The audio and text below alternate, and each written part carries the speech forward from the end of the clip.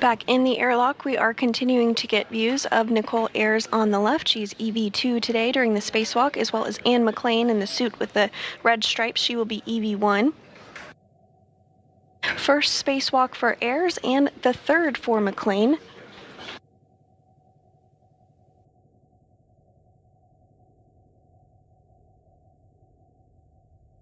Today's spacewalk will be the 275th spacewalk in support of space station maintenance, assembly, and upgrades, and it will be the third spacewalk of 2025, but just the very first of Expedition 73.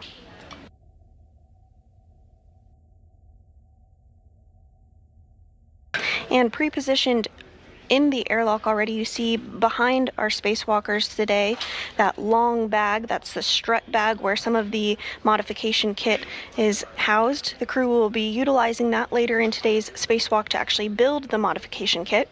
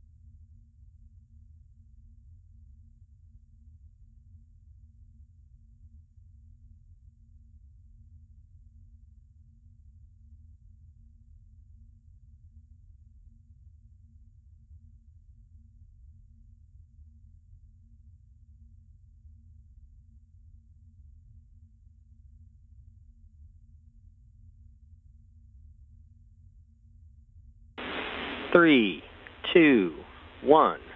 End exercise. Almost there.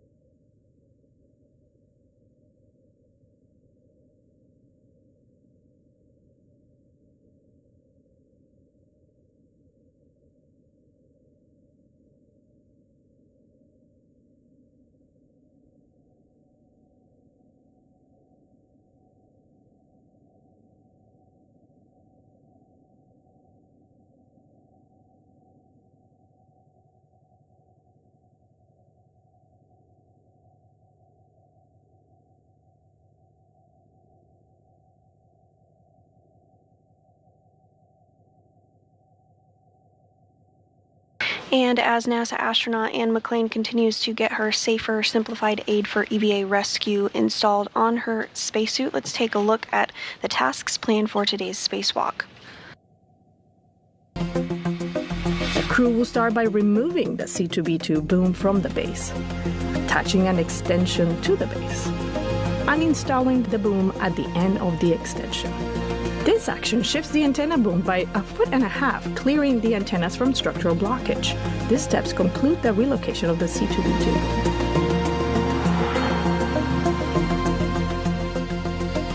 Finally, Nicole translates back to the P4 location to pick up the tool bag, while Anne starts her translation back to the airlock.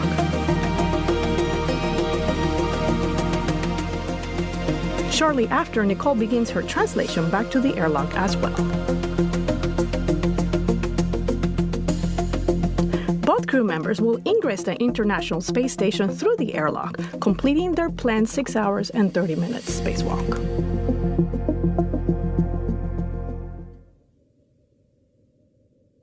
And that is an overview of the tasks we can expect during today's spacewalk.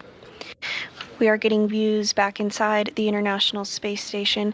Here on your screen, on the right-hand side of your screen, is JAXA, or Japan Aerospace Exploration Agency astronaut Takuya Onishi. He's working to install the safer or simplified aid for EVA rescue on NASA astronaut Anne McClain's spacesuit. She will be serving as EV1 today and wearing the spacesuit with the red stripes. Also on the left of your screen is NASA astronaut Nicole Ayers preparing for her very first spacewalk. She's wearing the spacesuit that is unmarked.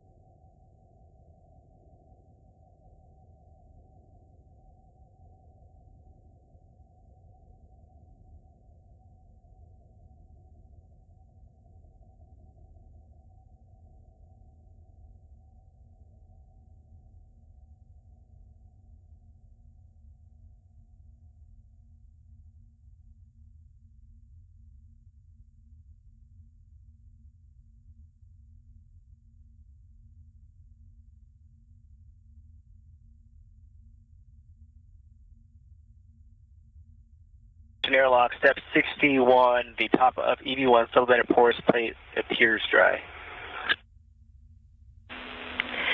We copy.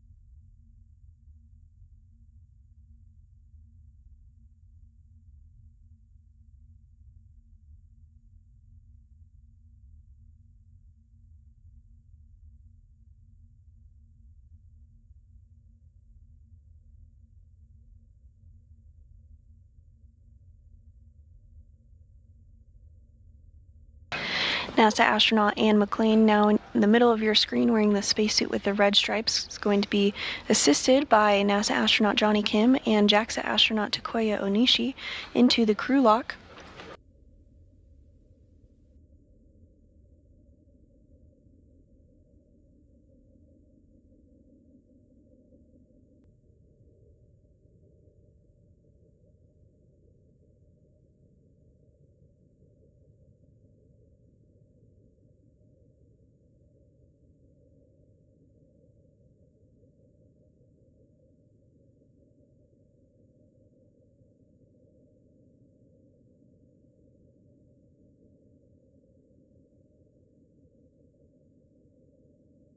Once both McClain and Ayers are in the crew lock, the hatch will be closed, and some communications checks will take place ahead of depressurization.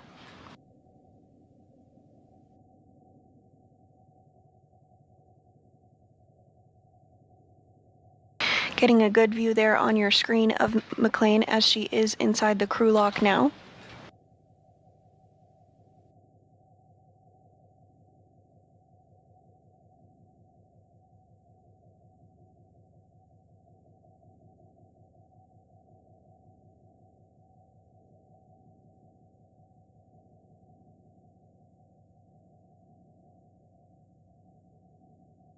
McClain in the spacesuit with the red stripes, now in the crew lock portion of the International Space Station.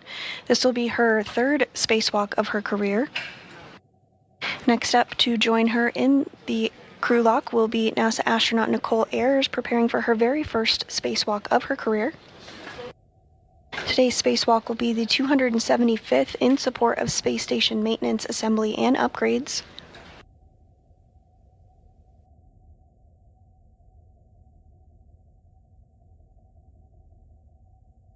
Primary tasks today are to install a modification kit ahead of future power solar array upgrades for the International Space Station, as well as relocate a communications antenna for visiting vehicles or spacecraft to the International Space Station.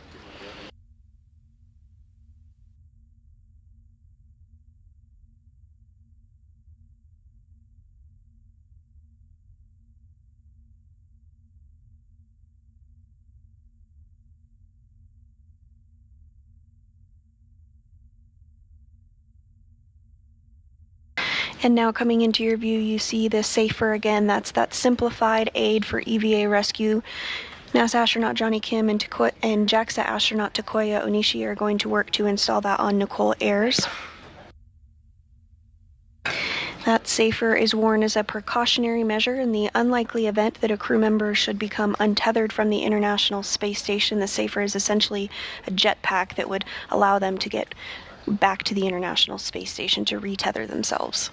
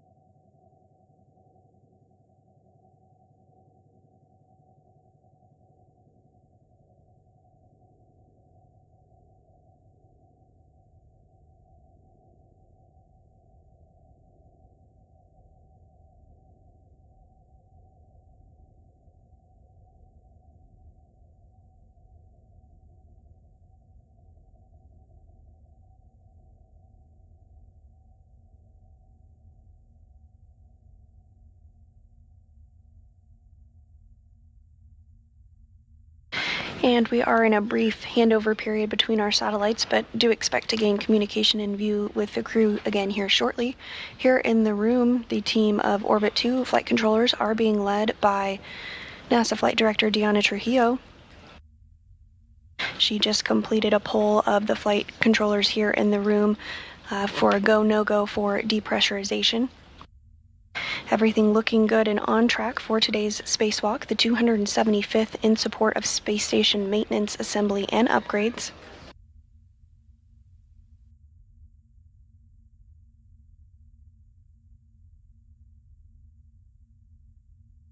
The The main tasks of today's spacewalk are to install a modification kit in preparation for ongoing solar array upgrades. Good, no changes. We copy all. Thank you. Additionally, today's spacewalkers will relocate a communications antenna for visiting spacecraft to the orbiting lab. There you do see on your screen the boom or communications for visiting vehicle antenna and the relocation process that is going to take place. It's going to be moved about 1.5 feet, which will allow better redundancy for spacecraft as they visit the International Space Station. And also here on your screen is a depiction of the mounting bracket that will be built by NASA astronauts Anne McClain and Nicole Ayers during today's spacewalk before it is installed on the mass canister.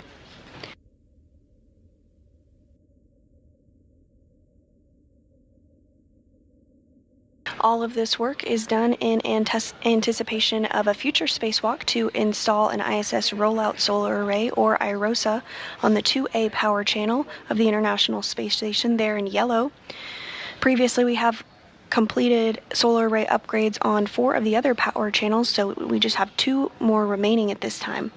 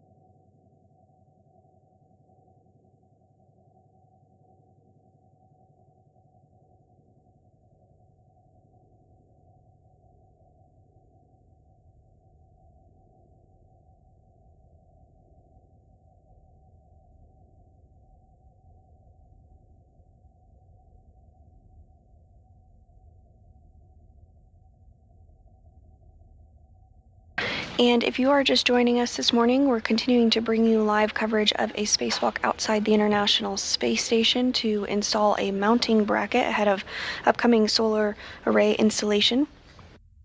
Today's spacewalkers are NASA astronaut Anne McClain, who will be wearing the spacesuit with the red stripes, as well as Nicole Ayers, who will be wearing the unmarked spacesuit. This will be the 3rd spacewalk for McClain and the very first for Ayers. Today's spacewalk will be the 275th in support of space station maintenance, assembly, and upgrades, and it will be the 3rd spacewalk of the year, but the very first for Expedition 73. Here on the ground, there is a team supporting our spacewalking duo being led by Flight Director Deanna Trujillo.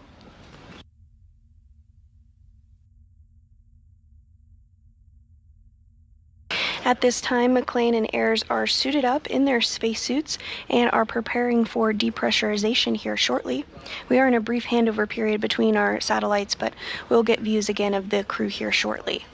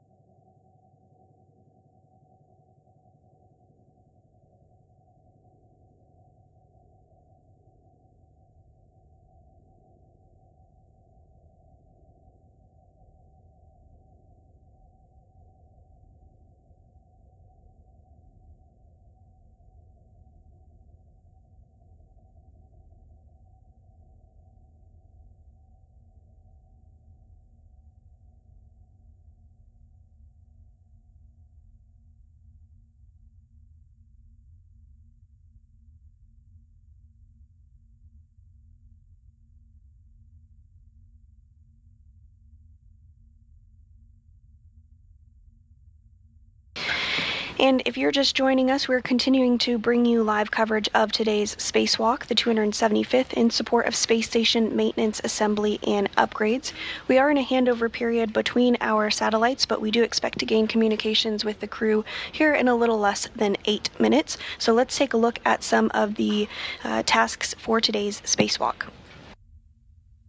The crew will start by removing the C2B2 boom from the base, attaching an extension to the base, and installing the boom at the end of the extension. This action shifts the antenna boom by 1.5 feet, clearing the antennas from structural blockage. These steps conclude the relocation of the C2B2 boom.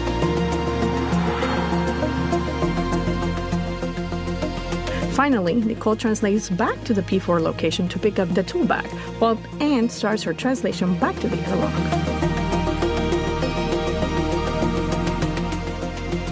Shortly after, Nicole begins her translation back to the airlock as well. Both crew members will ingress the International Space Station through the airlock, completing their planned 6 hours and 30 minutes spacewalk.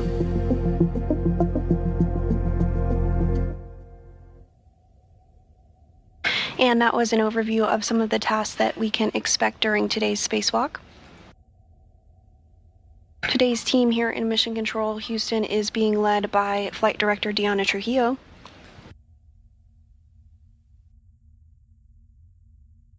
The International Space Station is currently flying 271 statute miles off the west coast of Africa.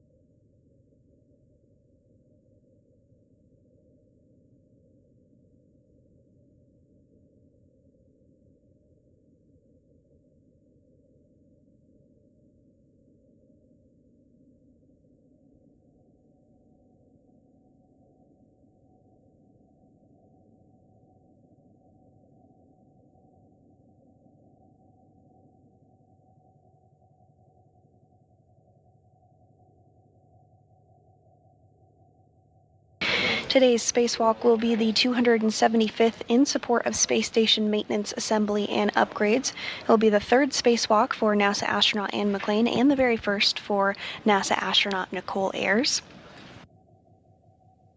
McClain has previously conducted 2 spacewalks, totaling 13 hours and 8 minutes. Today's spacewalk will be the third of 2025 and the first spacewalk for Expedition 73.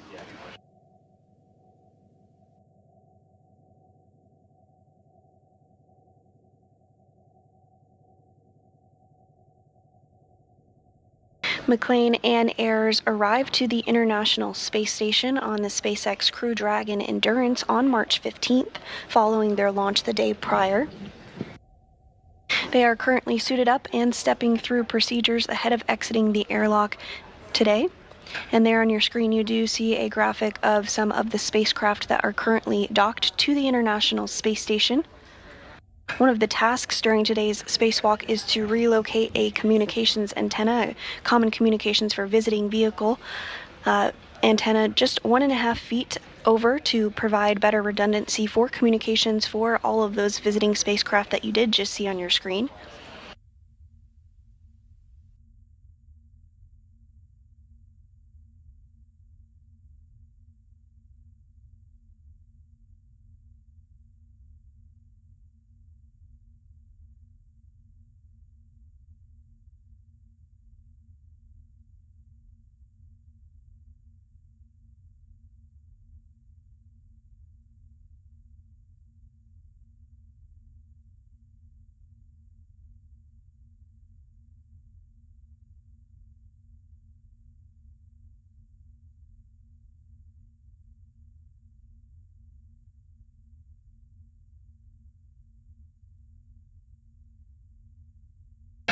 Again, we are in a handover period between our satellites, but we'll regain communication and views of the crew here shortly. And right on cue, we do have a view inside the International Space Station of our spacewalkers today. NASA astronaut Anne McLean is wearing the spacesuit with red stripes, and NASA astronaut Nicole Ayres will be wearing the unmarked spacesuit today.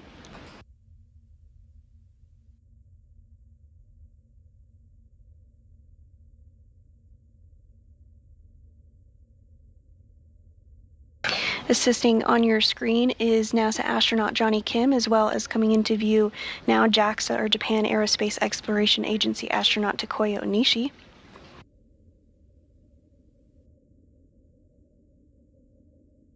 They've helped to get McLean and Ayres suited up and get their SAFERs, or Simplified Aid for EVA Rescue, installed onto their spacesuits, and have performed checks to ensure that everything is as it should be ahead of depressurization.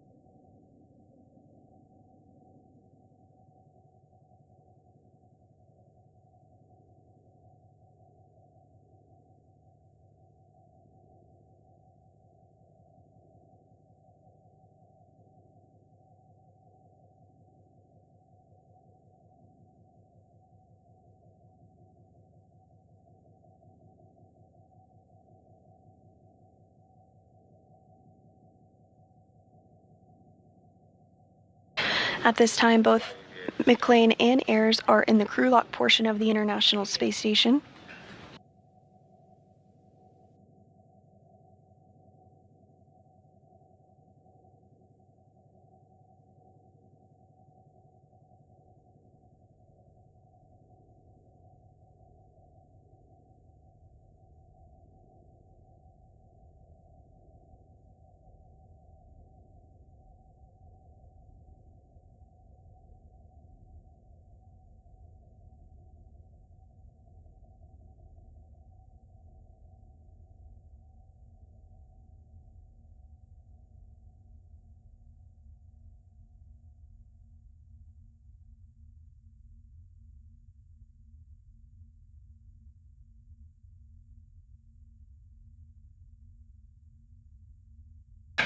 And as Onishi and Kim continue to step through procedures ahead of depressurization, the crew is about 25 minutes down on the timeline today, so we are expecting the spacewalk to begin around 7:40 a.m. Central Time this morning.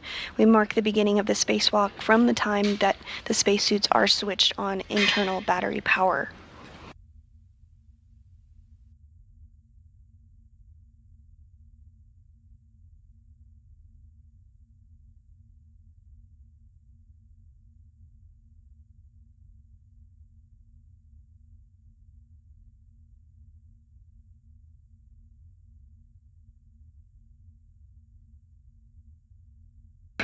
And we are seeing Onishi prepare to close the hatch. Some waves goodbye. See you soon, more like it.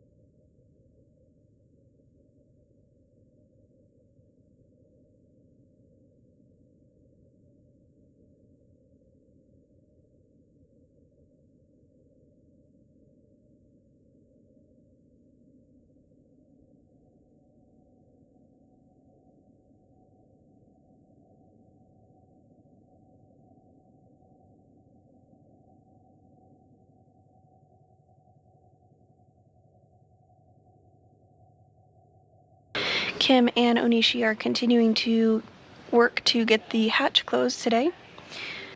Following this, McLean and Ayres, who are in the crew lock portion of the International Space Station, will complete some communications checks before getting the go for depressurization.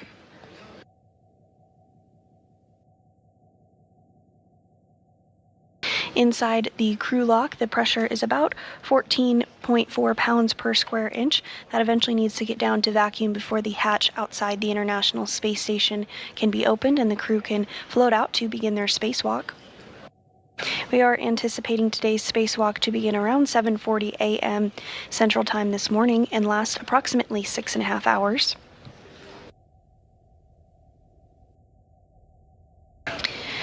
The main tasks for today's spacewalk are to install a modification kit in preparation for ongoing solar array upgrades to the space station, as well as relocate a communications antenna for visiting spacecraft to the orbiting lab.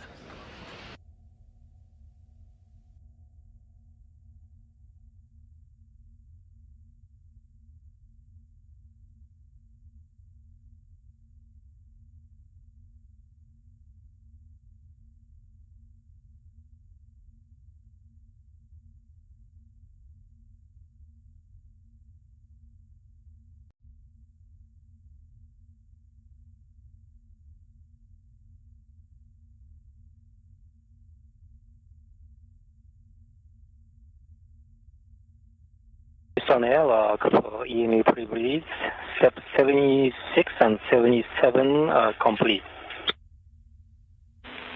We copy. We'll put 78 through 80 in work.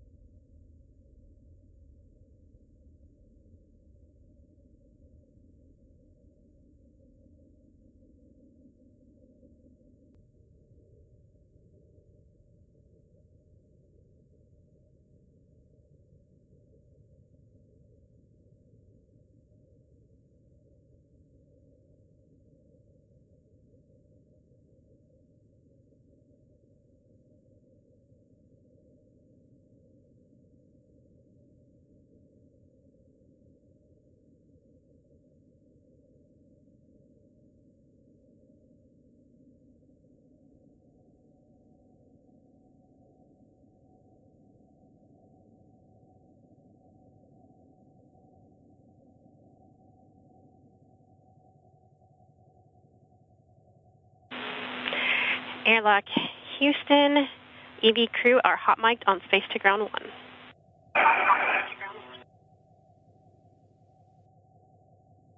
Hello, copies.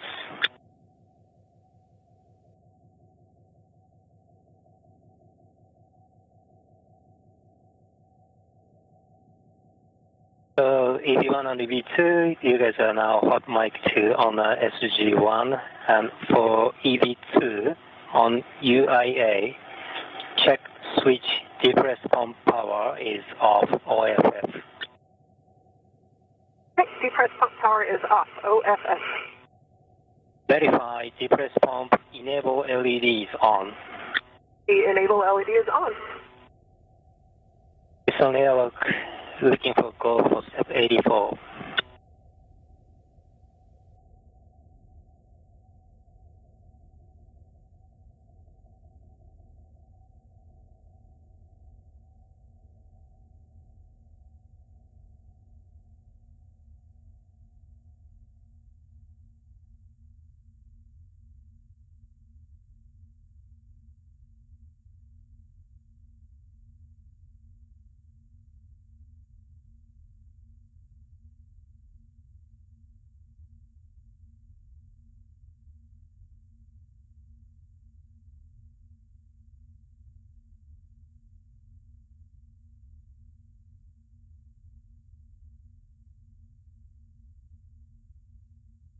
Houston airlock on 1 com check.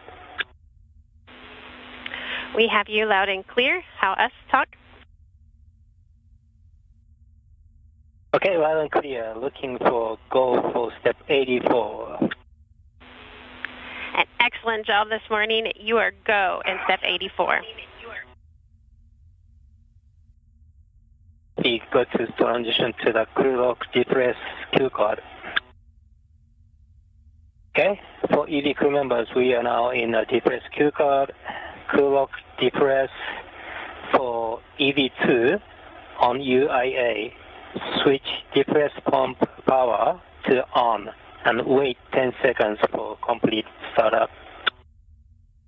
Right, depress pump power switch is on.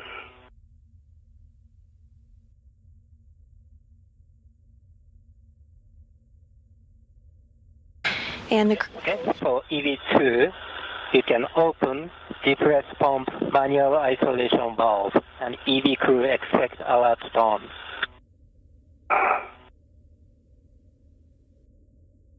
Pump man ISO valve is open. Monitor suit P gauge less than 5.5.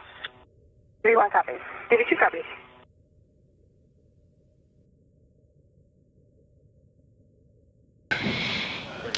and McLean and Ayers did get the go for depressurization, so they're stepping through procedures with Onishi as well as the team here on the ground.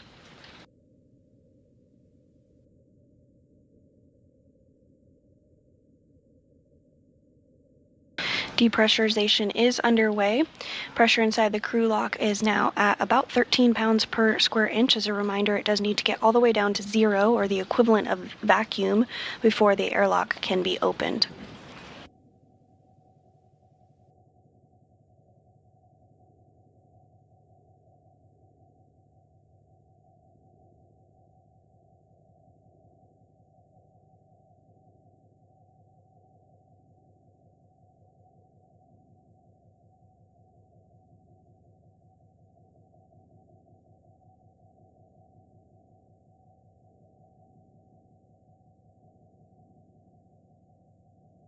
Depressurization does take place in a two-stage fashion.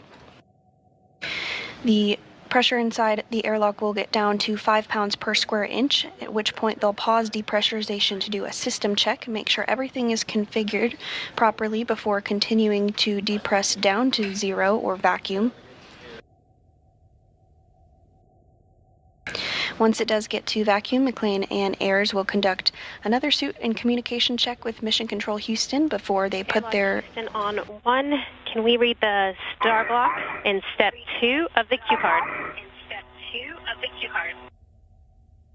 Copy that. So for both EV crew, if 2P gauge is greater than 5.5, stop, depress, and check MCCH. EV1 copy, suit gauges 5 and steady. EV2 copy and same 5 and steady.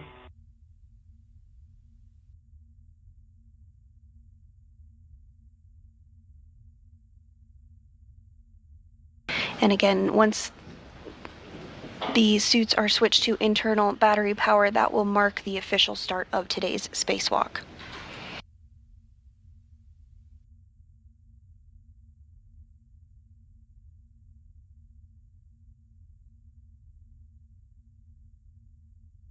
Depressurization is continuing as expected inside the airlock. The pressure is now approaching 10 pounds per square inch.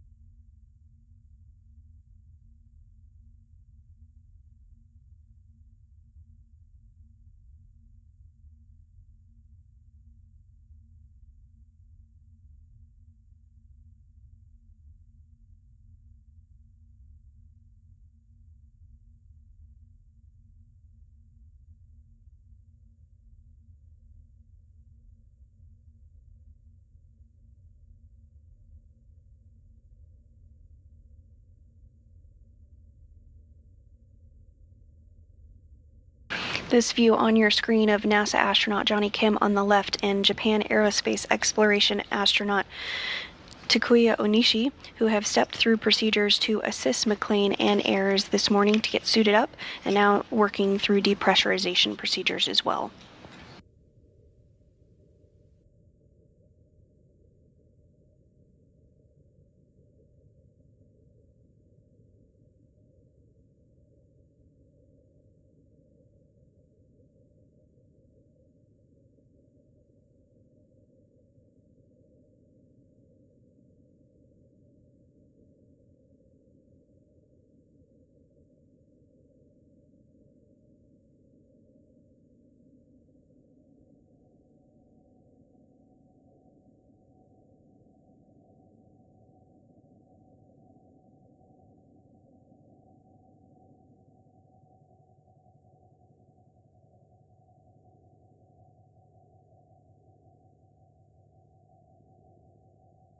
For both crew members, when crew lock at 6.0, EV crew expect alert tone. EV1 copy. EV2 copy.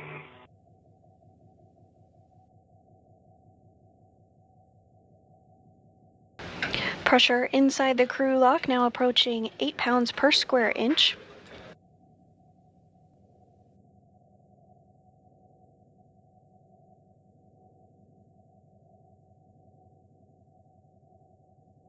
As a reminder, once pressure reaches 5 pounds per square inch, depressurization will pause for some communications and systems checks.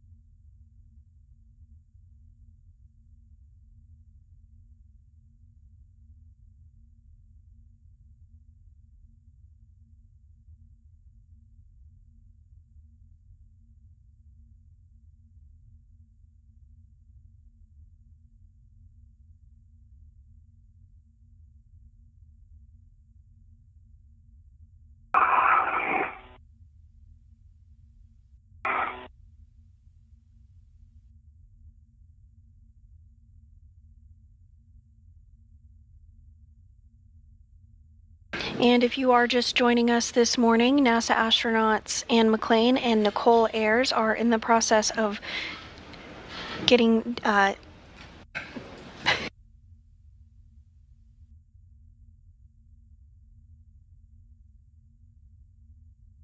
Again, if you're just joining us this morning, NASA astronauts Anne McLean and Nicole Ayres are stepping through procedures to get the crew lock down to vacuum. The pressure inside is about 6.0 7 pounds per square inch. Today's spacewalk is the 275th in support of space station maintenance, assembly, and upgrades, and the main tasks will be to install a mounting bracket ahead of the installation of an additional set of International Space Station Rollout Solar Arrays, or IROSAs, as well as relocate a communications for visiting vehicle antenna called C2V2.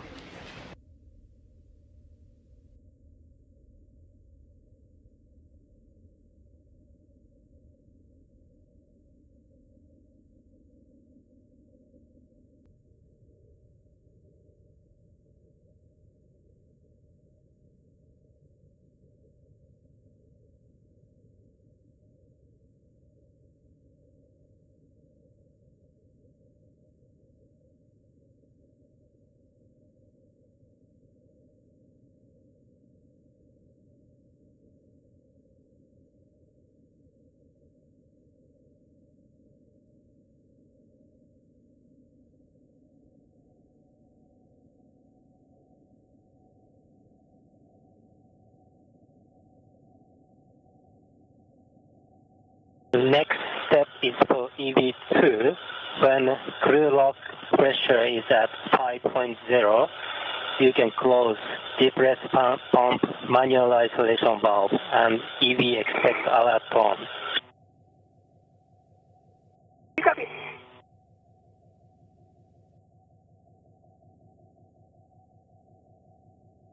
Pressure inside the crew lock now approaching 5 pounds per square inch. As a reminder, once 5 pounds per square inch of pressure is reached, there will be a pause in depressurization for some communications and systems checks.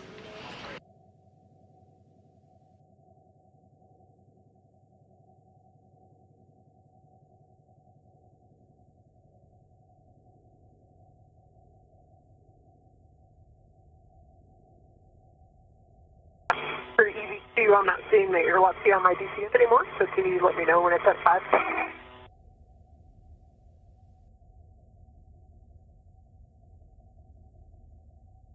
Maybe we can switch the data switch. We also have data, so we can tell you when to close. We are close. Yep. See it now. It's 5.3. Copy.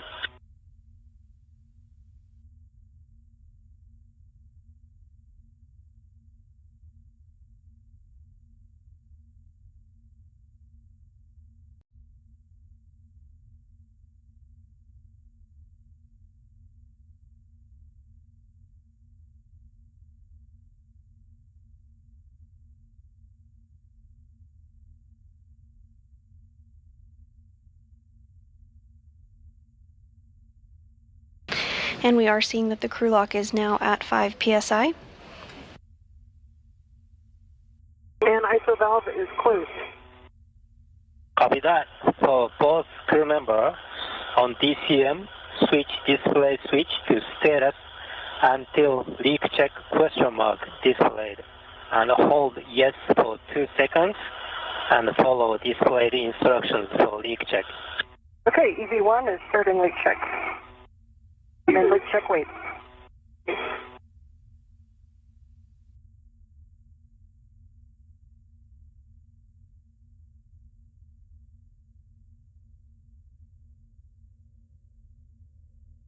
If you see if leakage high should key message, let us know.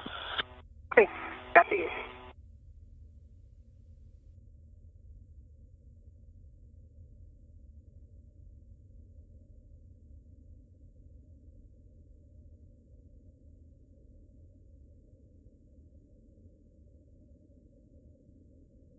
And Ayers and McLean are now working through some procedures to do a leak check ahead of continuing depressurization down to vacuum.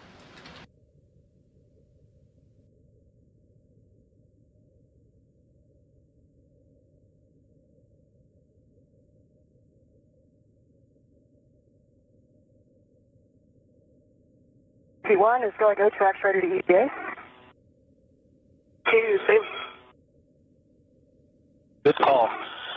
So for both crew members, set O2 actuator to EVA.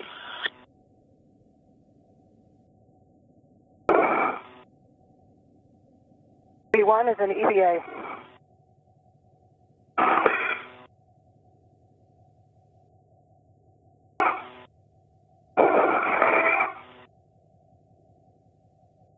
So just double check EV2, your auto actuator is also in EVA, right? Stand by 1, in work.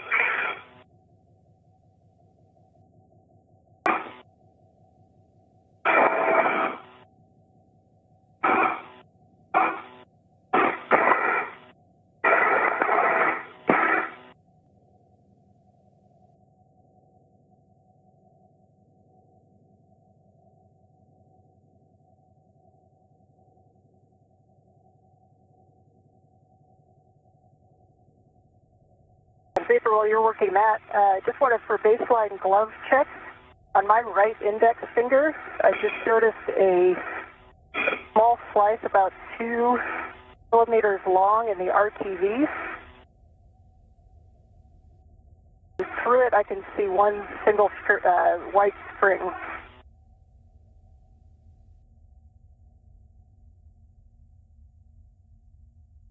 Houston Airlock, did you copy that initial baseline glove report from EV1? And we copy talk right index finger on EV1, 2 to 4 millimeters long on the RTV, one small white string. Is there a length on that string? No, it's kind of inside, so if I kind of open up, it's directly a straight slit. And if I open it up, I can kind of see a few strands. They're not sticking out. I can just see them kind of separated within the slice. Or within the cut. Houston copies.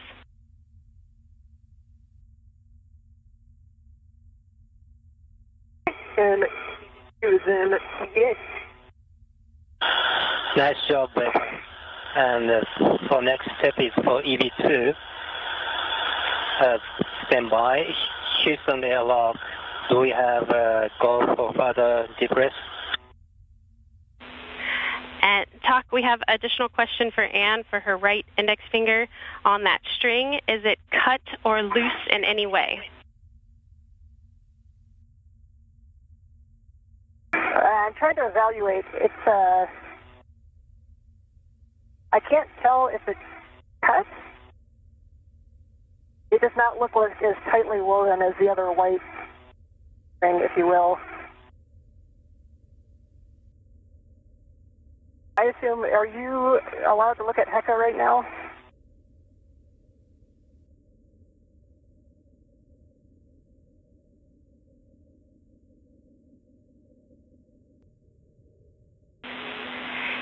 And Anne, we copy. We are go for you to turn on your HECA. We would like to take a look at that. I thought so. My HECA is on. I have a green light. Let me know when you're seeing it, and I'll try to give you a good view. And we copy. We're putting that streaming in work now. Copy.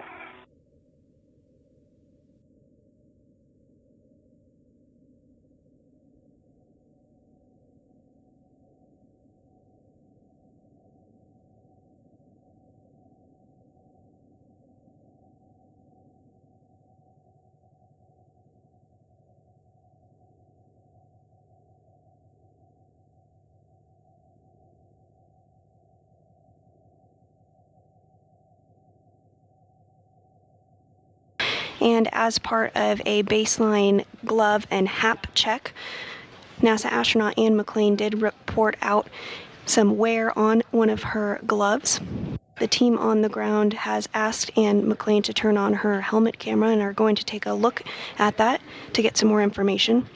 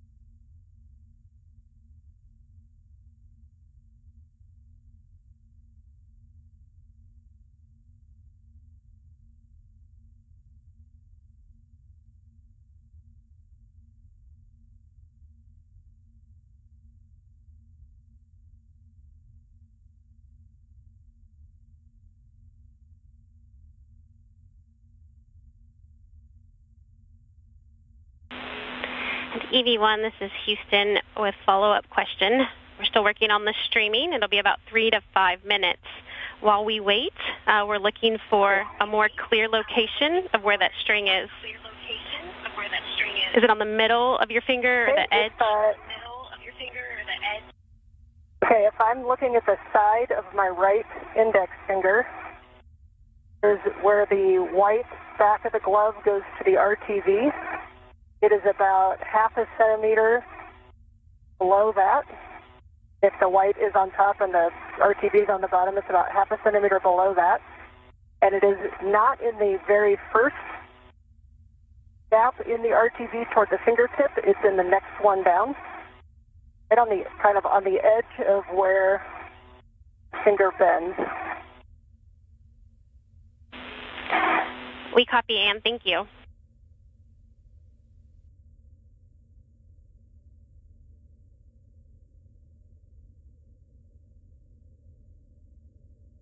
And Houston, for Sandy, if it helps, when I bend it, it's kind of right at the corner of where the finger bends. So when I bend it, it kind of opens up, the little cut opens up. Perfect description. Thank you. We're chatting it. We'll be back with you in a little bit.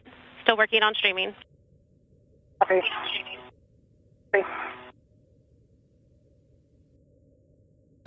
And again, the team here on the ground is working to configure helmet cameras to get a better look after NASA astronaut Ann McClain reported a slice in her right index finger glove.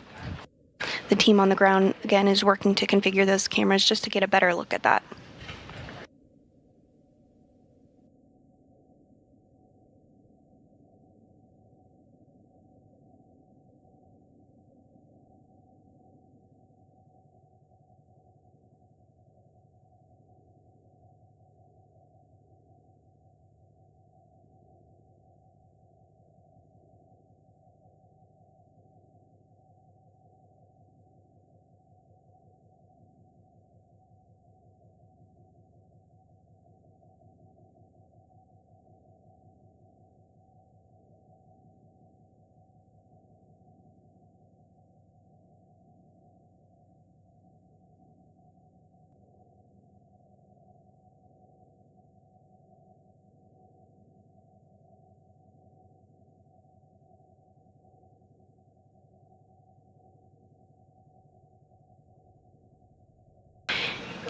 And we are getting views now of NASA astronaut Ann McClain's glove. We are holding pressure at 5 pounds per square inch so the team on the ground can get a better look at that reported slice on her right index finger glove.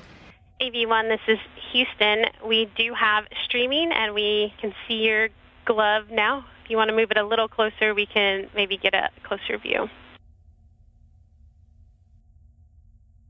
Okay, and I can kind of see it's right at the bend. If I'm putting it in the wrong place, just let me know which direction to move.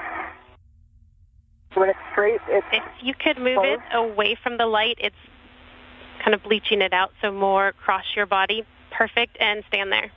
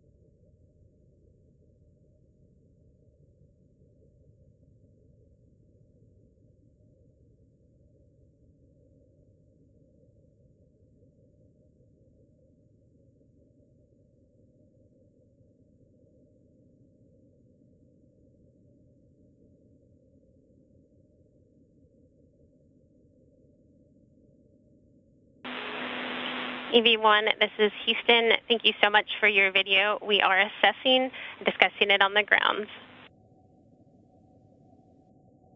Copy, thanks. Let me know if you need any other views.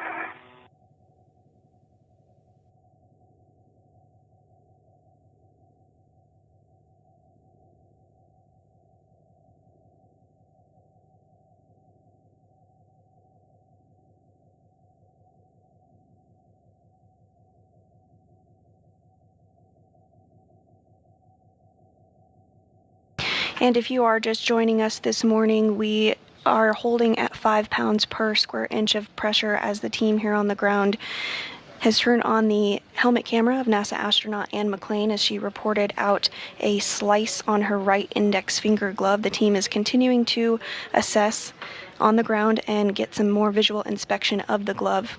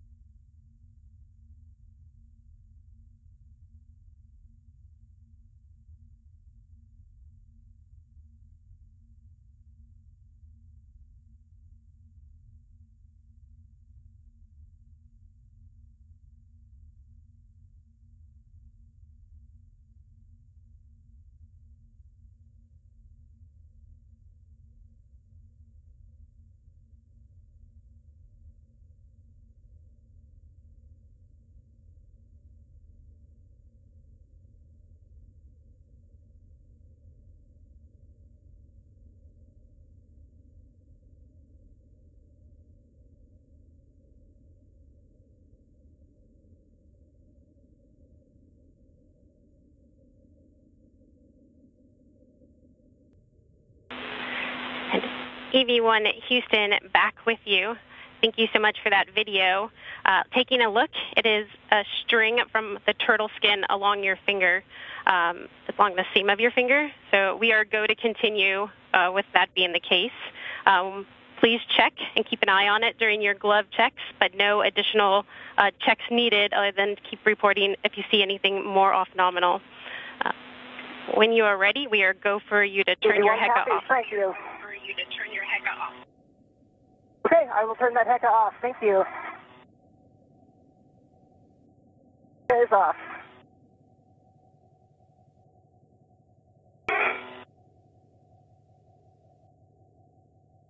Houston Airlock on 1, we copy that we are still close. Picking up.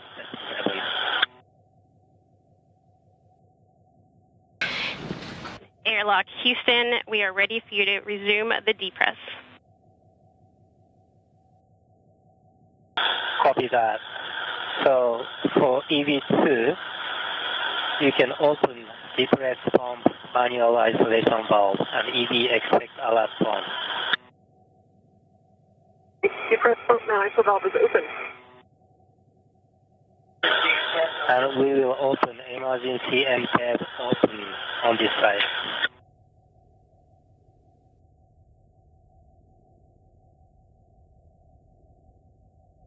For both crew members, monitor 50 gauge less than 5.5. If gauge shows greater than 5.5, stop, depress, and check Houston. V1 copy. AV2 copy.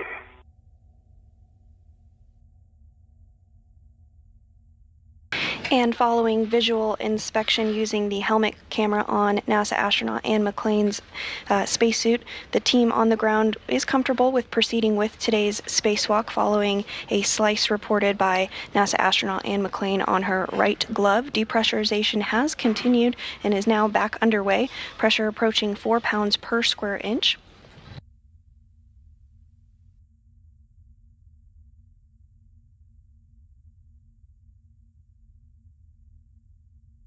The team on the ground did discuss having some additional checkouts of the glove throughout the spacesuit. That is part of the normal procedure.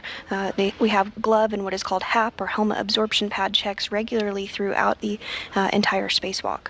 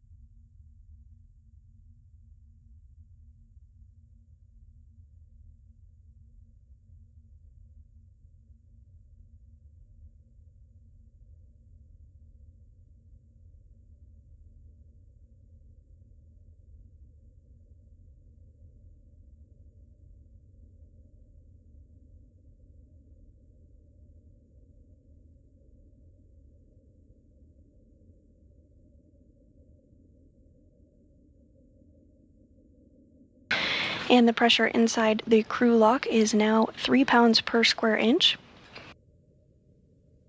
Once we do reach vacuum, or 0 pounds per square inch. Step is for EV2. When crew lock at 2.0 psi, you can close depress pump manual isolation valve.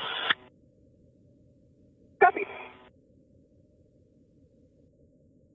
Once vacuum is reached, some additional checks will take place with the ground before the spacesuits are switched onto internal battery power, which will mark the official start of today's spacewalk.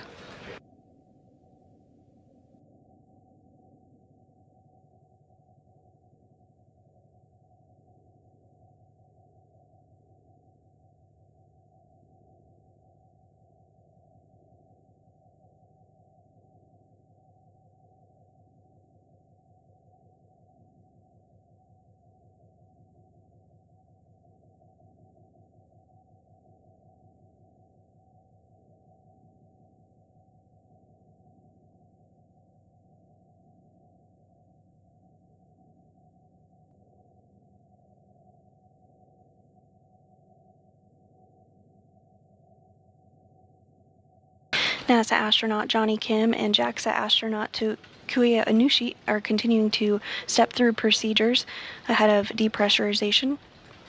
We're nearing 2 pounds per square inch of pressure inside the crew lock at this time.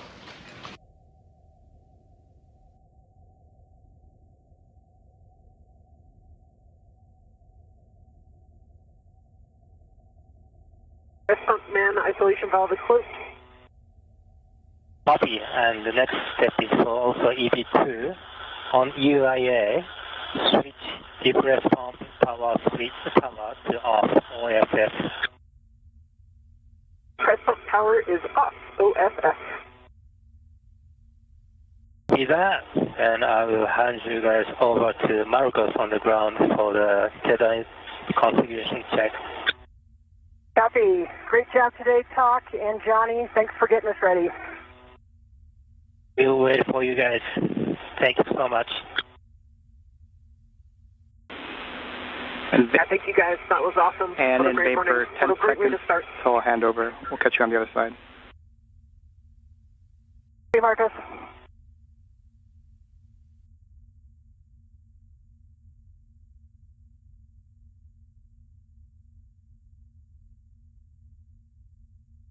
And as pressure in the crew lock approaches 1 pound per square inch, we did have a handover to our ground IV, who is NASA astronaut Marcos Barrios, who is going to be communicating with NASA astronauts Anne McClain and Nicole Ayers during today's spacewalk.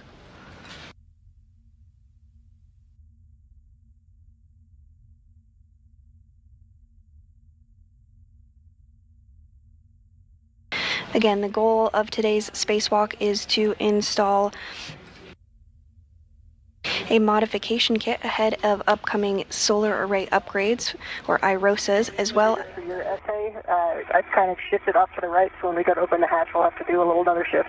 Okay.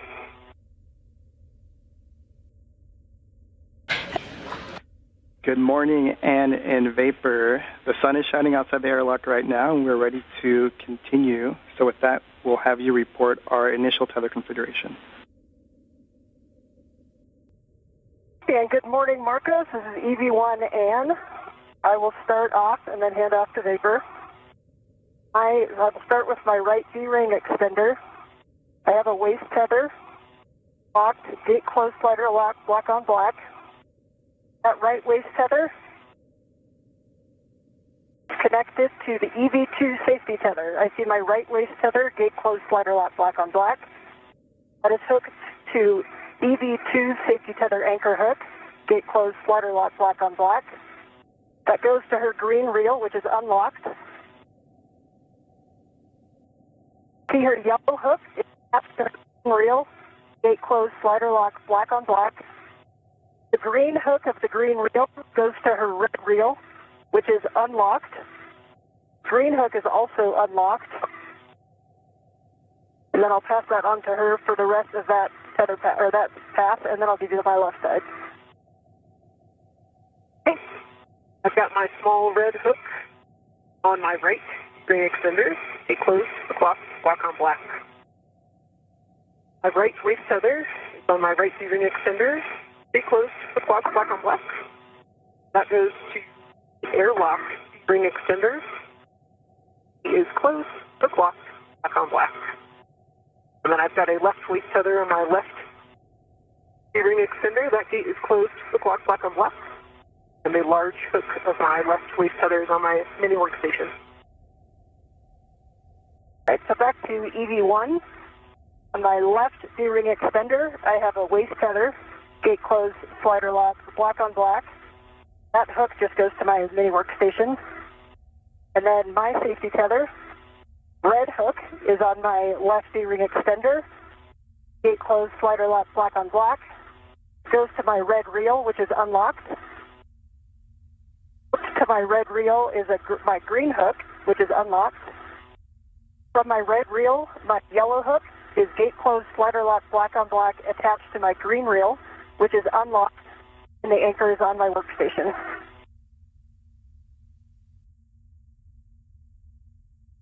I also have a single waist tether hooked to the airlock D-ring extender, and that's just hooked back to a handrail.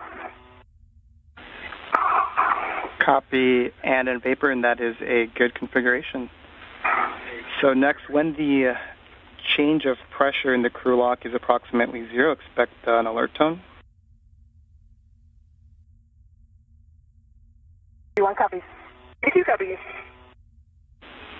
And just as a reminder, we are going to pause for data review and a go from MCC before proceeding with hatch operations, Anne. 1 copy. And then as the airlock pressure drops below 0, there are 2 messages that you might get, just for your awareness. The first one is suit P high. If either of your met rates are very low, that is expected, no action. And the other is H2O is off. If the switch is in the off position for over a certain amount of time, that's also expected, no action needed on your part. 1 copy. Thanks, Marcos. 2 copy.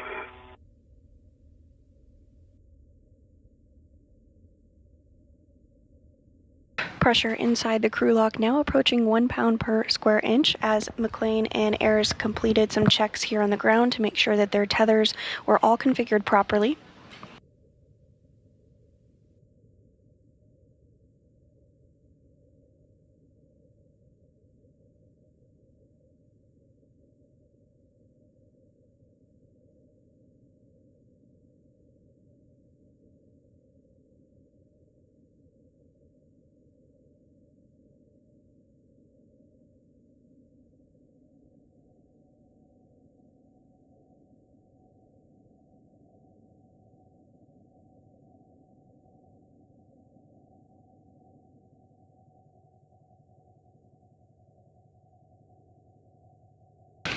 Pressure now less than 1 pound per square inch inside the crew lock with NASA astronauts Anne McClain and Nicole Ayers.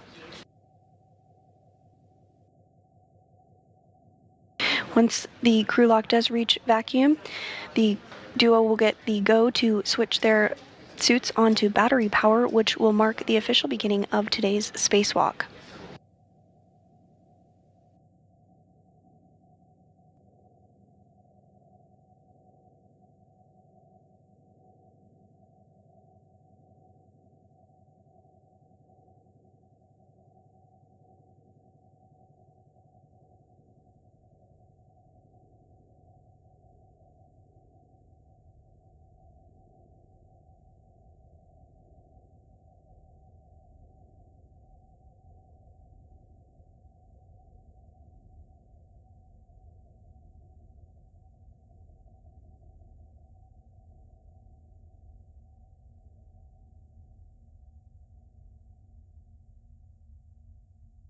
And this view back inside the International Space Station of JAXA astronaut Takuya Onishi, who has been working with McClain and Ayers this morning to get them suited up, ready to go, and inside the crew lock, which is now at 0.86 pounds per square inch of pressure.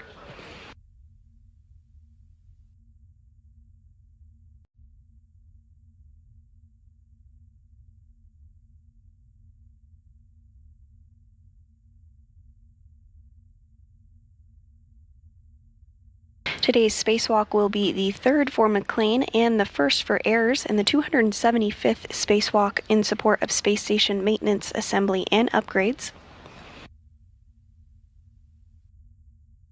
During today's spacewalk, McClain and Ayers will complete tasks to build and install a mounting bracket on the 2A power channel in preparation for the next delivery of ISS rollout solar arrays, or IROSAs, which will be delivered on a future flight. Additionally, they will relocate a communications antenna for visiting spacecraft to the International Space Station.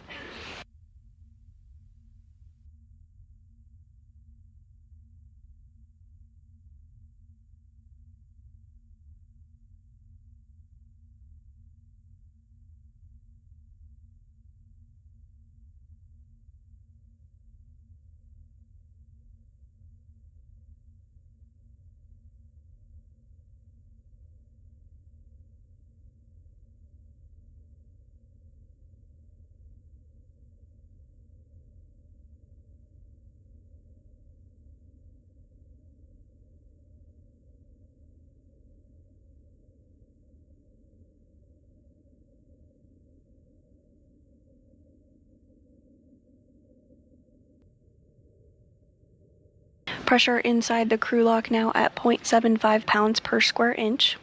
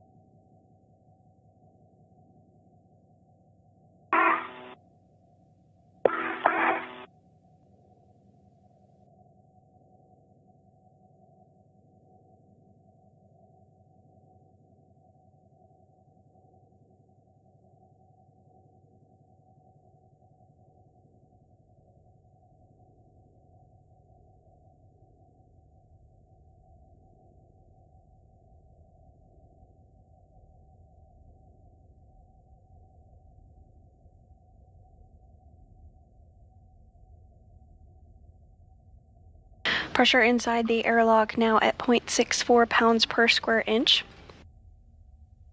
Once pressure does reach a vacuum, which is 0 pounds per square inch, the crew will be able to turn their spacesuits onto battery power, which will mark the official begin of today's spacewalk.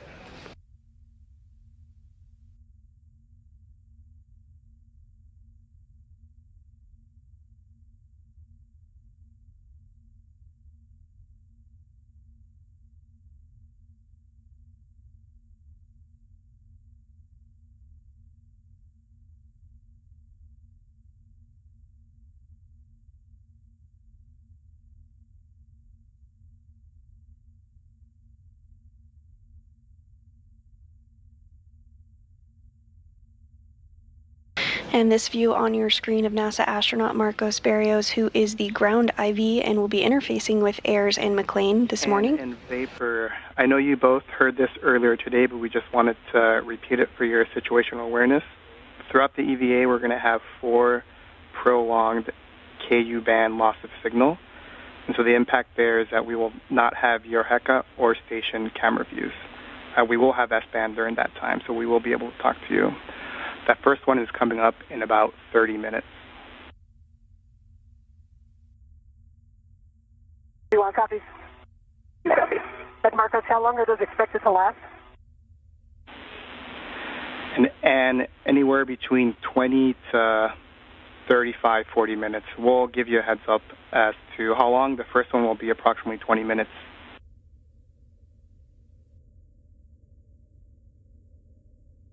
Okay, thanks.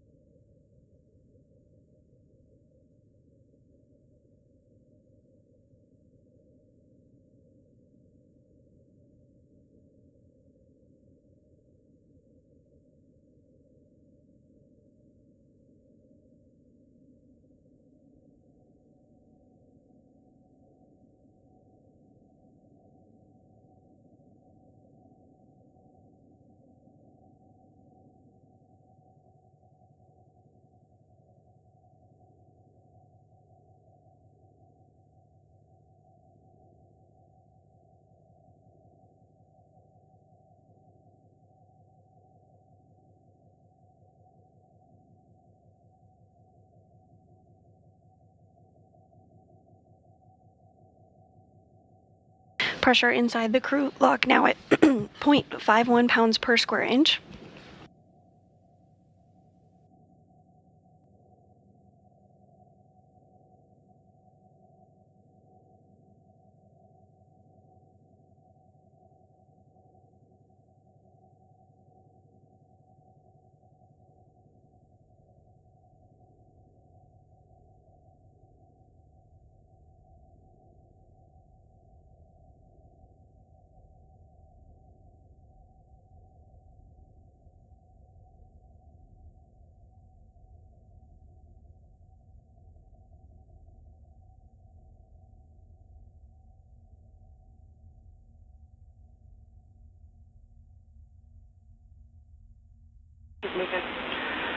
And in Vapor, we're showing the crew lock pressure less than 0.5, and we have a go from MCC to proceed with hatch operations. And I see the hatch gauge is reading 0.5. Copy, and hatch gauge is less than 6 psi. You can open the EV hatch and stow it.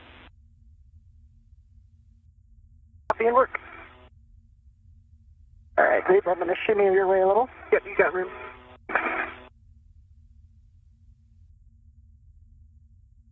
And with that, McLean and Ayres did get the go.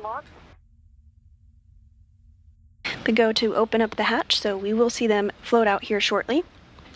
First, they'll remove the cover of the hatch, and then we'll see them come out from that point.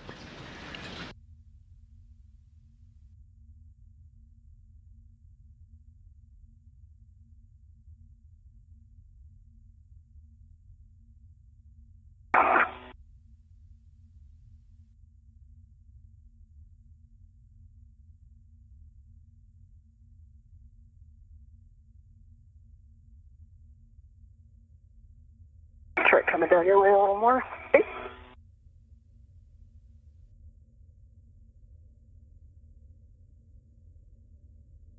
Okay, the EV hatch is open. Hatch is in the hatch key. Copy, and talk, you can close the emergency MPES.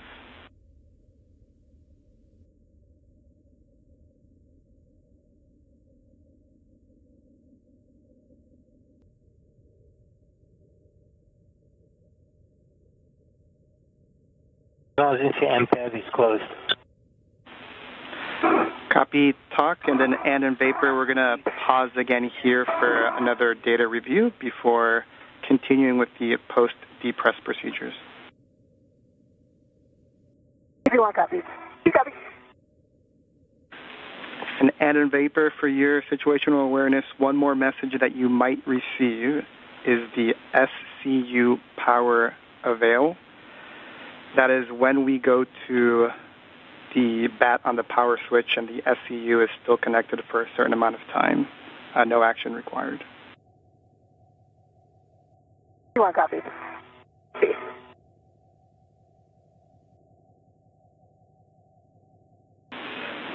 And in vapor data review is complete. We have to go to continue. So on your DCM, we're going to stagger these switch throws, and you will go first. Take your power switch to bat. Expect a warning tone. Expect a warning tone. Power switch to bat. And I got the warning tone.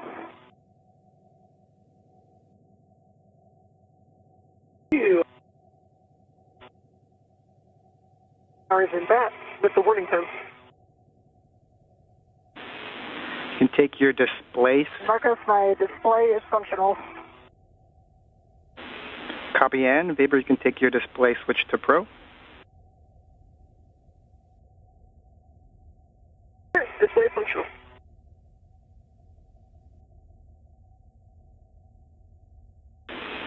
A copy vapor on the UIA power EV1 and 2 switch to off OFF, and you will check that the 1 and 2 LEDs are off as well.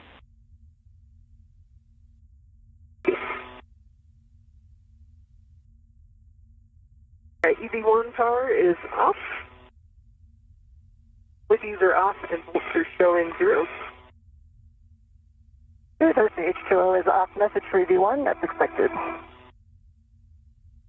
And the power for EV2 is off. LEDs are off and volts are showing 0. I also got the H2Os off and the 2T high. Copy those messages. All right, for the both of you, you can disconnect your SCU from the DCM. You'll install the cover and you'll stow the SCU in the pouch.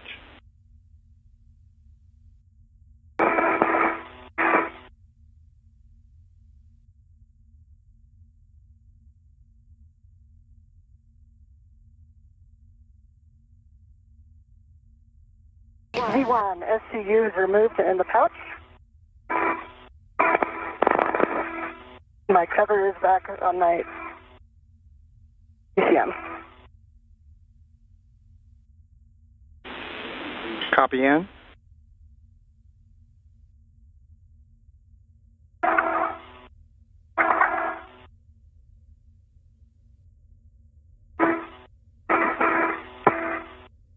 And we are awaiting hatch opening here this morning. But prior to that, NASA astronauts Anne McClain and Nicole Ayers will switch their suits to battery power, which will mark the official begin of today's spacewalk.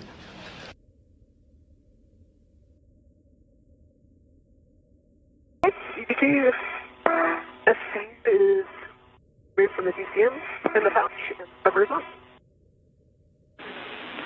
Copy, you both. Vapor, you can take the depress pump man ISO valve to close. That'd be a check, Vapor. And Marcos for EV. Yeah, the depress pump and ISO valve is closed. And for EV1, I have a TCV 6. TCV 6 for you, and copy. Both of you on your DCM, you can take your temperature control valve to max hot.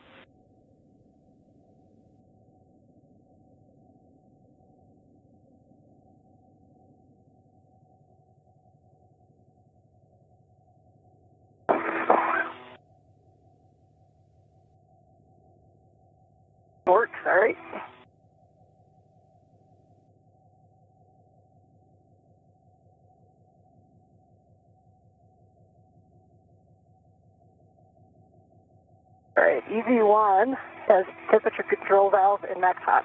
EV2 safe. Take your water switch to on. EV1, water is on.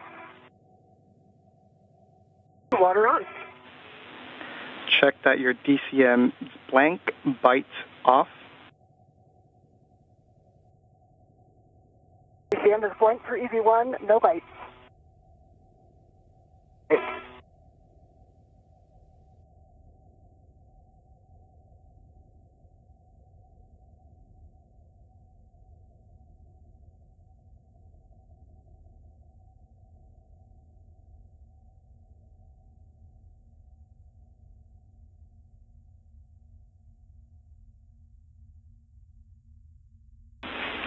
And Vapor, apologies, I may have missed it if you called us with your DCM. I'm sorry, the DCM is blank by lights off. Copy. You can, both of you, take your temperature control valve as desired and let us know what it is, and then please keep us informed if you make those any TCV changes during the EVA.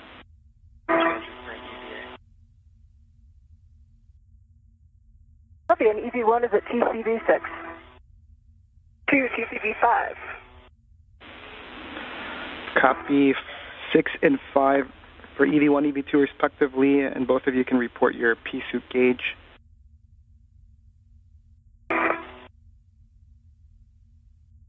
EV1, suit P gauge 4.2. Here's gauge 4.2.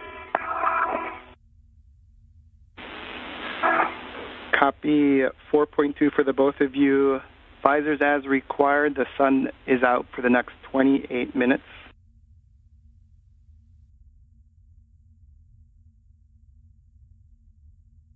And with suits now on battery power, the official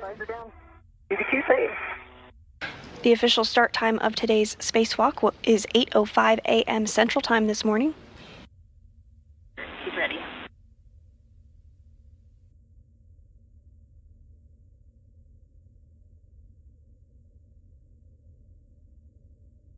First out of the hatch today will be NASA astronaut Anne McClain. She'll be wearing the spacesuit with the red stripes. We are going to be stepping into the procedures. So with that, and your first step is to open the hatch thermal cover. I'll be opening the thermal cover, and I do see 6 lines visible on the AET. Copy those. And I'll be filling it on the ring. Good words. Once the thermal cover is open, you'll egress the airlock and turn your HECA on. Copy.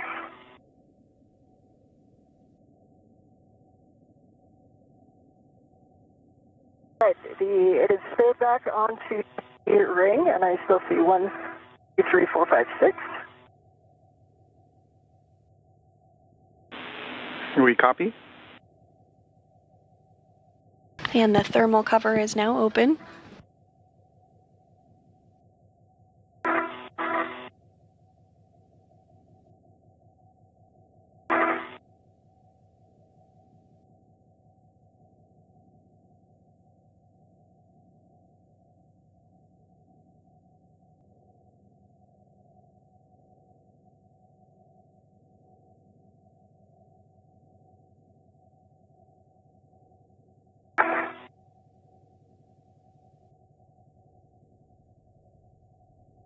EV1 is partially out of the airlock.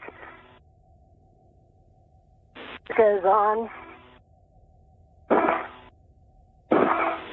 Copy, and HECA is on. You're going to start by attaching your anchor hook to the aft airlock external V-ring. Okay, that should work.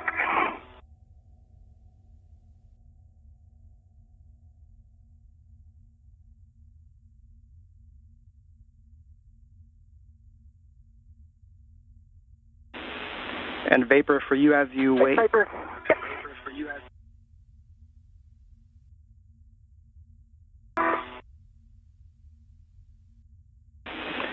And then once you have your anchor hook, Vapors is going to go on the forward airlock external D-ring, and Vapor, as you wait next for you, is going to be handing out either the cable bag or the strap bag. You just let us know. All right, Marcos, my safety tether is attached to the aft gearing extender and gate closed slider lock black on black. I'll be working on Vapors. Copy.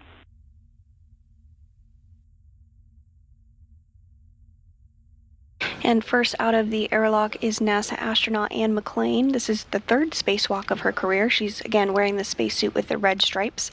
Next up will be Nicole Ayers, her first spacewalk today. She'll be wearing the unmarked spacesuit.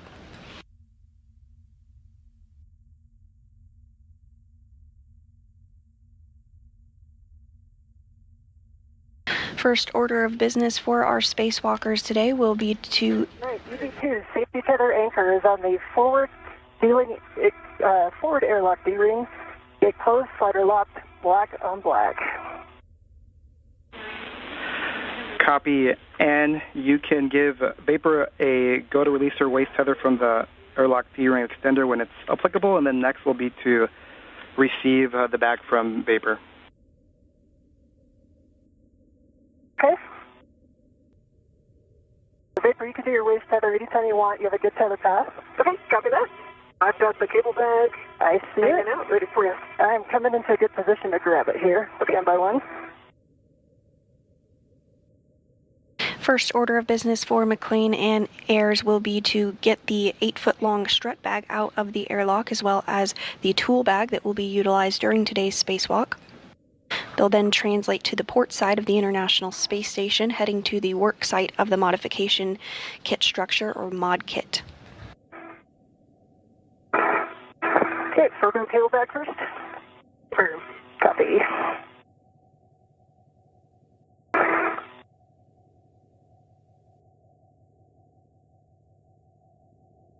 All right, stand by one. I'm about to grab it with my DRT rep. Copy.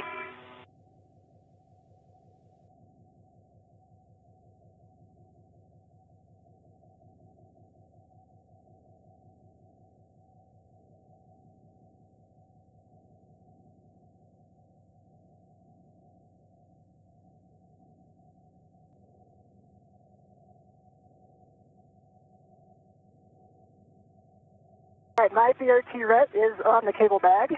You are going to release the airlock, large, small. And I have my BRT on that as well. Okay, the airlock ret is released. Copy. So this for translation, and then my hand to help you with EV3. And Vapor, you'll put that ret on the airlock D-ring extender. Marcus, I threw it on the airlock D-ring to leave the extender free. That works. Copy that. That works. Thanks. And if you're just joining us, we are now 12 minutes into the 275th spacewalk outside the International Space Station. I kind of need back up toward you a little bit. Okay. Today's spacewalk began at 8:05 a.m. Central. NASA astronaut Anne McClain is outside of the airlock. She's wearing the spacesuit with the red stripes. Nicole Ayers is working to get out of the airlock as well. She'll be wearing the unmarked spacesuit today. The goal of today's spacewalk is to complete a modification kit build and installation on the International Space Station ahead of upcoming solar array upgrades, as well as relocate a common communications for visiting vehicles antenna, otherwise known as C2V2. And then it kind of got pulled aft. Okay, I do have a hand on it. I'm not ready to it, so let's go.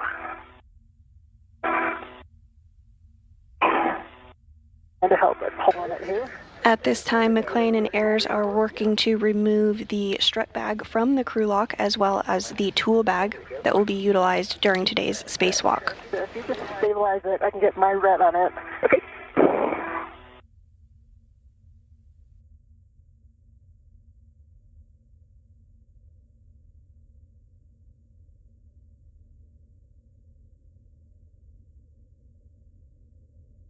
I have a ret on it. Copy. We'll release the airlock ret. Okay. Okay, the airlock ret is released, and Marcos, I'm just going to let that send back to the handrail. Copy that, Vapor. It should just need one on the way in. Vapor. Right. So I'm going to position myself around to the aft and give you the forward to mount.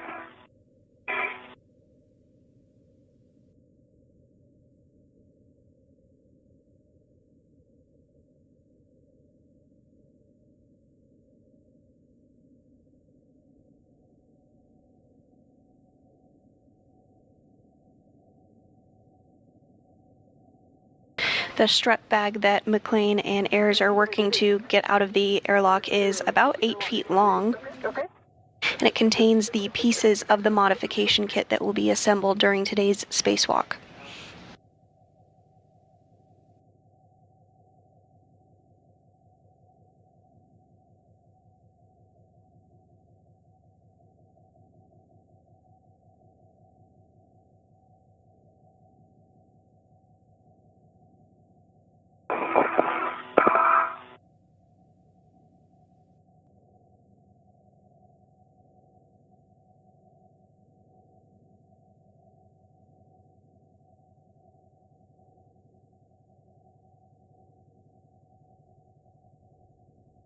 PSC is back in the pack.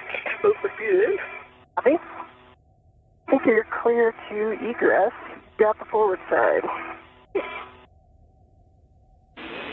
And those are good words.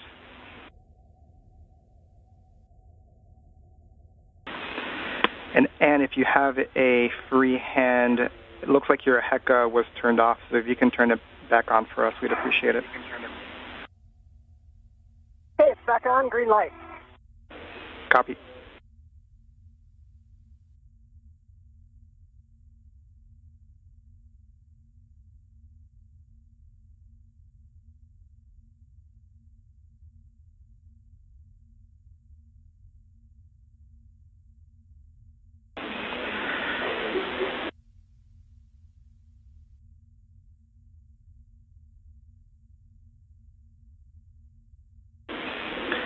And after you've egressed Vapor, next will be to put that strut bag on your BRT, and I'll have more words for you.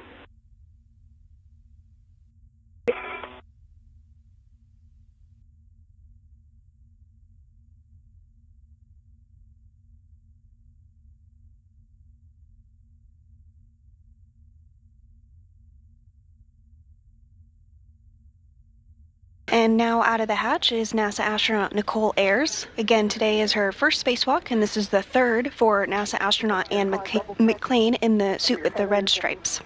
Transar and everything get situated before we hand off. And a Vapor question for you, whether or not you wanted to do the translation adaptation with or without the strut bag.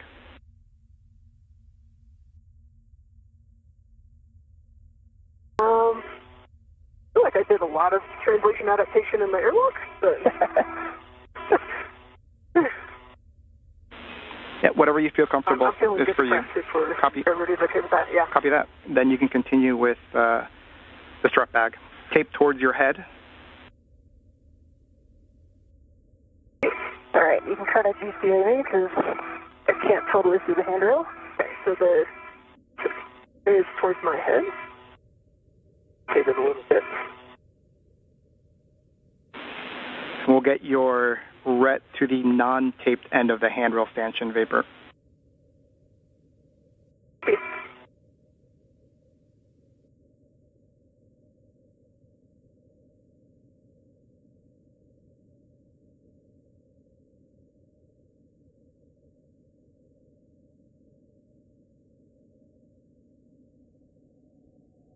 And now move it, hold it right there. Okay, we're good. Yep.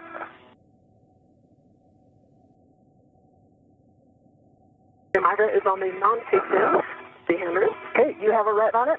I do. Okay, before you pull it your way, I'm going to take my ret off. Copy. Okay, my ret's off. Back on my end of yes. All right, how can I help you get this situated here? my DRT on it now.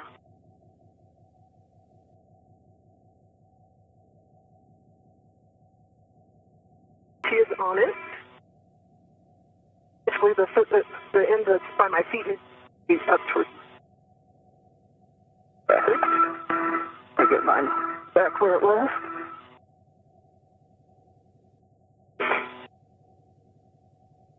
Up there, I'm going to put this adjustable on my workstation.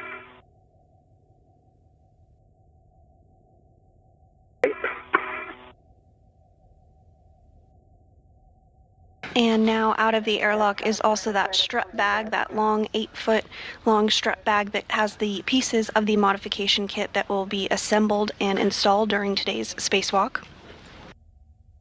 Nicely done. And we are getting a view from NASA astronaut Ann McClain's helmet camera here. Good. Okay. Nicely done. Good job, the both of you. And Vapor will have you turn your HEC on. And we'll go with buddy checks after. Hey.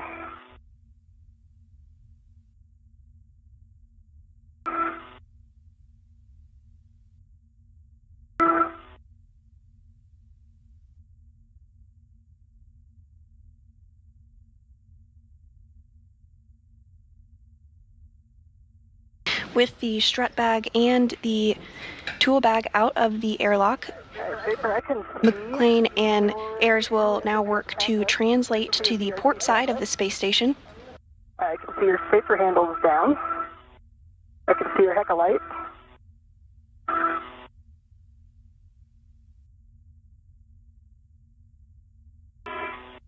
I've got your HEC light, and I've got 3 tabs up.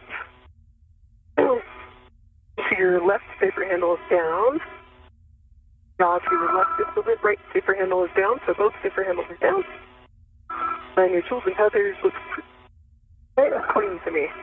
Let me have your camera real quick. Have a tether that. And can you confirm that both of Vapor's safer handles are down? Yes, her safer handles are down. Copy that. We'll get a baseline HAP check from the both of you. And my HAP for EV1 is dry.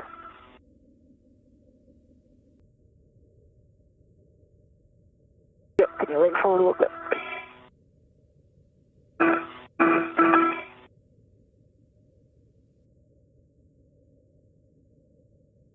HAP is dry as well for EV2. All right, back on. Nicely done. Copy that. Nicely done. We can close the thermal cover now, and as that's being closed, I'll read 2 cautions before you start translating. Vapor, for you with a strut bag on, we're going to limit your translation speed, so think very slow, 0.7 feet per second. And then just as a reminder, you've got the tusk cables on phase 1, and nadir and zenith where the cedar rails are. Copy. It's 2 minutes until TDRS handover and also KU handover, so we'll lose video for 16 minutes. 1 copy.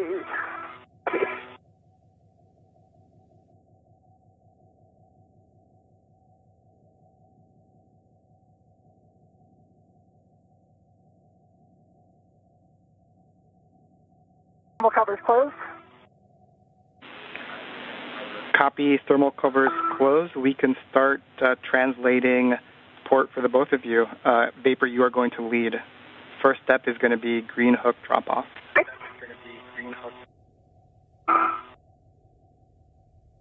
Didn't work.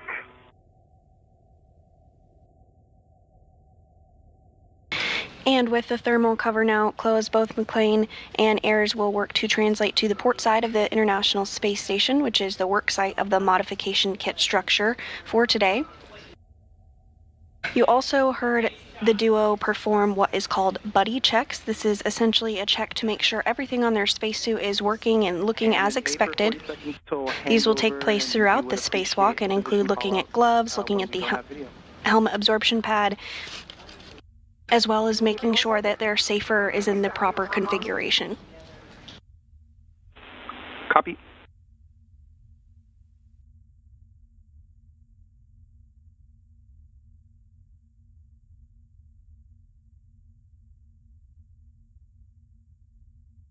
We are approaching a period of time where we will not have visual of the crew during a longer handover period. It will last about 16 minutes.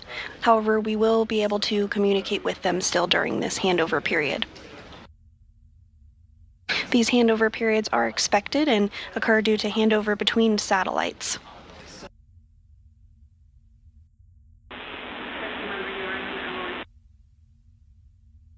On the speed of right.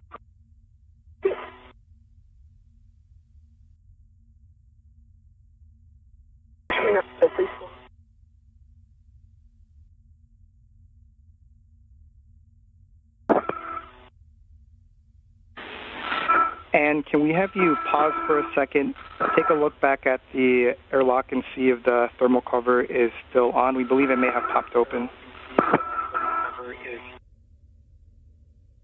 It's pop open.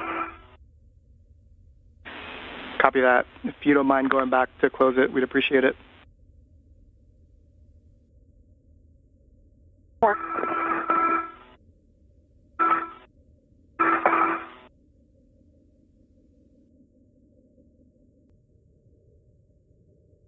Down on the feed rail, transiting port.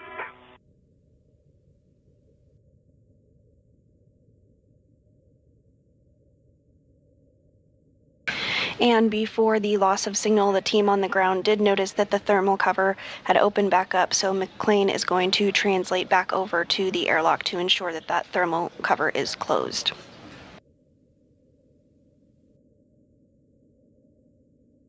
Thermal cover is back closed. Copy, yeah, appreciate it.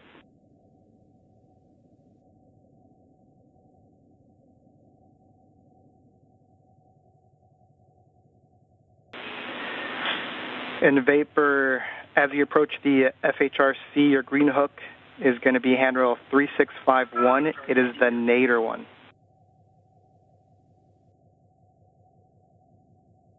Nadir handrail at the FHRC.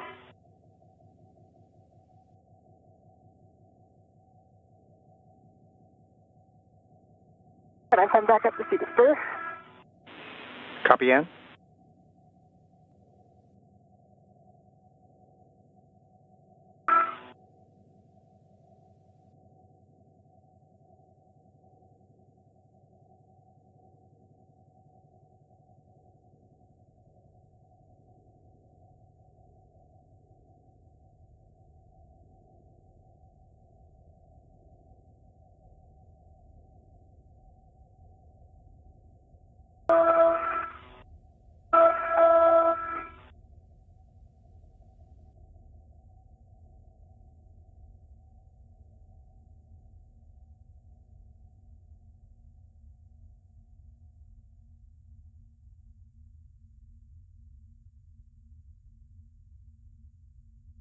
EV1's on phase 1. Copy, Ann. You'll continue port to your green hook location. It'll be the Zenith handrail 3652.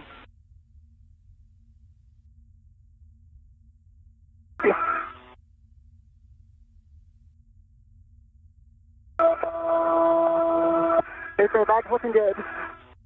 They're big, I will say that much. What? It's a large bag. Yes, it is.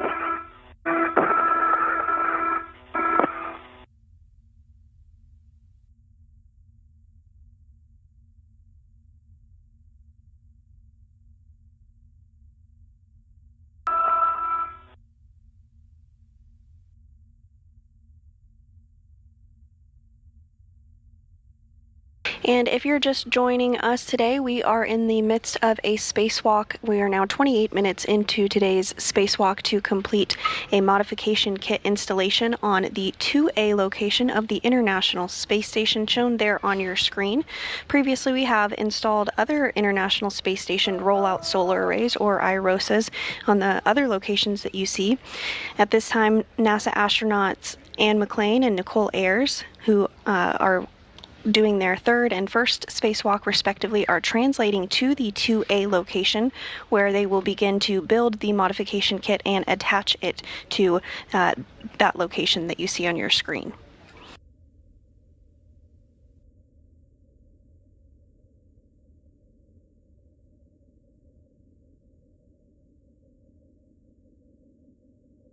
And you may recall that over the past couple of years, we've continued to work to upgrade the power channels on the space station. Today's mounting bracket installation on 2A sets us up to have that array installed at a later date. The current solar arrays are functioning well, but have begun to show signs of degradation as expected, as they were designed for a 15-year service life. And this year we are celebrating 25 years of continuous human presence on board the International Space Station. Once the new solar arrays are positioned in front of the other arrays, the current arrays, the station's total available power will increase from 160 kilowatts to a maximum of 215 kilowatts. Copy vapor. Handrail 3651 to Nader 1.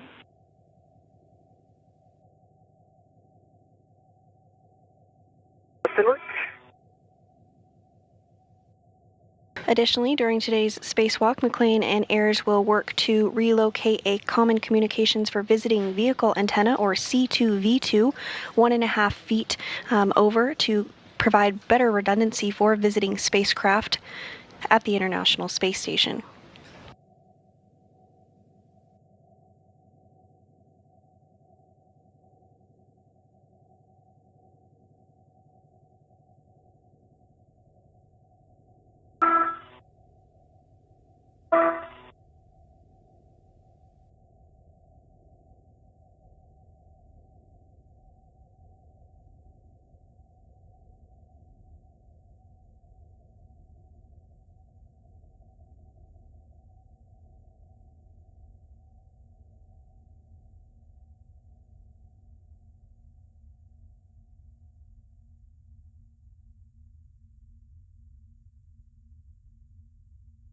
My green hook is on 3651.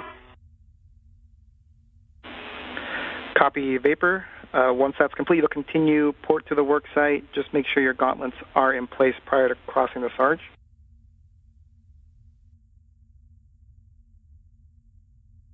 Gauntlets are in place. Copy vapor, and then 2 cautions at the work site. Do not touch the radiator or the flex hoses, and do not translate on that PVR base handrail.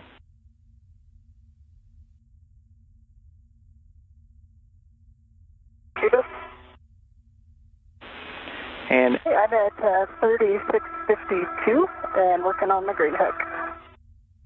we copy and thanks.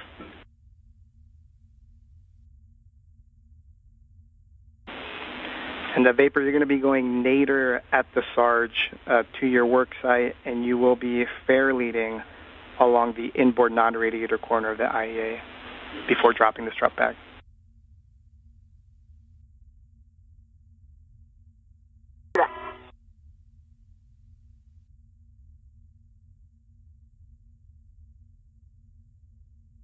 At this time, McLean and Ayres are continuing to translate to the port side of the International Space Station, heading to the work site of the modification kit structure for today. Once they are at that location, they will secure their 2 bags, the tool bag and the 8-foot-long strut bag, and begin the installation activity. Ayres will start the modification activity by removing the strut out of the bag and assembling what is called an upper triangle, consisting of several pieces. It consists of 2 struts and a mounting bracket. Ayres will then hand that assembled triangle to McLean, who will install it on the mass canister of the beta gimbal assembly, or BGA. The duo will be utilizing the pistol grip tool, or PGT, to secure it to the beta gimbal assembly.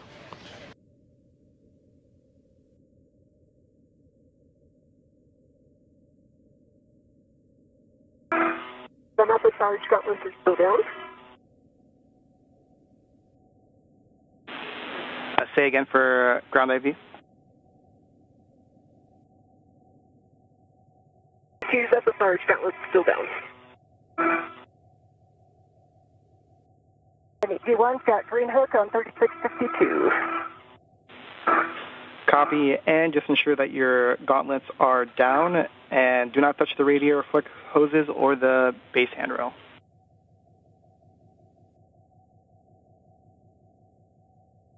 One copy. Gauntlets are down. Copy, gauntlets. Next for you then, Anne, is continue to translate port to the worksite. You're going to be stowing the cable bag and putting the IROSA cables just external to the bag. No fair lead required.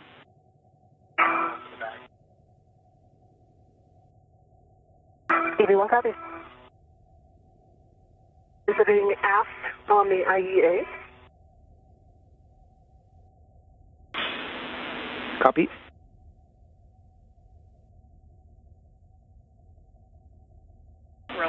And as a reminder, you'll fair lead there at that inboard corner vapor, and then you'll proceed with the strut bag drop-off.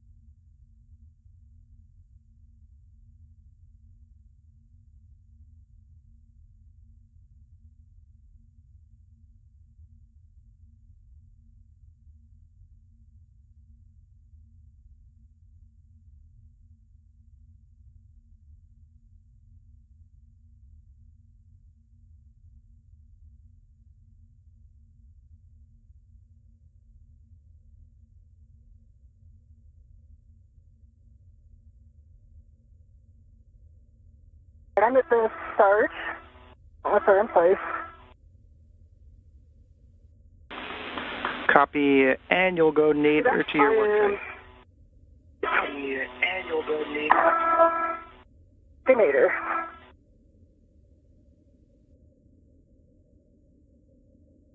I'm looking at handrail 5136. I tried to put a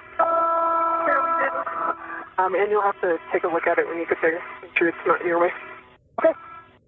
Sounds good.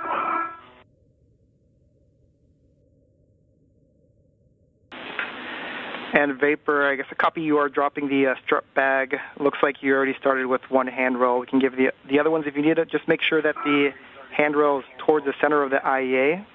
The tape is towards the mass canister and that it's flush with the outboard edge of the IEA. Okay, copy that. If I did view on your safety tether vapor, that's a good spot. I'll make sure I don't tag it down with a bag. Okay. And Anne, so next for you is stowing the cable bag. I've got handrails if you need them, and then tending the IROSA cables external to the bag.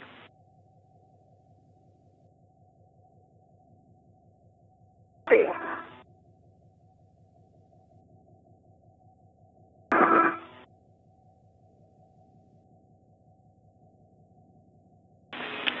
And the vapor, once you're complete, you'll open the strut bag, secure the straps, and let us know we can get started.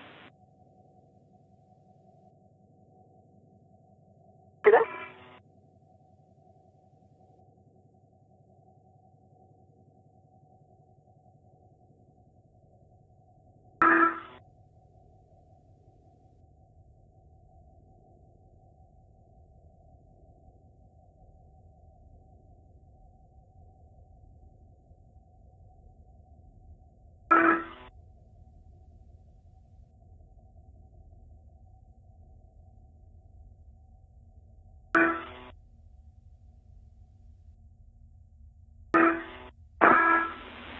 And in vapor, 2 minutes until a TDRS handover.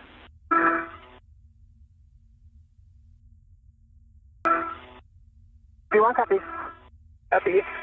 I've got the bag tied down at 5126 and 5136 on the last one. Copy that, Vapor.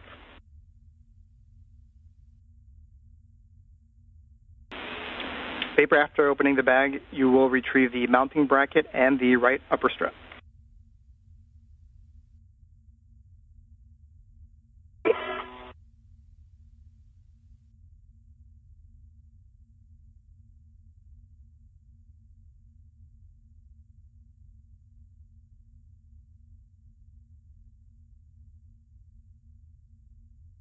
All right, I have one corner of the cable bag on 5117. Copy.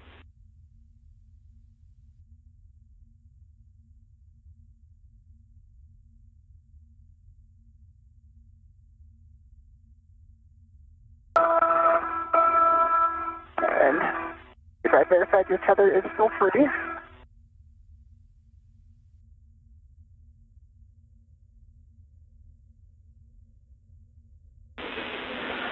Seconds until TDRS handover, and once you're complete putting the ROSA cables outside of the bag, you're translating starboard to the cedar cart.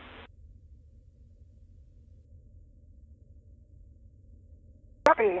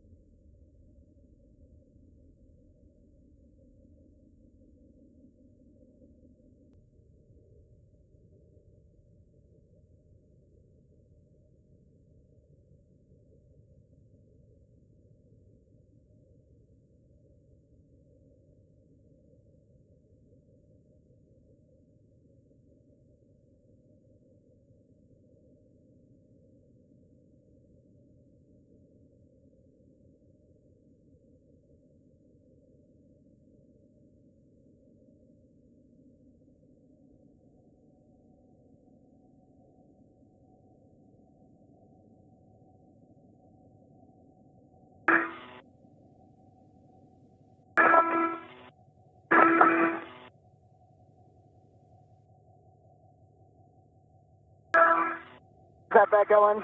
Okay, I just cinched down the tie downs just to hold it a little bit better. Okay. I'm just getting a second tie down here on the cable bag. And in Vapor, we're back with you. And we have your heck of use. Awesome.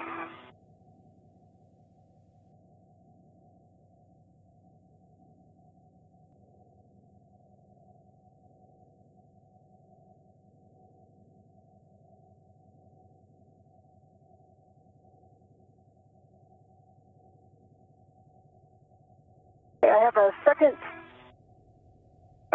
corner of the cable bag on 5109. Get the cables out here. And again, Vapor, your tether is free. Copy. The bag open, I'm going for the upper strap. Copy, and after the cables are outside the bag, you'll translate starboard to pick up your green hook prior to going to the starboard cedar cart. Copy.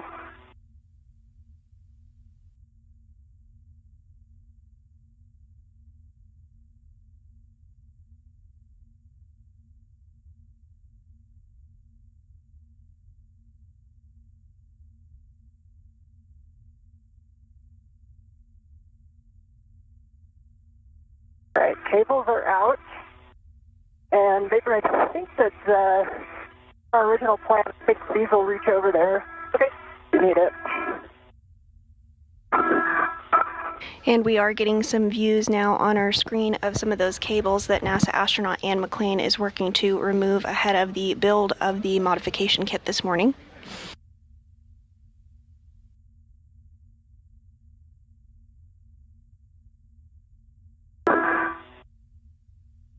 We are 43 minutes into today's spacewalk, which began officially at 8:05 a.m. Central Time. Today is the 275th spacewalk in support of space station maintenance, assembly, and upgrades.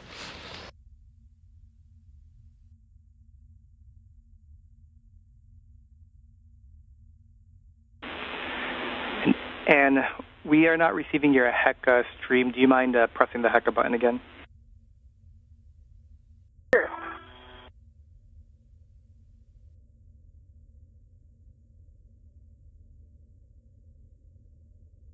Let me know if you see it. Copy.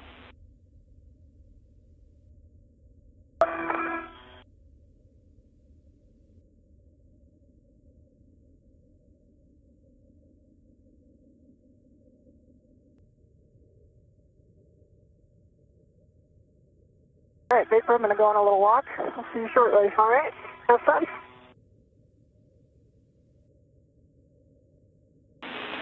And we copy, and you'll translate starboard, pick up green hook.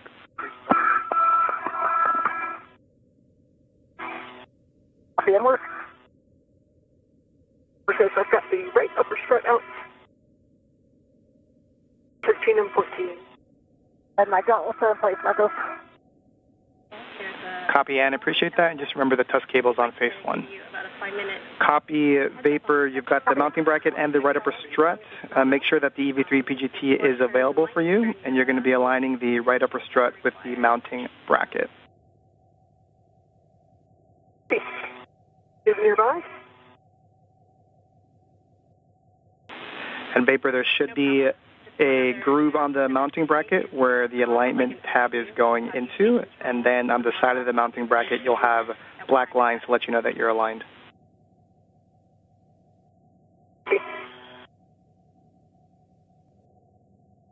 And this view of NASA astronaut Nicole Ayers' helmet cam as she works to prepare and assemble the strut to the mass canister.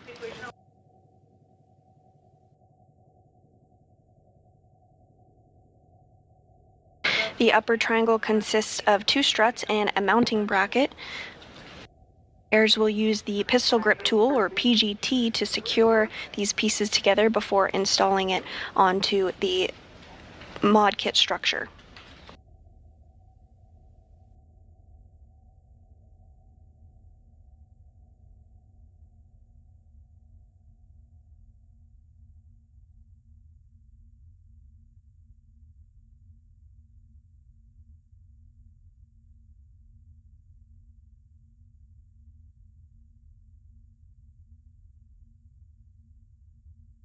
EV1 is at the green hook.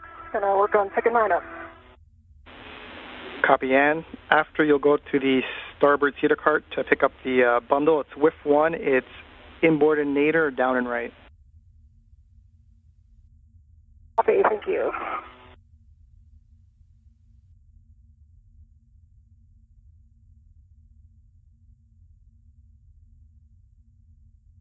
Because I have, for EV2, got 4 turns on M13 and M14.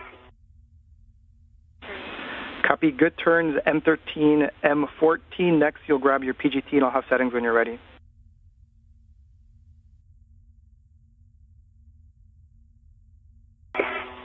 My next bolt is 17.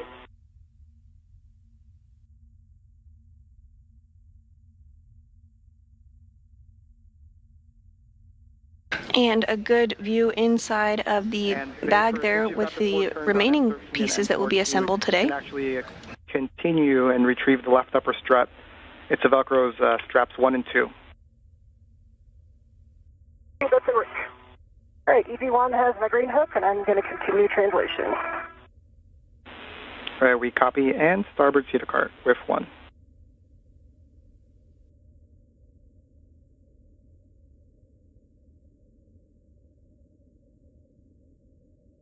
While Ayers is working on assembly of the modification kit, NASA astronaut Anne McLean is translating to pick up an APFR, or articulating portable foot restraint, that will be utilized during later portions of today's spacewalk to help secure the assembled triangle to the modification kit.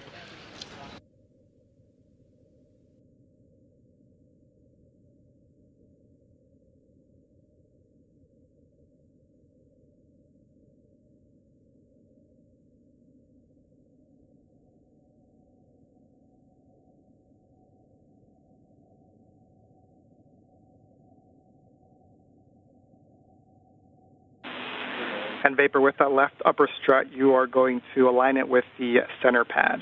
And you'll check that the pit pin lanyard is free of the clevis before we do PGT ops. The pit pin lanyard is clear of the clevis.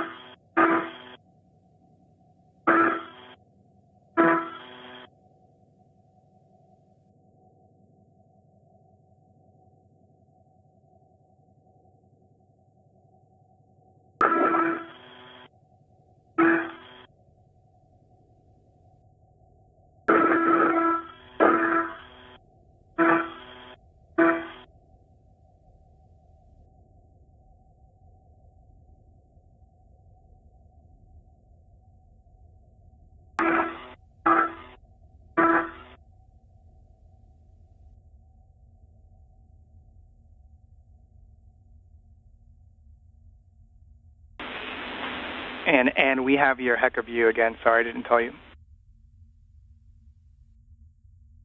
All good. Welcome back.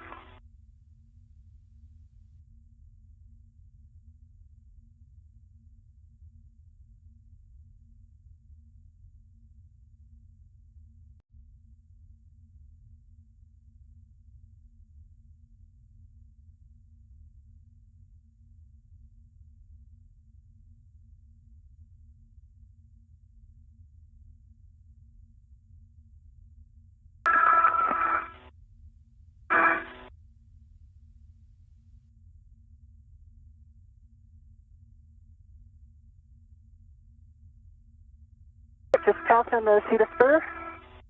Vapor, I watched your tether all the way in. It looks great. Thank you. And we copy.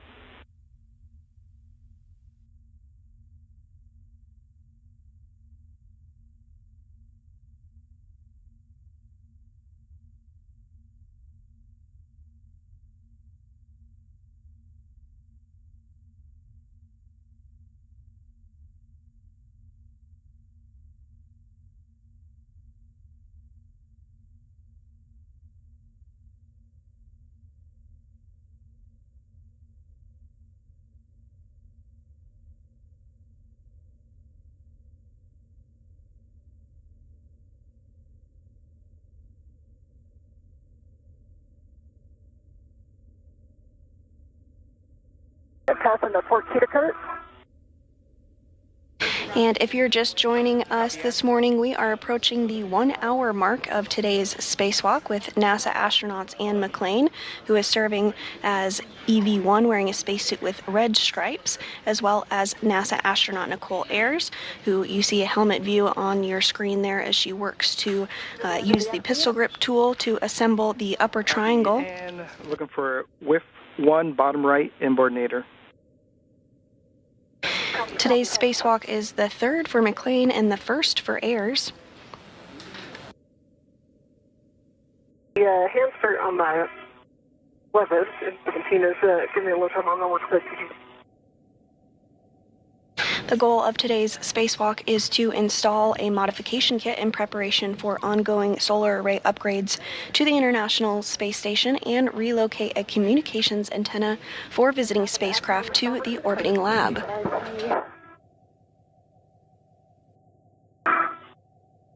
A WIF extender and an APFR. That is the one, and you're going to put that on your BRT. Once that's complete, you'll head starboard, but first you'll do the brake release. Copy.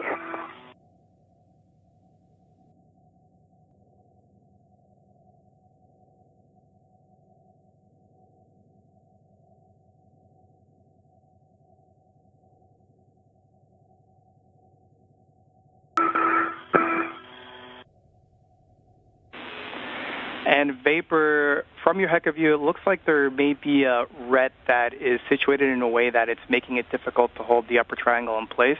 So a recommendation is for you to lock the ret if you think it's necessary. And on the screen here now, we see views of both NASA astronaut Anne McClain and Nicole Ayers' helmet cameras. Ayers is continuing to, on the right of your screen, is continuing to assemble the upper triangle portion of the modification kit. Meanwhile, NASA astronaut Anne McClain on the left of your screen is working to translate to a CETA cart, where she will install the articulating portable foot restraint that she picked up previously. Copy that, Anne.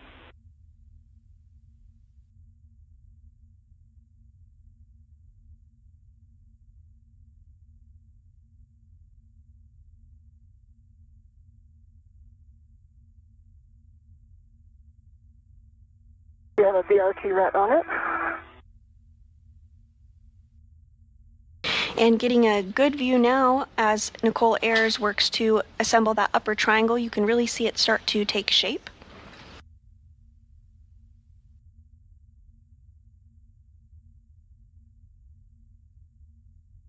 The upper triangle does consist of 2 struts and a mounting bracket.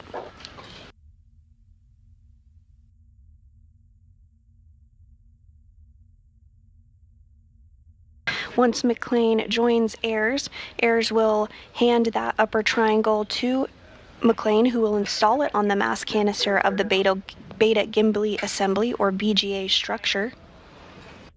Say again, vapor. So CBT goes 2 turns started on the inside. Vapor, we heard 2 turns started on M17. Looks like you have your PGT settings are Bravo 1 clockwise 2. And Marcus, I set Golf on the pitch on the WIFX. Copy Golf on the WIFX. Appreciate that. Copy Golf on the WIFX. Appreciate that.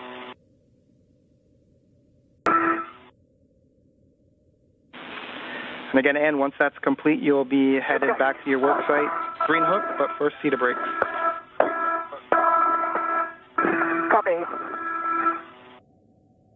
On my EV, the good calendar, I'll reach back. And 41.7. And Vapor, can you say again, you're coming in kind of broken? Got a good cal test on the PG 31.2 volts. A good LED test. I've got Bravo 1 clockwise 2 set. Copy good cal, Bravo 1 clockwise 2. Looking for an additional 5 to 7 turns. You'll drive M17 to torque.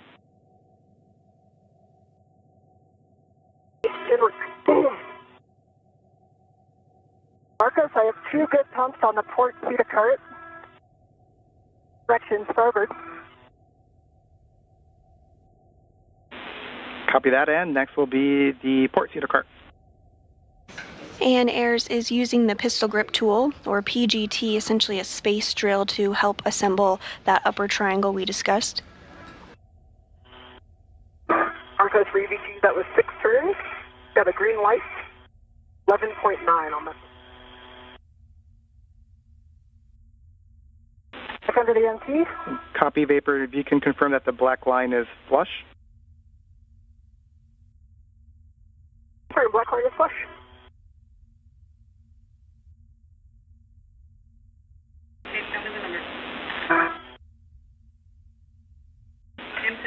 And Vapor, that is a good M17. You can release the ret from the right upper strut. Camera.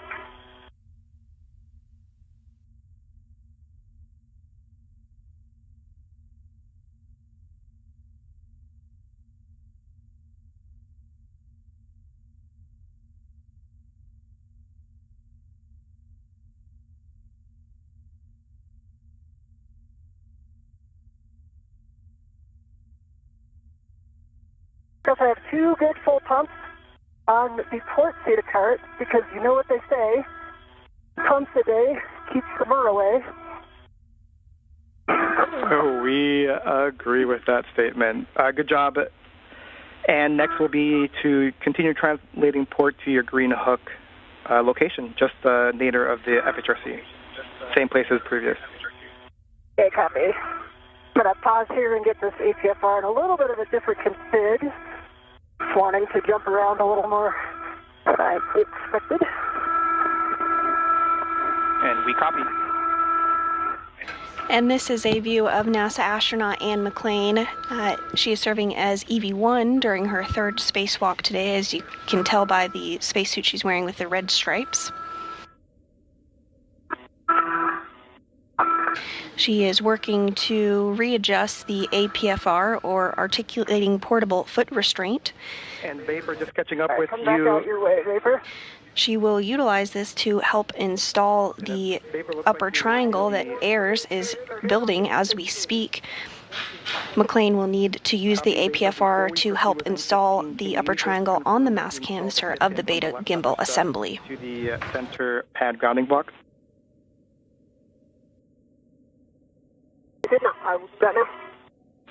Copy. After the pip pin, I'll have instructions for MLI, so just let me know once that's done. And I'm going back by the seat of spur.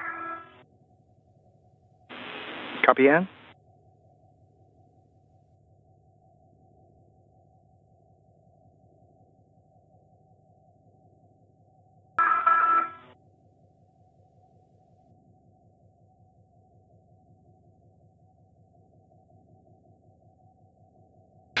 And as we get this pan of the International Space Station truss structure, you're getting a good view of the handrails, which is what the crew utilizes when they translate or move from one location of the International Space Station to the other.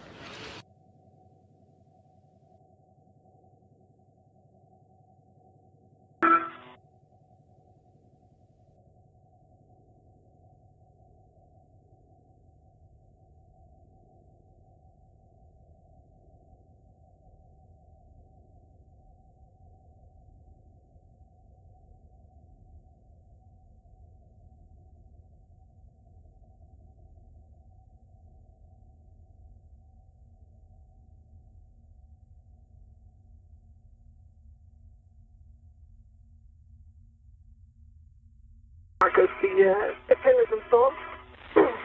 Copy, Vapor. Can you verify that the pip pin for the right upper strut is still installed? Yes.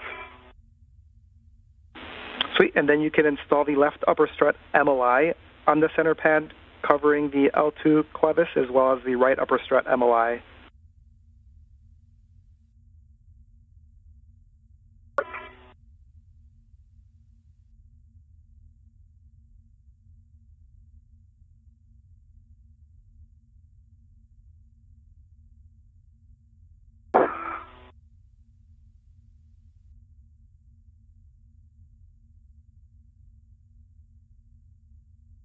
All right, Marcus, I am back at 3652.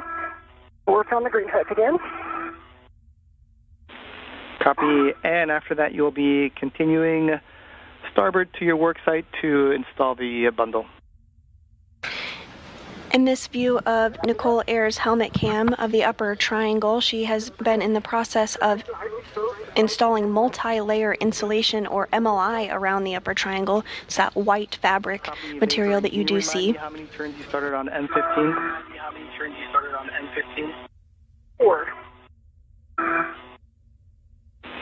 Copy. That's good turns on M15. We'll work on M16. I've got PGT settings when you're ready.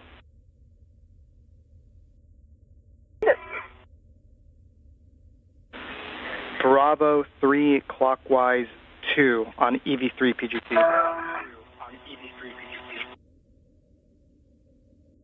I've got Bravo 3. Clockwise 2. Copy. You're going to be driving M16 to torque. Expect 24 to 25 turns, and we'll get the black line flush call.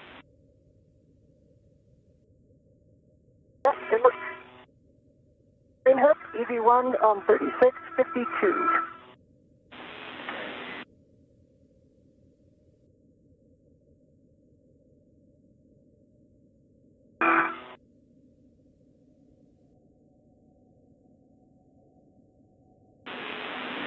And I copied your last, and just ensure that your gauntlets are down prior to crossing the Sarge. We will do.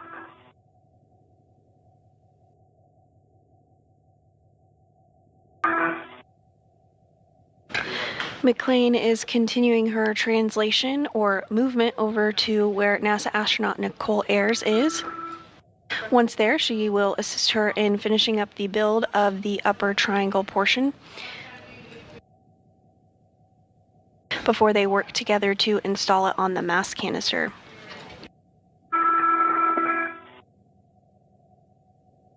We're going for EDC 1016, about 22.5 turns. We like to for the torque. And the black line is flush. And Vapor, can you say those numbers again for us, please? 22.5, 22.5 turns, 0.8 on the torque. Right, black line flush.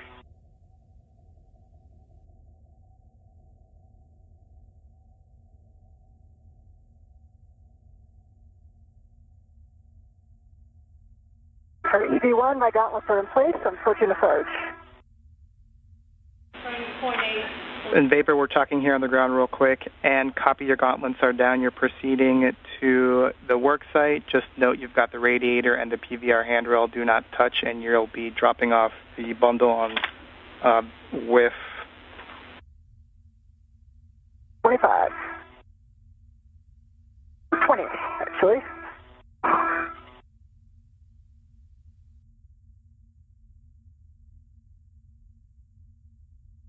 And we are approaching a day pass here, as you can tell on your screen as it is getting brighter. We're just having a hard time reading you. It's coming in a little broken.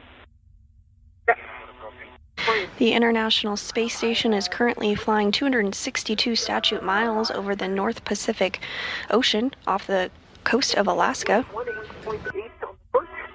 Green light. Black line is flush.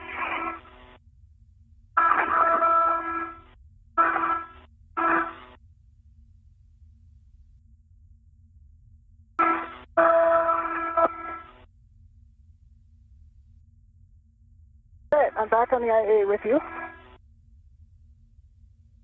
With you.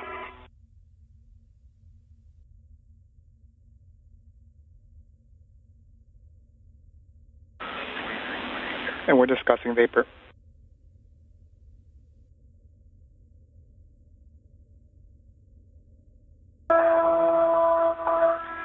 And a Vapor, we're expecting 24 turns. We got about 22 and a half. So we'd like you to hit M16 one more time to torque. Okay. And a really great view here of NASA astronaut Ann McLean, as well as NASA astronaut Nicole Ayers. Ayers is on the left and building that triangle. McLean is on the right in the spacesuit with the red stripes, and you can see the articulating portable foot restraint that she brought over to assist in the build.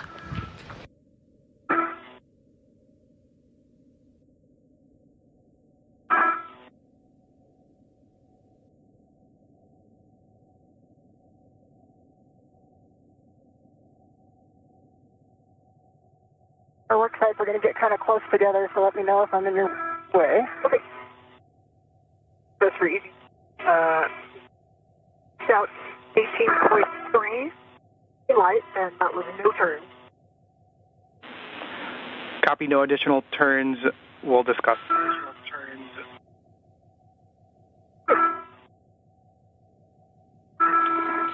And for you, look like it's in work with 25. The clocking is 6. You already have the pitch at golf, so expect the handrail to be facing towards the IEA. Copy.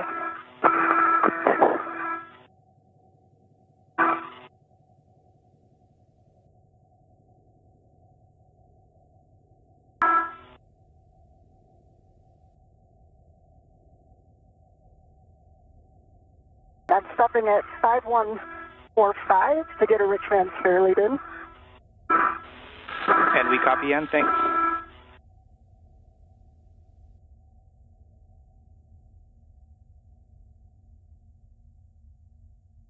So CD2 for USA, the PD burn count is 22.98. That's my basic.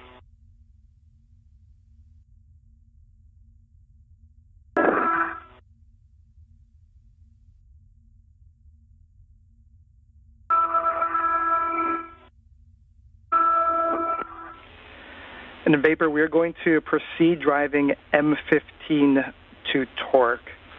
So expect an additional 20 turns. It is Bravo 3 clockwise 2. Okay. I have Bravo 3 clockwise 2 set. 15, 5. Copy.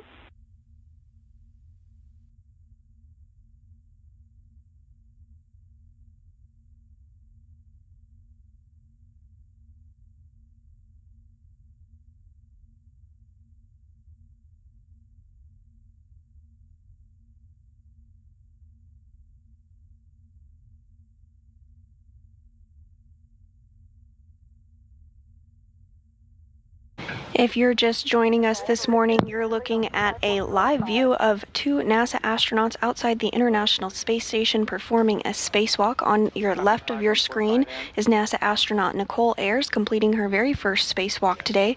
On the right of your screen is NASA astronaut Anne McClain with the spacesuit in red stripes on her third spacewalk.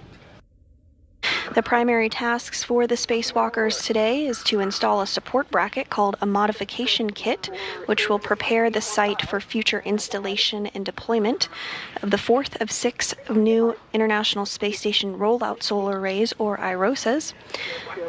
Additionally, the duo will relocate a communications antenna called the Common Communications for Visiting Vehicles, or C2V2 antenna, to ensure better redundancy in communication with visiting spacecraft to the International Space Station.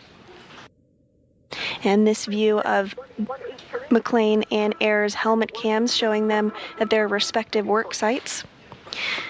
McClain is working to translate or move over to where Ayers is at to continue to help with the triangle build, as well as install it to the mass canister.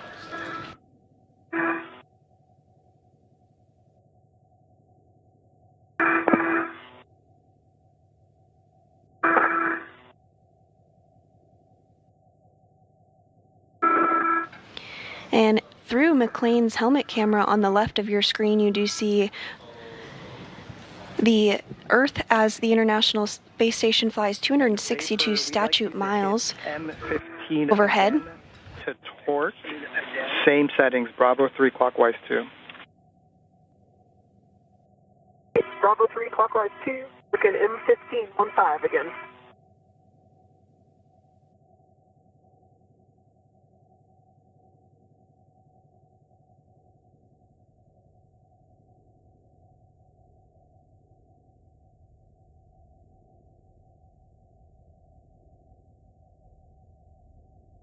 For M15, 15.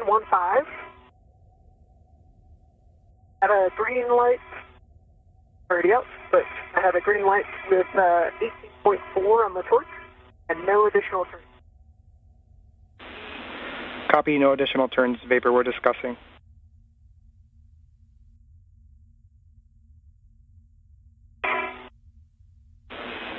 And Vapor, just give us a minute, we're checking.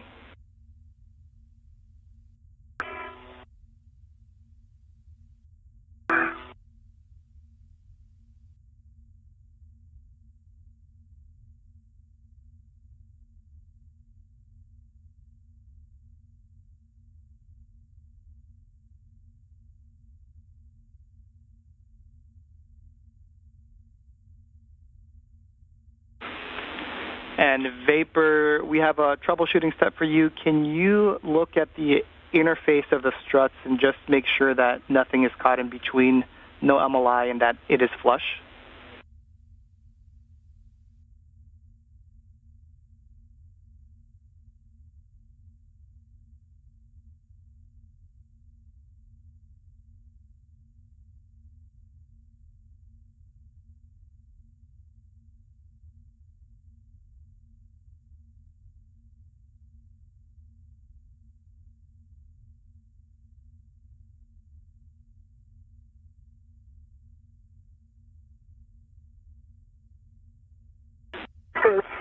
MLI is not in between mountain record and the upper strut. These black lines are aligned. Oh, it's flush. We copy all vapor, and the reason we're asking, we're just expecting one more turn on each of those bulbs, so we're discussing.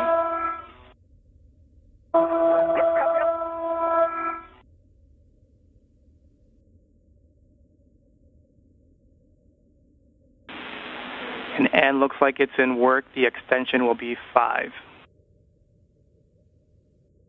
Yes, I have the settings set, just working on getting it locked in the whiff. Copy.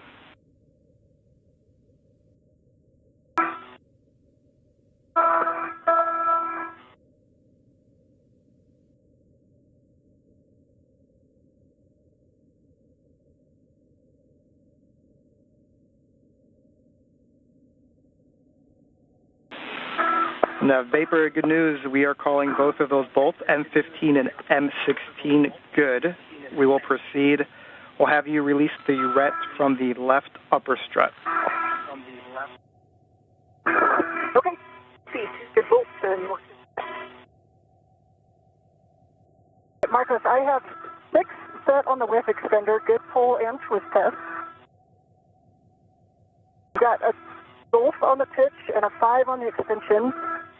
And I've got 12 Tango Tango Fox 12 on the APFR.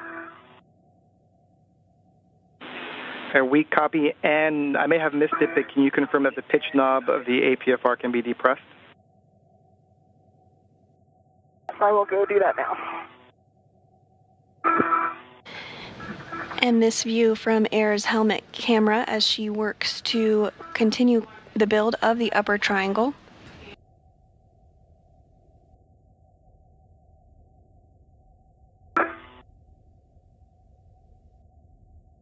Because the ret is off of the upper strut.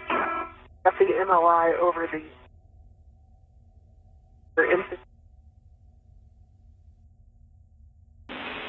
And vapor, I think I heard you say that you released the ret from the left upper strut. And this view from Ann McLean's helmet camera, we're getting a really breathtaking view of Earth. The International Space Station just flew over Grants Pass, Oregon. It's flying 261 statute miles overhead. And I've got PGT settings for you, which should be Bravo 3 clockwise 2, so no change. Let me know when you're ready, and I'll give you more words. Okay, I am ready for your words. Are you going to be driving M13 and M14 to torque, and we expect an additional 20 turns.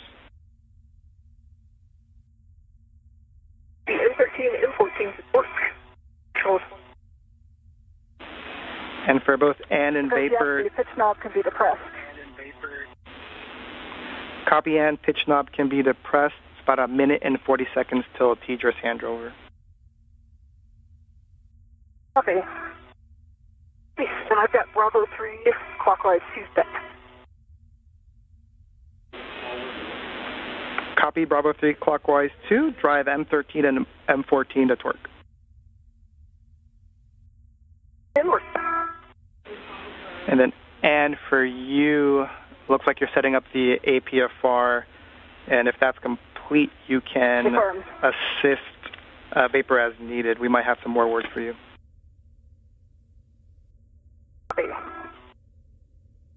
How's it going, vapor?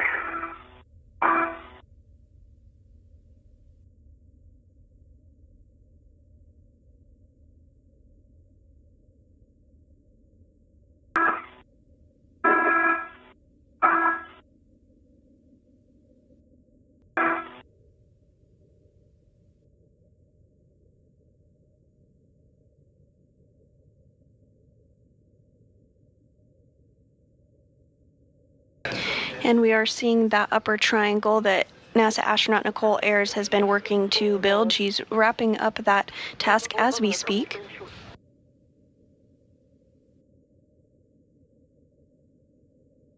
Are you still with us? I am with you. Say again. M13 was 8 additional turns. The green light, an 0.3, 8.3.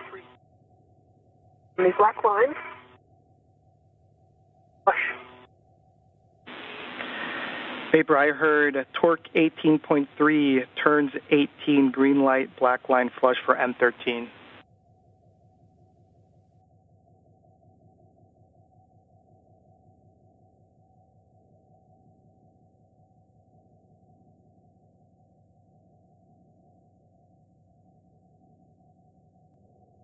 And we are in a brief handover period between our satellites, but we'll regain views here shortly.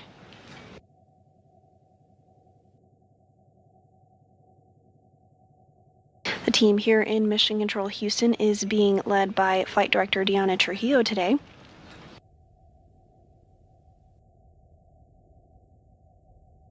You see a view of her there on your screen, as well as the ground IV, NASA astronaut Marcos Berrios. Berrios is interfacing with Ayers and McLean during today's spacewalk. We're now 1 hour and 20 minutes into the spacewalk today. And in Vapor, we're back with you. Vapor, for M13, we copied 18.3 on the torque, 18 turns and a green light.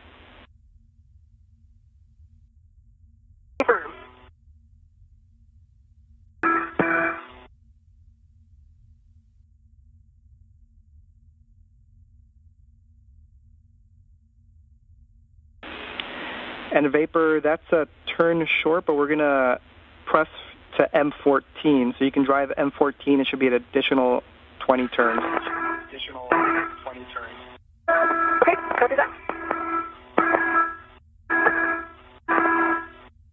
I've got Bravo 3, twice 2 set for M14. Copy. And once we pick back up with you, I think I heard you say you're going to be working the ROSA cable. Negative. Vapor went to grab those. I can assist where you need it, Vapor. And we copy. Thanks. Stand by 1 second. Copy, thanks.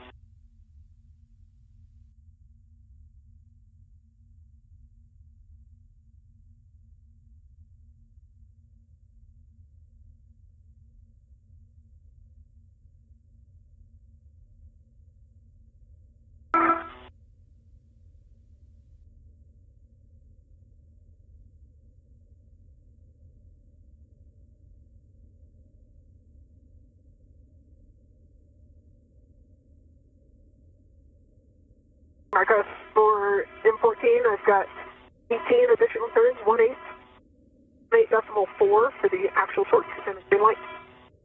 The black line is flush. 18.4 on torque, 18 turns, green light, black line is flush. I've rebased this off the whiff extender. Sure.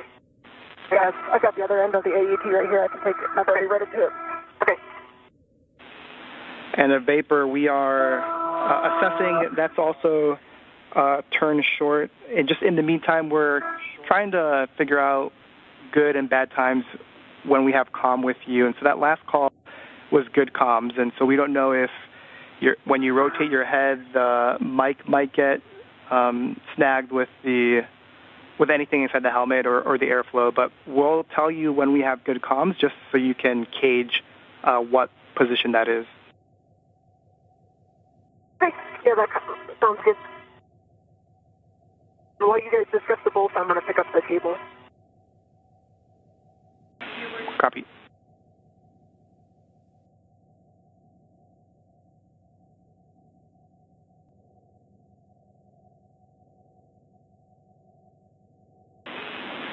And Vapor, those are good bolts for M13 and M14. So next for you is to just tend the EV3 PGT back to the strut bag unless you are moving it to the WIFX.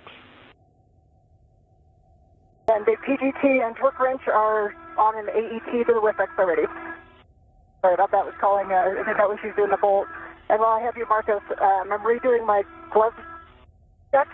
It has no changes, and the one spot has had no changes to it.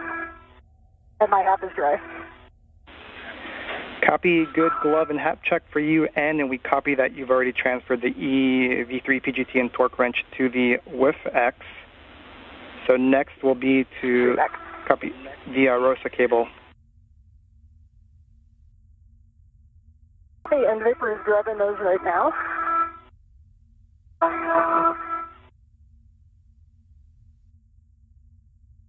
After the completion of the upper triangle build by Ayers, she's now working to remove some of the cables that will be installed. You see her on the left of your screen there, gathering those cables. Okay, come this triangle back to this first.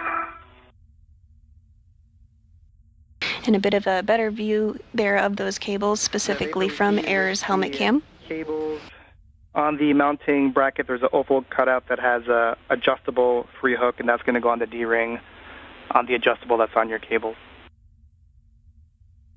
Copy that.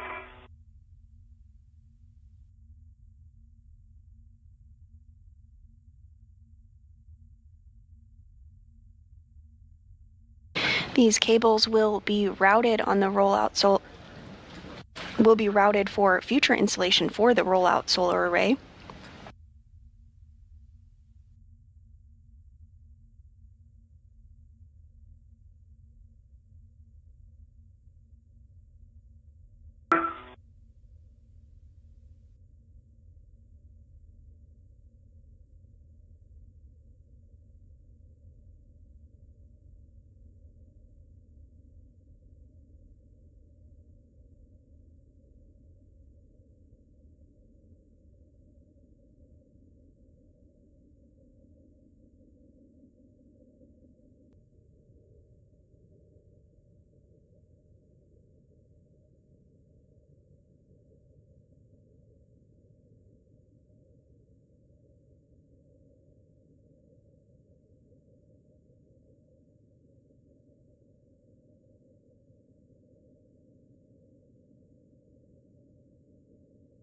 The cables are on the adjustable, that's on the oval. Okay. Copy, Vapor, and if you can, you can get... And we were just getting a view of the solar arrays that the IROSA will eventually be placed over, so we'll stand by and potentially get another good look of that solar array location.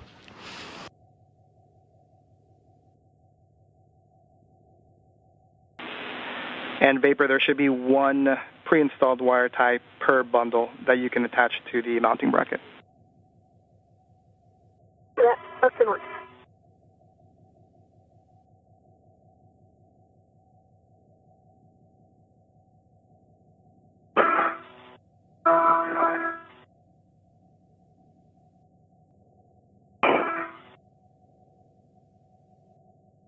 And there we are getting a bit of context there of the solar arrays that are currently installed on board the International Space Station.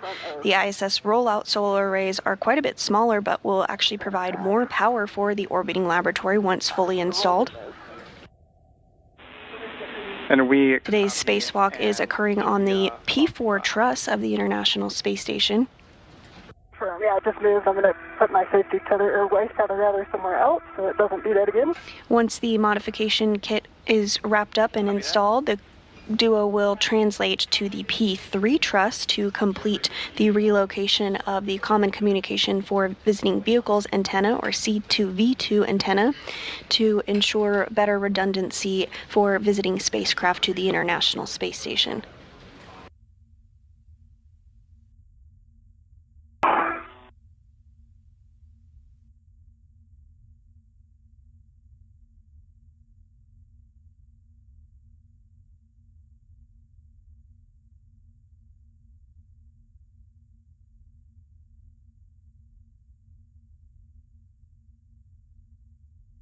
Thing.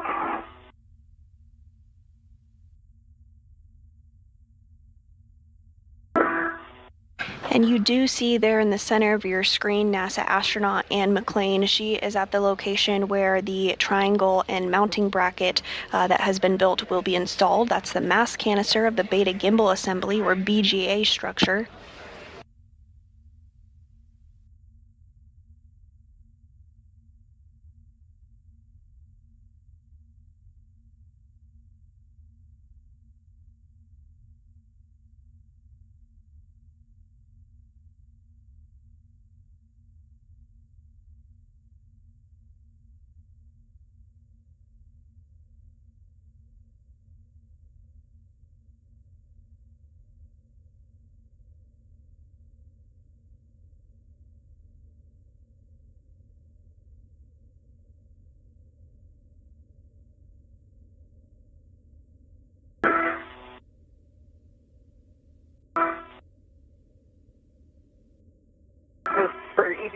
while I'm working, or while Anne's working the.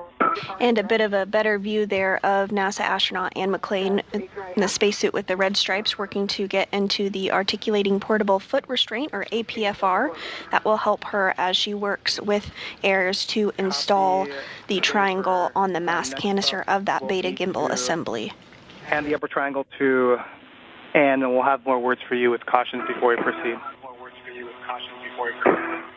Yep, and before you just verify my feet, please. Yep, let me get into a better spot here where I can see it.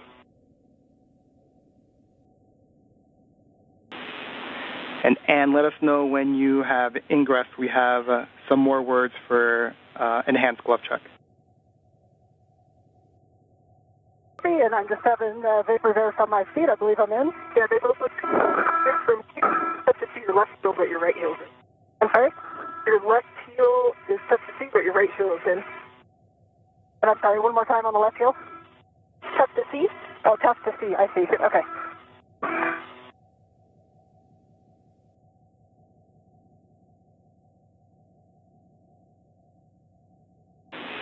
All right, and good job ingressing the APFR. Just make sure that the ingress 8 is tucked in towards you so it doesn't get in the way with the upper triangle. And once that's complete, let me know and I'll have words. Yes, definitely. It's tucked right now, but don't hesitate to remind me over and over again. That thing has a way of moving around. Copy, will do. So, Anne, for you, so right now what we would like you to do on your gloves, we'd like you to take your right glove palm up. We want you to flex your right index finger away, so overextend it, and provide that view to us via the HECA camera. Okay, let me know, is that a good view in the HECA? That is a good view at the HECA. Okay, and you can see the spot. Now I can see it even when I'm not moving it. When I was in the airlock, it was only when I was moving it, but there's flex down. Flex back. Copy, Anne. If you can maybe bring it closer to the HECA camera. It's a good relative position, just closer. How's that? That's a good view.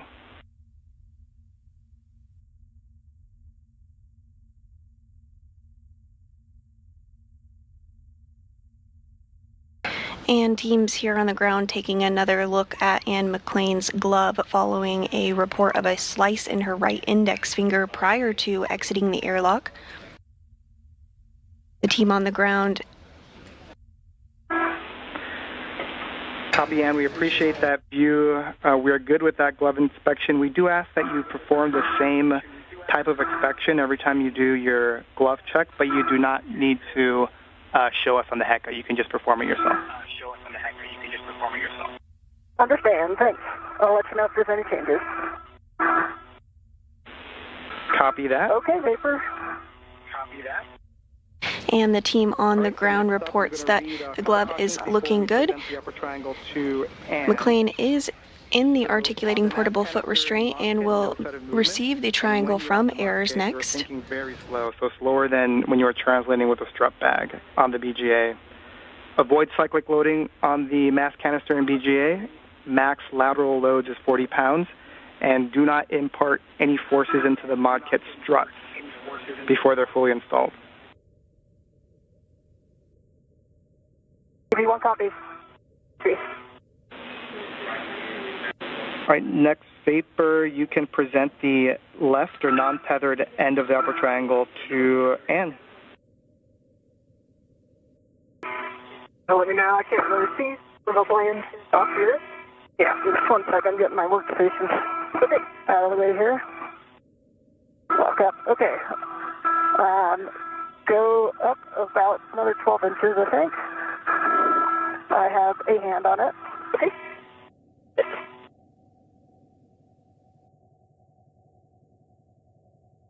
All right, this isn't small, is it?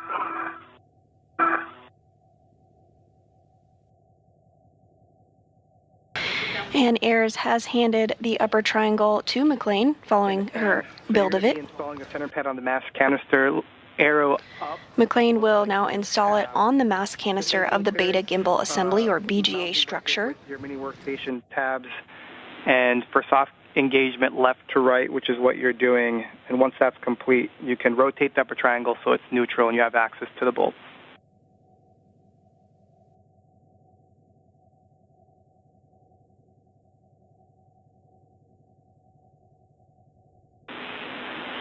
And vapor, since the EV3 PGT and torque wrench is already on the AET, we can have you go to the right sob bracket and get a visual alignment of the bearing. And just as an FYI, we've got that RET series from the bag to the mounting bracket that we want to keep eyes on as you go away and to the strap bag.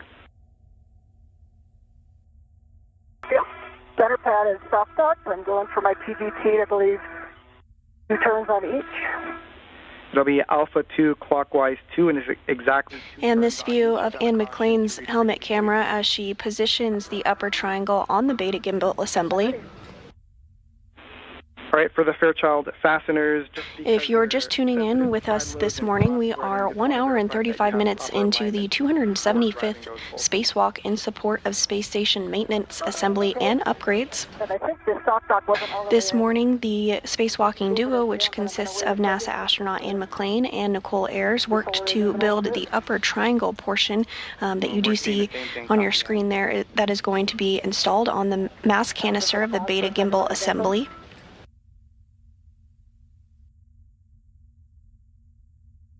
The primary tasks for our spacewalkers today is to install this support bracket, which we call a modification kit, in anticipation of future solar array upgrades of the International Space Station rollout solar arrays.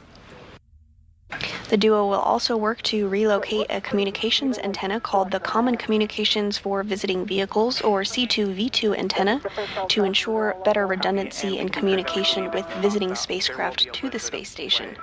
So you have a go to continue. Okay, that's helpful. Okay. Alpha 2 clockwise 2, and it's exactly 2 turns on all those bolts.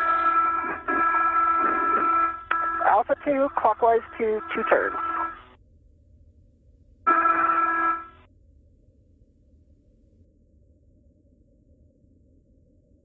Because for EV2, the right soft bearing looks pretty thin. So it's at and parallel with. And we copy vapor, and just for your essay, that last comm is in and out.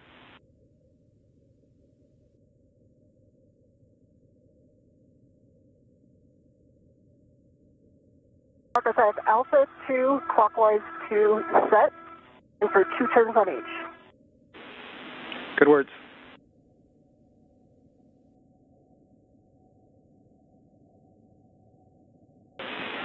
And vapor, we are now waiting for the center pad install before proceeding.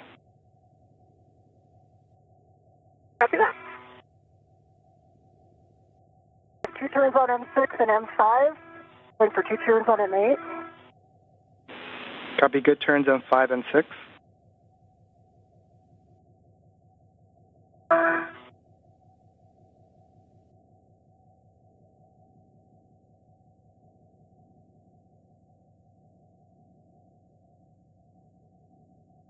McLean now using the PGT or pistol grip tool to install the upper triangle to the mass canister. Settings on the WIFX and the APFR.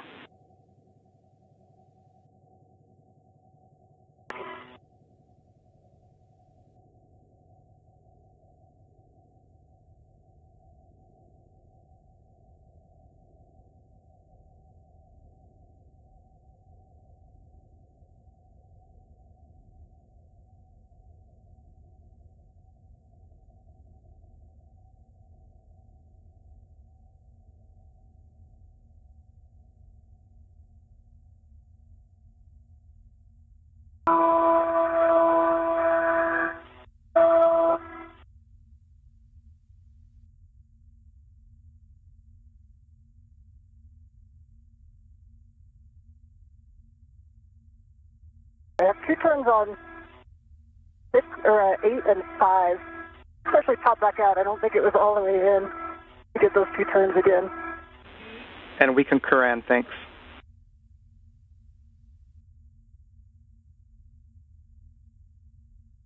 I believe 6 now has 2 turns.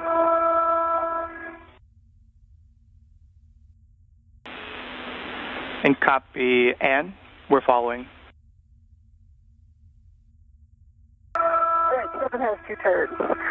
I believe now it's torquing alpha 2 clockwise 2. Alpha 2 clockwise 2, M5 through 8 to torque. Expect an additional 3 to 8 turns. Copy, and there's no order, right? Order does not matter. See. Starting with M6.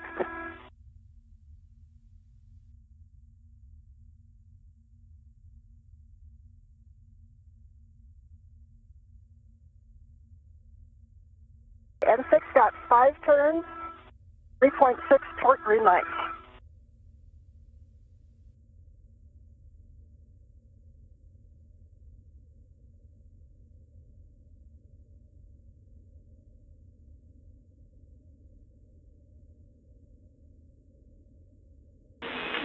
And Ann, we're checking. Give us 20 seconds. Okay. That's a good M6. You can proceed, Ann. Copy, good M6.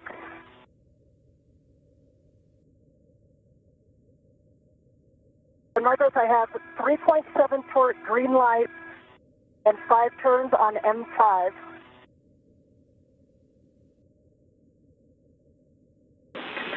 That is a good M5. Proceed. Copy, good M5. Going with M8.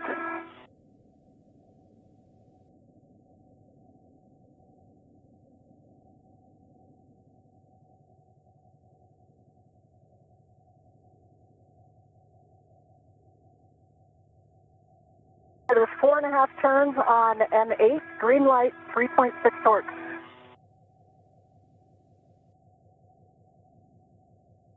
It's a good M8. Copy. Last golden word.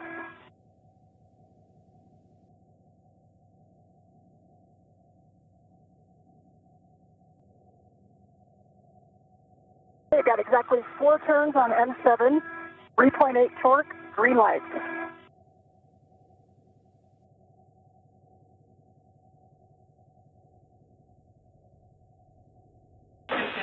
And that's a good M7. And we'll have you check that the center pad MLI and the pit pins, 2 of them are still installed. Copy, in work. All right, I see 2 pit pins in.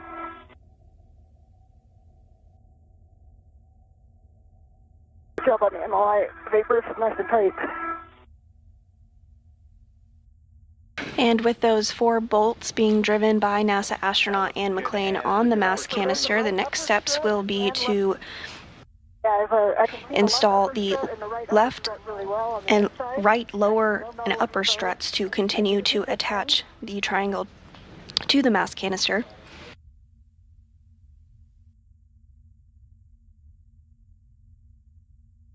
And if you agree, I think it's... And that's a good upper triangle install. And yep, you're going to get out of the APFR and you will be changing the WIFX and APFR settings. First, WIFX is going to be shortened to an extension of 1. Copy. Nicely done. There's no workout at the gym that prepares you for that twist.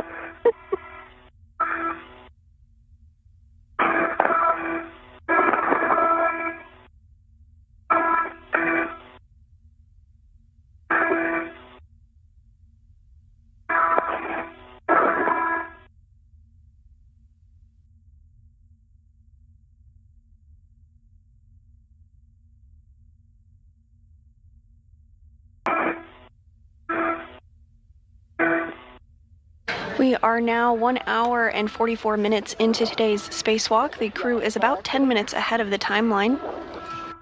The upper triangle has successfully been installed to the beta gimbal assemble. Free now, I'm free.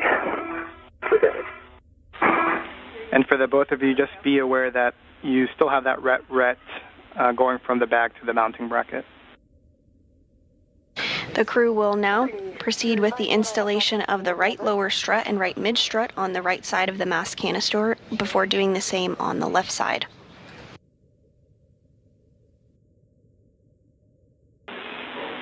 And just for your awareness, we turned your HECA off. Copy, HECA off. Looks like you're working the extension of 1. Just verify that the ingress 8 is clear of the upper triangle after that reduction in height. Ingress 8 is clear. Now it's clear. Copy, thanks, Ann. And then we're looking for a pitch of Papa Papa and a roll of Charlie for the APFR. Copy. 6 is at 1. Remind me, is the yaw still 6? Or 12, rather? The yaw should still be 12, correct. Okay.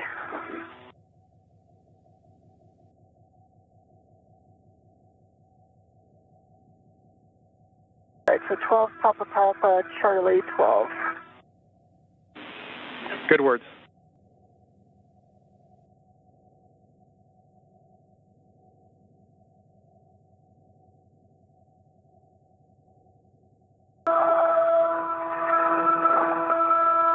There's Charlie 12.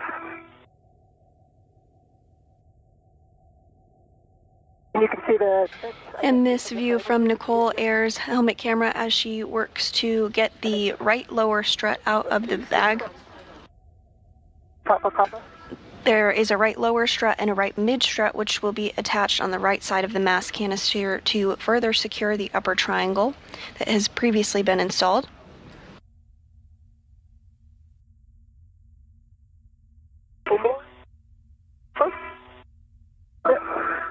Yes, yes. That was 1.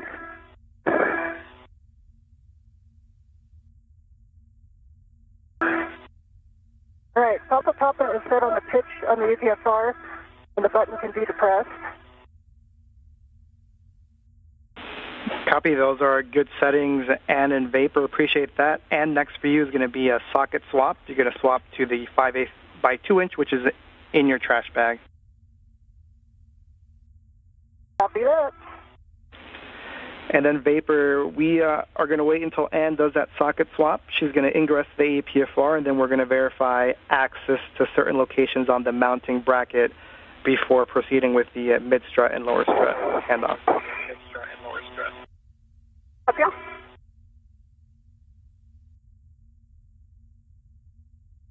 And Marcos, if it's okay, I'm going to get in the APFR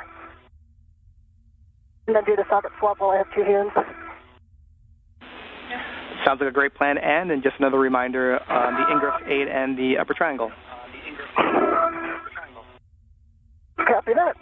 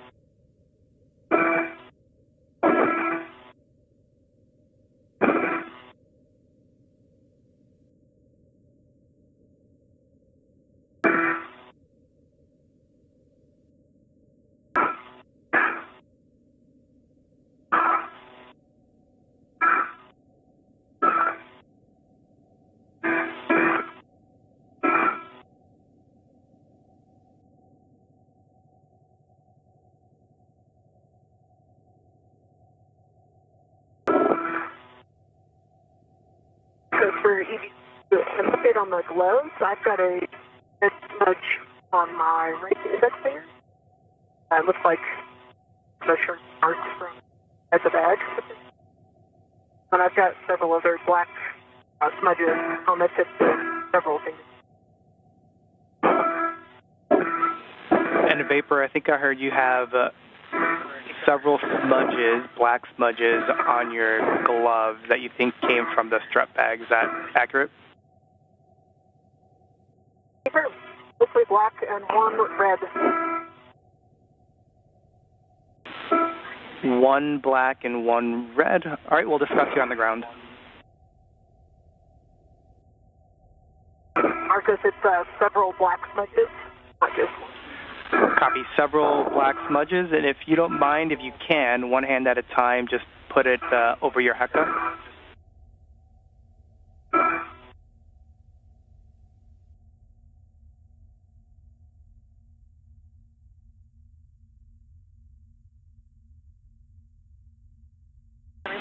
And that's a good view, Vapor. We see the red one, and we also see kind of two black on your right ring finger.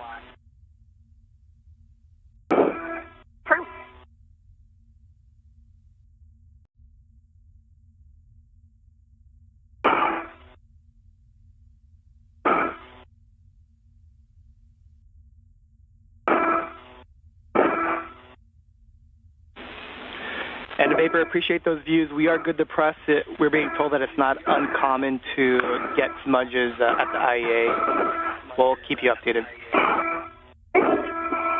After that, thank you.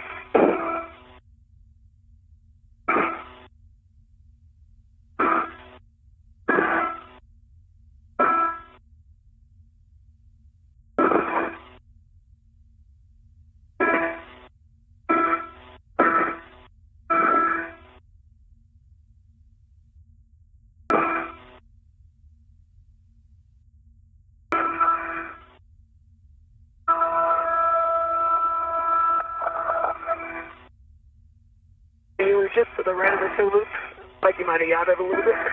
Okay. And Vapor, just as a reminder for you, we're just waiting on the ingress and socket swap, but if you have the bandwidth, you can help Ann with the ingress. Copy. Work. There we go. The ret series is clear. And did you say you think it yawed? I think it did, yeah. And Ann, we're seeing that your met rates are high, so we would like you to take a break. We'll let you know for how long. Okay. Not surprised. And the yaw's the same. Now it's back at 12. Right? Yeah, it's at 12. Okay. And Vapor, looks like you're already doing it, but while Ann's taking a break, you can redo the APFR settings. So if you need those, I'll let you know. Copy. Is the APFR set correctly? I think so, Chief. Disregard. Now approaching the 2-hour mark of today's spacewalk. NASA astronauts Nicole Ayers and Ann McLean are working to install the right lower strut and right mid strut on the right side of the mass canister. Ayers has completed the build of the upper triangle and McLean installed it following her build.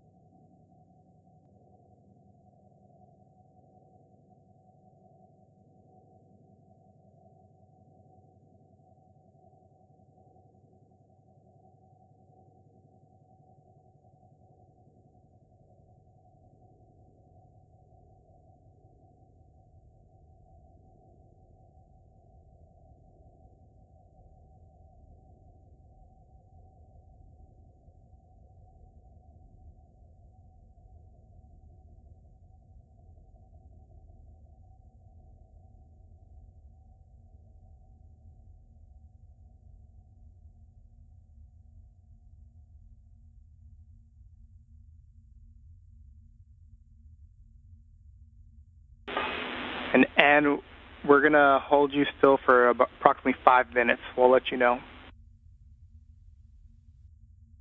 I understand 5 minutes. Is there anything useful I can do during that time?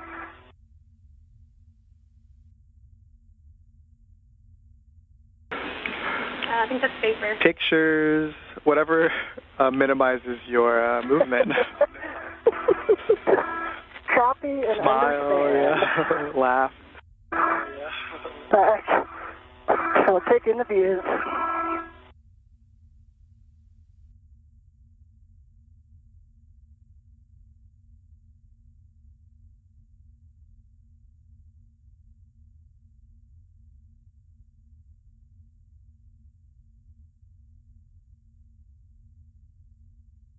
And McLean getting the opportunity to enjoy the views for a minute, as well as take some photos.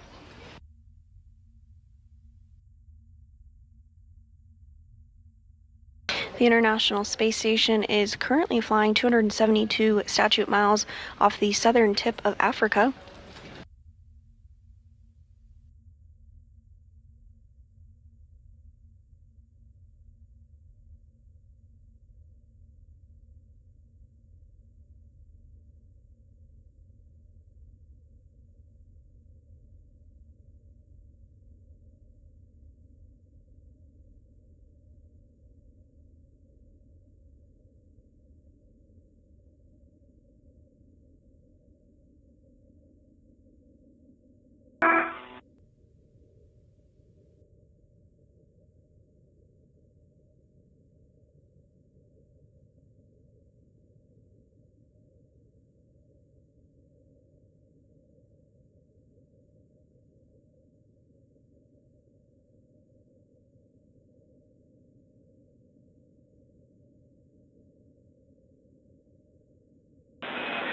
And in Vapor, we have a couple recommendations for you for the APFR ingress for you two to work together. The first one is to lock out your safety tether in case that is creating moments and pulling you over. The second is for Vapor to, at a minimum, get eyes to guide you in and or physically be there to support if you need it. Okay. Does that mean that we have a green light to go? I'll give you how much time remaining here in 10 seconds. Copy. And just like that, 5 minutes are up. Got a good view from here. You have a go to continue. So next up, ingress to APFR.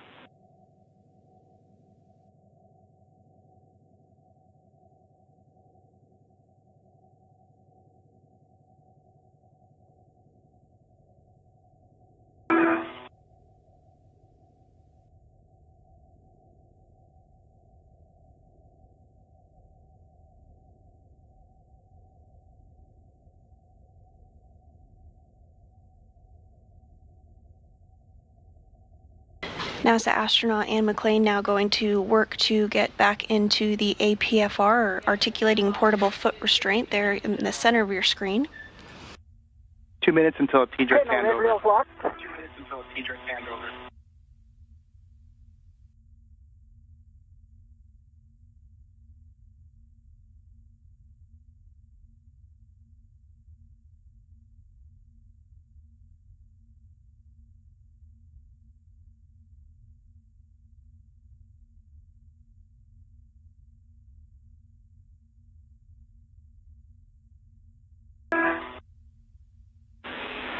And Anne and Vapor, for your awareness. That must have rolled because it's back in the center.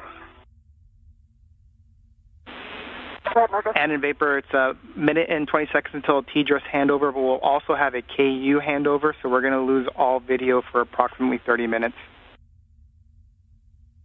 Copy.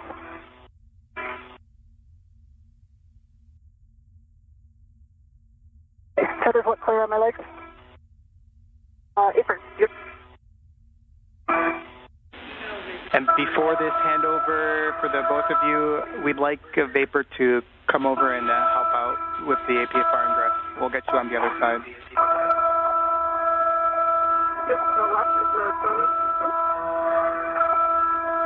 Your left foot to the right a little bit. Your right foot is in the middle.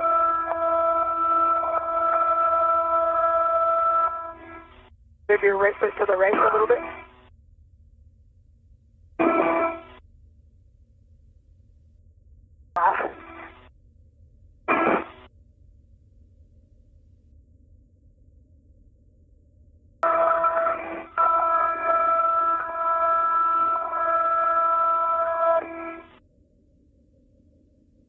Are you able to hear me fairly clearly?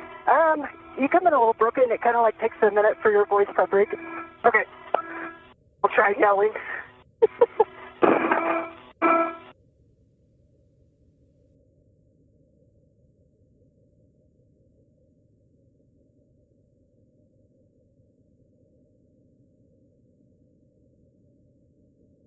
And we are in a handover period between our satellites.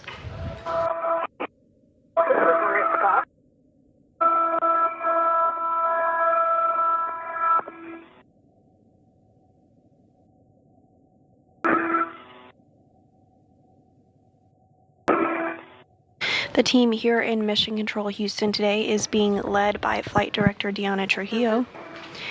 We are now 2 hours into today's spacewalk, the 275th in support of space station maintenance, repairs, and upgrades.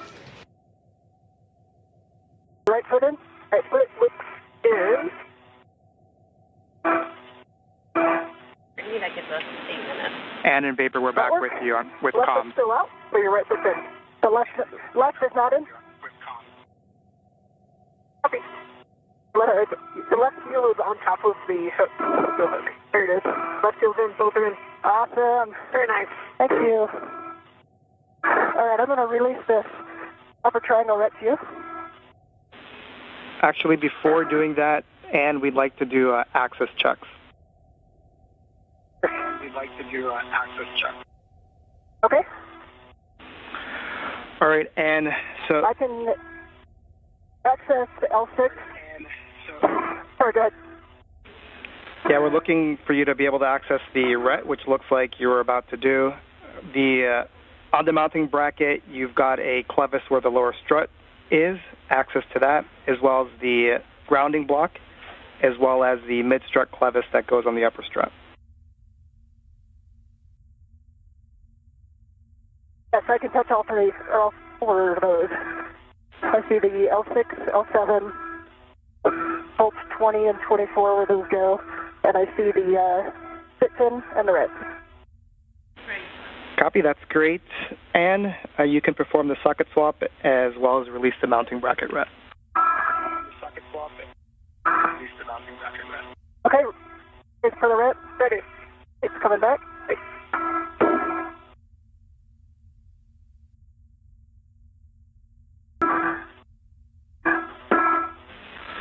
And Vapor, once you have that RET safely in the bag, we're going to have you start working the right mid-strut, straps 12 and 13. We're going to have you start working the right mid-strut, 12 and 13.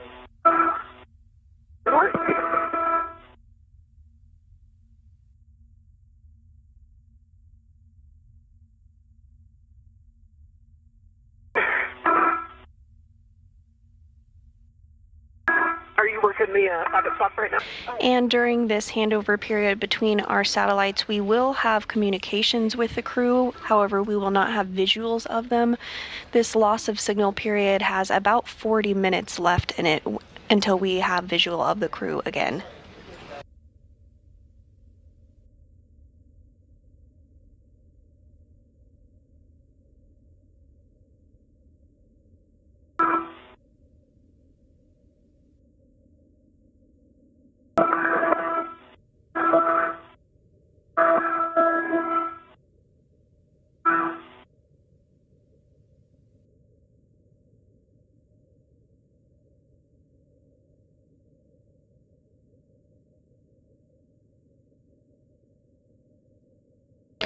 At this time, NASA astronaut Anne McLean, who is serving as EV1 today, has ingressed the APFR, or Articulating Portable Foot Restraint. They will now work alongside each other to retrieve the right mid struts from the bag and install them. Yep, right mid strut, and you'll receive that So this from away, so it's not foiling. vapor. You'll put that on your BRT ret. Copy.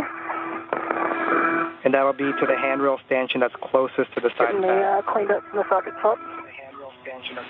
Copy that, Ann.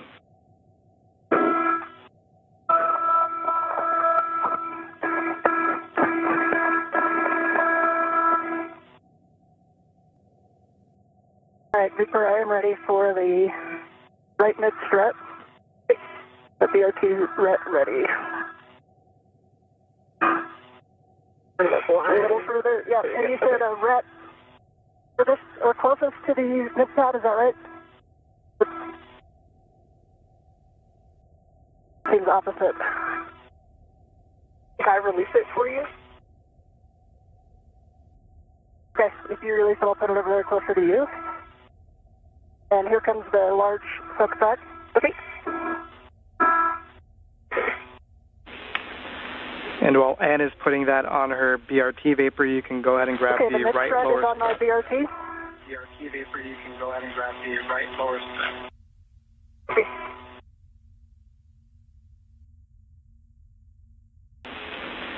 And you're going to receive the right lower strut, and you're going to leave the strut bag ret attached.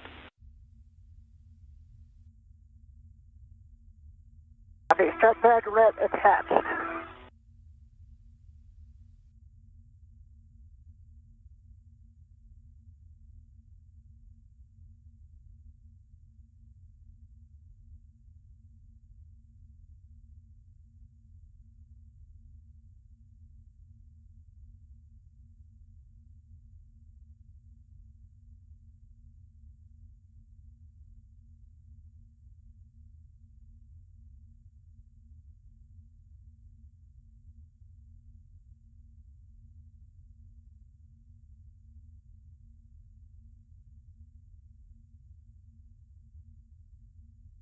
Okay, the right lower strut is in the Velcro.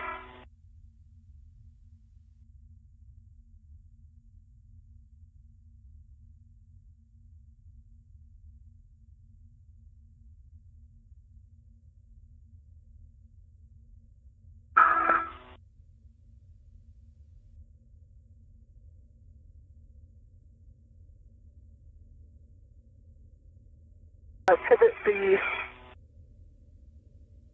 It looks like that ret swapped out. And if you're just joining us today, we are 2 hours and 7 minutes into a spacewalk where NASA astronauts Ann McClain and Nicole Ayers are working to install a modification kit ahead of upcoming deployment of the fourth of the 6 new International Space Station Rollout Solar Arrays, or IROSAs.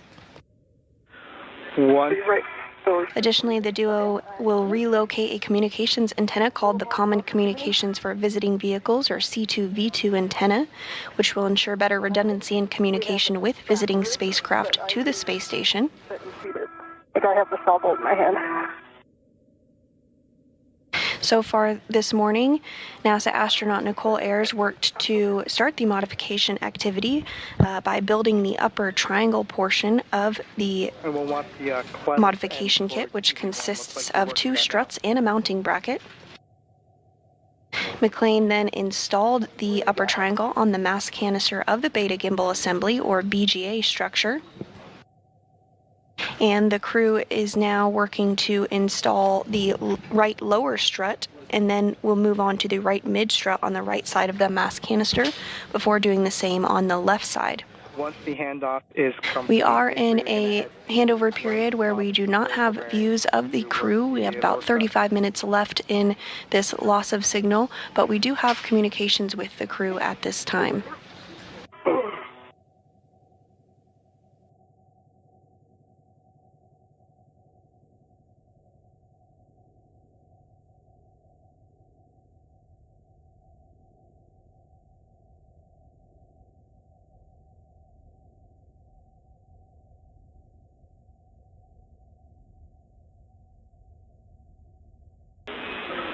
And for you, right now we're just waiting for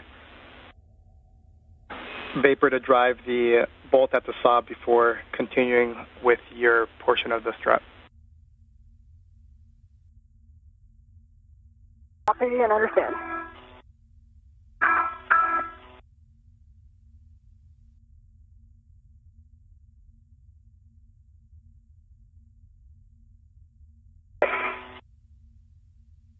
Stop here.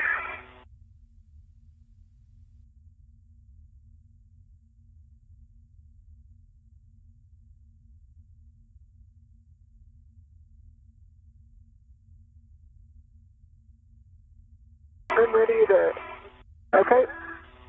I'm going to try to be real light on it, but let me know if I can help you out at all. Okay.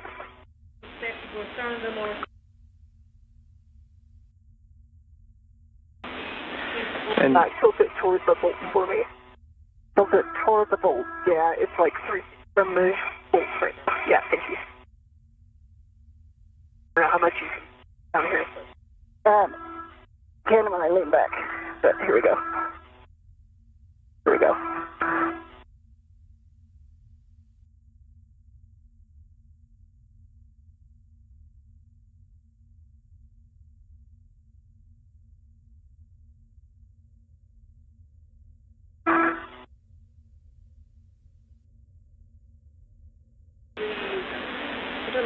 And in Vapor, just as a reminder, I misspoke that we will not have video for 30 minutes. It's actually 50 minutes. And so we won't have any video for the next about 30 minutes. Okay. Vapor's working the sob right now. Copy that. I'll have a warning to read before we start doing any bolt operations.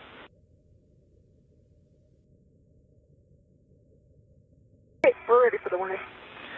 Copy. So it's a pinch point warning, Vapor. You want make sure you keep your fingers clear of that interface, strut, and BGA.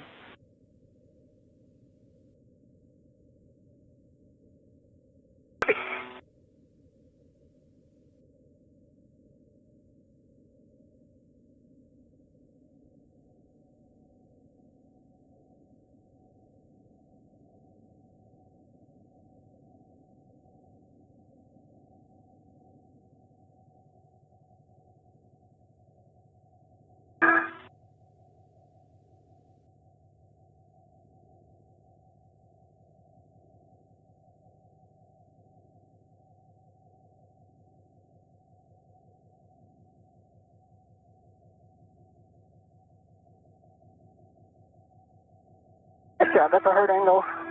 Yeah.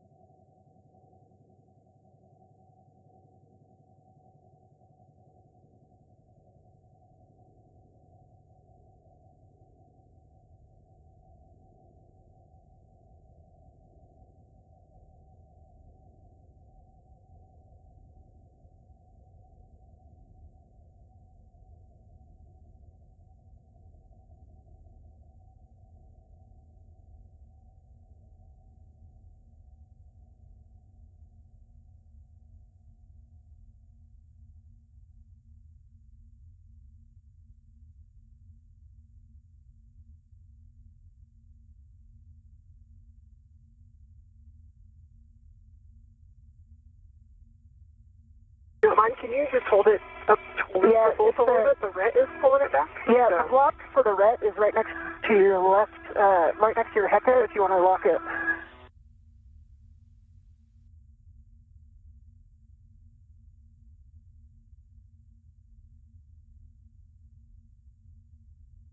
There we go. Now it's staying in place.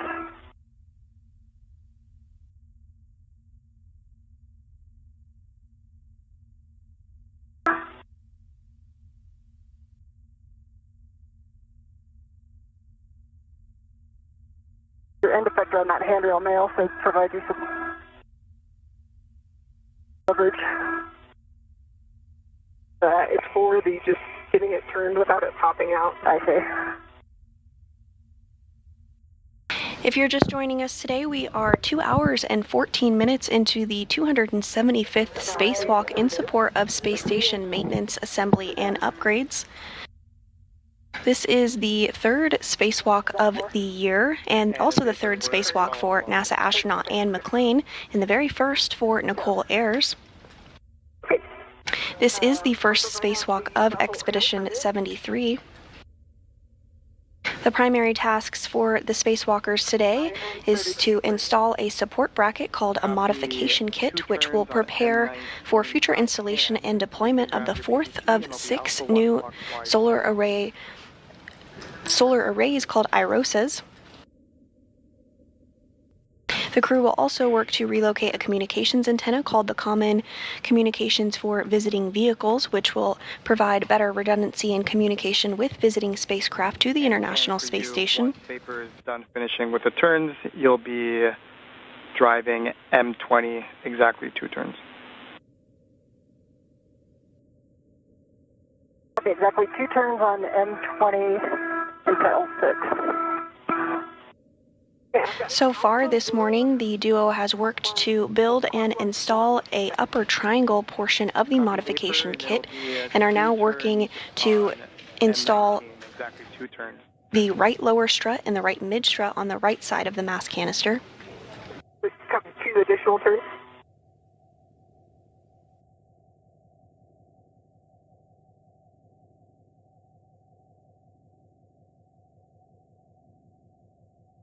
Turns, right?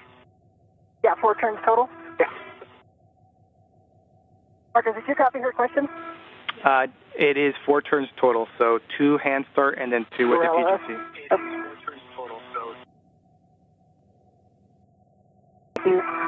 Okay, there's your 4 turns total. Copy 4 turns total. Vapor will have you hold tight, and just want to make sure that the pit pin lanyard is free of the clevis before we start driving bolts. Okay. I will grab the pit pin out. I see the pit pin. It is free of the clevis. And I have M20 in 2 turns. Am I good to put the pit pin in? Can you repeat, Vapor? And did you say you've already driven M20 2 turns? No, so the pit pin is free of the clevis, and I've driven M20, not driven, hand started 2 turns. Copy. You hand started M20 2 turns. Is that correct? Vapor. That's correct. All right, copy Vapor with that. PGT settings for you, Bravo 7, clockwise 2. Let me know when you have that. I'm set. Bravo 7, clockwise 2. And you're going to be driving M19 to torque. Expect an additional 10 to 11 turns, Vapor. Okay, driving a torque 10 to 11 turns. So Marcos, can I put the pit pin in? Negative, not yet, but you can take your PGT to Bravo 1, clockwise 2. Okay. But you can take your PGT to Bravo 1, clockwise. Bravo 1, clockwise 2.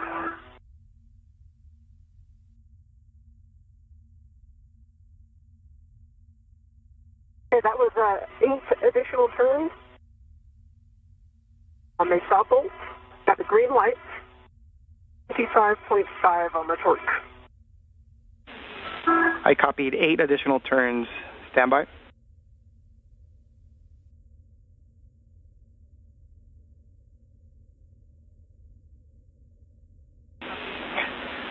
Vapor, that's a good PGT. We'll go for the torque wrench. And those words from the ground IV there on the center of your screen, NASA astronaut Marcos Barrios, relaying up to Nicole Ayers, who is working to install the right lower struts.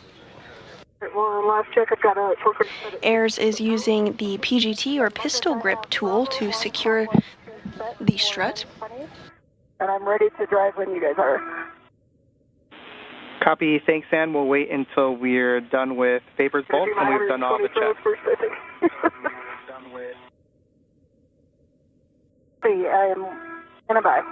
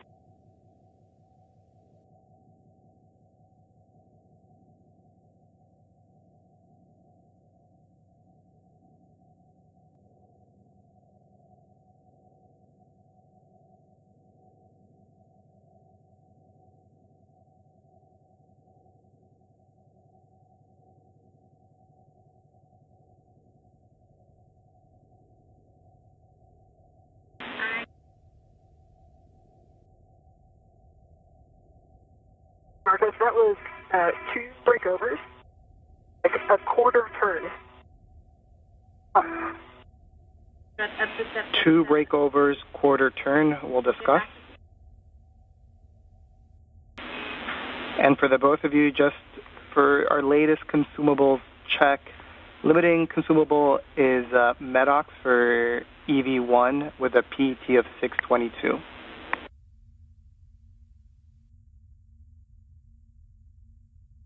Everyone copies.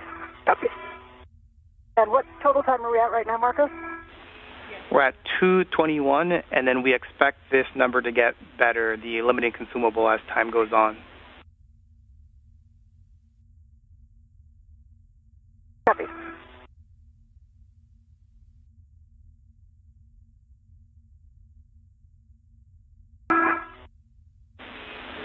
And Vapor, we're still talking the torque wrench.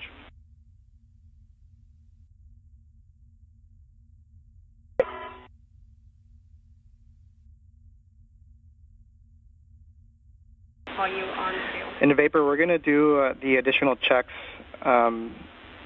before calling it good. We're expecting 2 more turns. So with that, just let me know and we can go through some checks. I see the black line is flush. The gap check actually looks good. And then, Ann, can you give it a wiggle? Yep. Again. And the wiggle test is good too.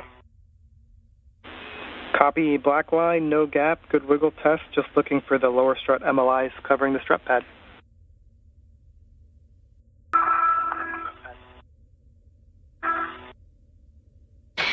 McLean and Air is now working to ensure that there is a good connection on that lower right strut.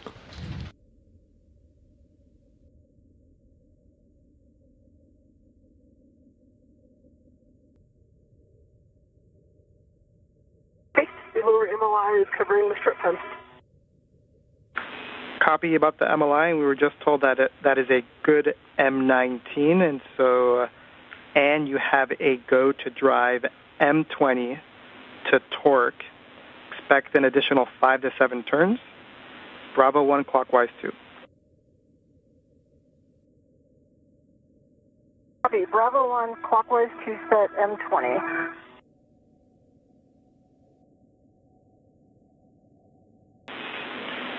And Vapor, you can release the rep from the lower strut. McLean now using the pistol grip tool to secure the lower strut to the mounting bracket. 12.1 torque, green lights on M20.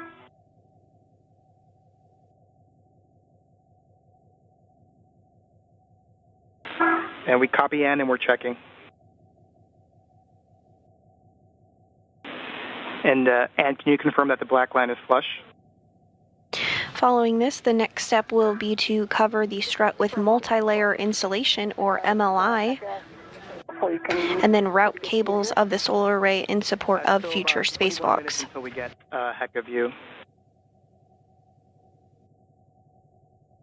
It is black line is flush. Copy, that's a good M20, and you can stow your PGT, and then you now have to go to install that pit pin to the grounding block.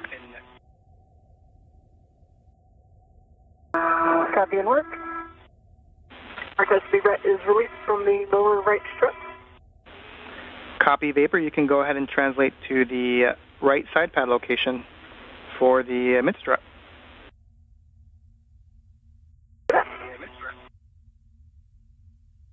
The pit pin is installed, and I'll work on the MLI around.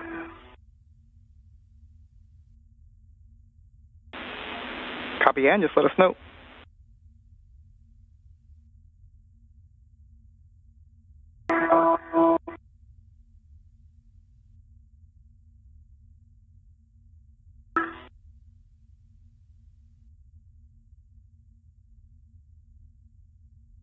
If you're just joining us this morning, we are approaching the 2-hour and 30-minute mark into today's spacewalk to install a support bracket called a modification kit in preparation for future installation and deployment of International Space Station Rollout Solar Arrays, or IROSAs.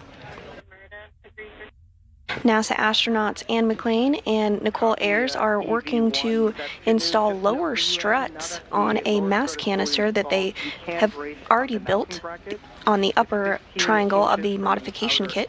And it's up to 40 pounds. 15 inches from the outer. We do not currently have views of Ayers and McLean, but expect to regain views of them in about 18 minutes from now. And we're currently just discussing things on the ground to look at the config of the mod kit. In the meantime, you do have a go to execute the IROSA cable routing on the right side.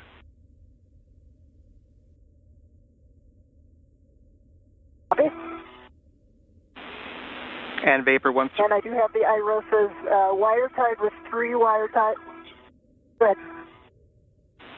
Nope, just going to give Vapor more words that once she's on that right kind of mid-strut location, just to hold still.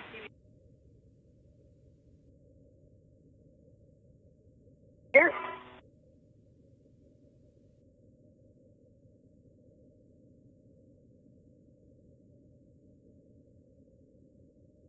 Marcus, the wires, IROSA wires, release 1 coil turn.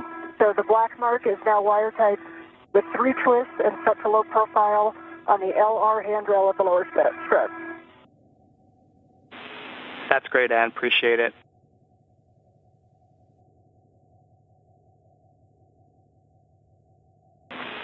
And Ann and Vapor. My is stronger than the force that collapsed his back.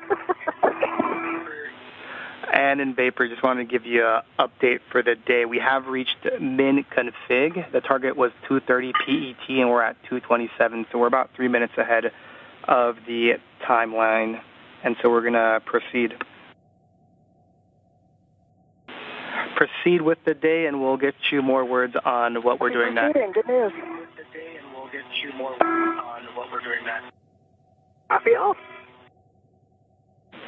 And just to be extra clear, we're going to pause right now to give you further words, but stand by. Okay, pausing.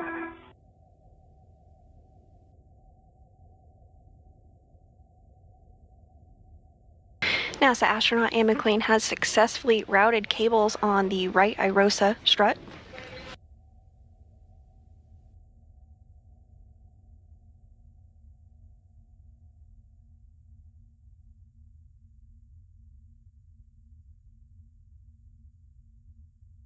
The crew is about 3 minutes ahead of the expected timeline for today.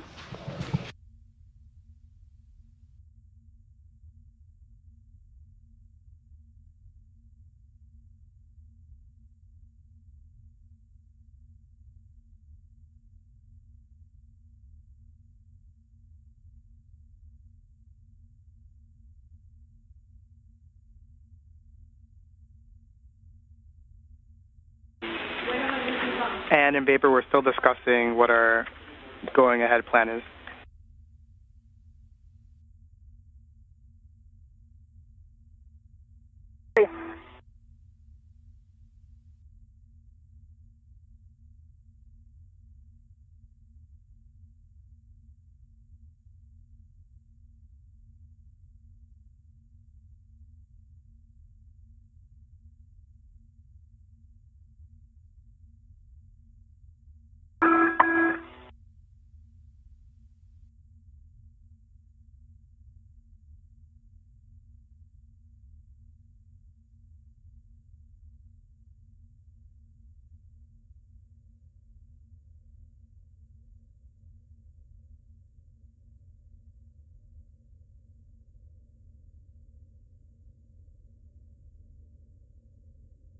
Look this way.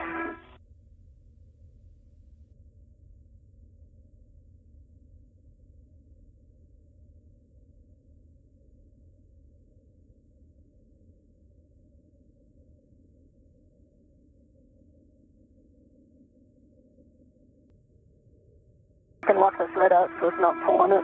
Okay.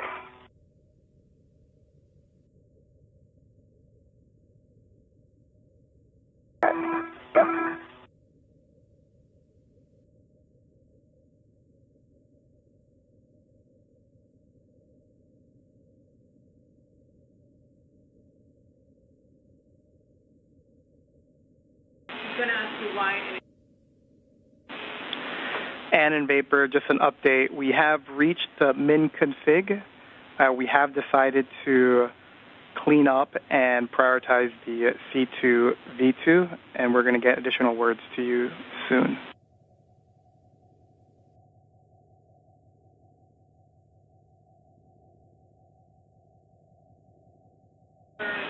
And, If you want a copy. and in Vapor, the rationale behind that is current limiting consumable is MEDOX for EV1, which is right now at a 630.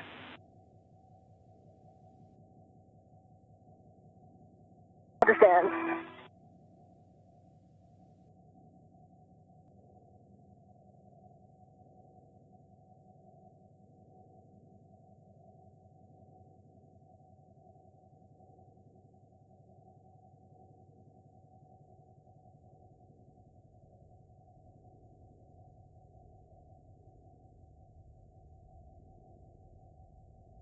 On our way back down the chemistry. We are now 2 hours and 31 minutes into the 275th spacewalk outside the International Space Station. At this time, we'd like the mid-strut back in the strut bag, any free rets back in the cable bag, and the PGT and torque wrench in the cable bag.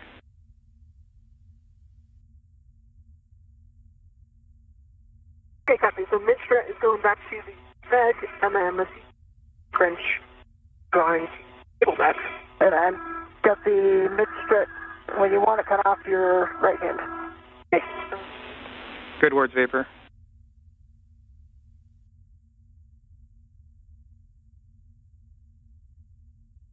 I'm ready for it in. Got it. Okay, and my DRT ret's still on it. Okay. If I can get a red on it. Okay. And those words from the ground IV up to NASA astronaut Nicole Ayers, walking through some procedures to get the mid-strut cables and PGT put back in the cable bag ahead of the next steps in today's spacewalk. Got a bag ret on the mid-strut. Okay, I'm ready to send it back. I can just let go of it. Okay, I'll let it go.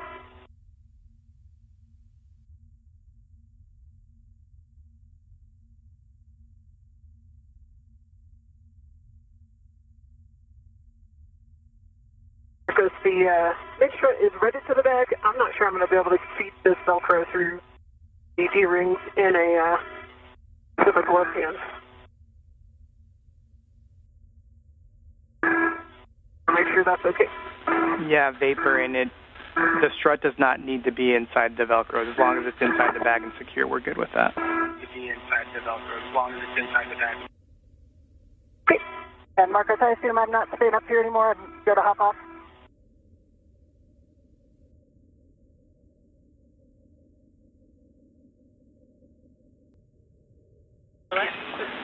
Stand down, Vapor. Or correction, stand down. And you can go ahead and get out of the APFR. Okay, I'm pausing. Wait.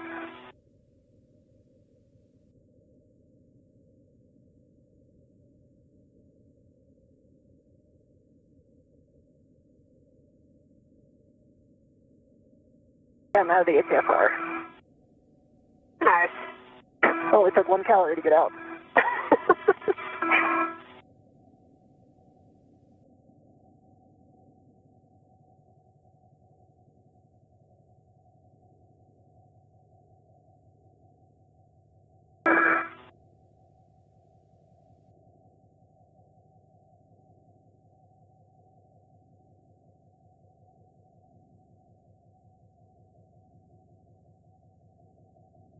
unlocks my reel, I'm thinking about it. Get my reels unlocked. Oh. You have a free hand. Sorry? If you have a free hand, can you give me the end of that adjustable? Yes, I'm going to make my way down there now. Perfect.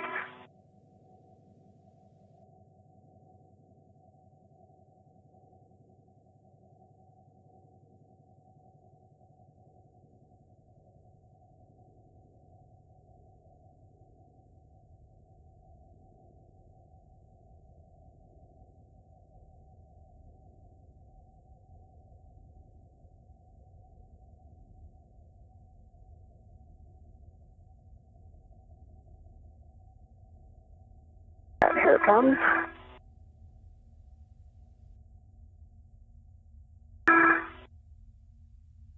Go to the table bag. And we are now 2 hours and 36 minutes into today's spacewalk. NASA astronauts Anne McClain and Nicole Ayers have completed the lower right strut installation, which is the minimum configuration for the mod kit. Given the high priority of the common communications for visiting vehicles antenna relocation, the team has been directed to stop working on the mod kit, clean up the IROSA work site, and move on to the C2V2 relocation task. Copy? Copy. And Marcus, I'm sure you're discussing what's going to go out and what's going to stay out and go in. We know we're putting the torque wrench and the PGT back in the strut bag. Those are going into the cable bag. So the PGT and the torque wrench into the cable bag. Going into the cable bag. So the PGT and the... Copy, cable bag. I think it'll be more helpful if I come around to the cable bag. What do you think? Sure. Yeah, so all I have to do is close the bag and then get these in the cable bag. Okay. Yeah.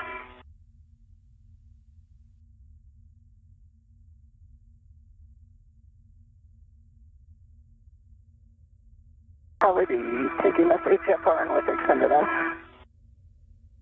Yeah, I think actually might be more. I don't know if I need to ever hear about a cable bag necessarily.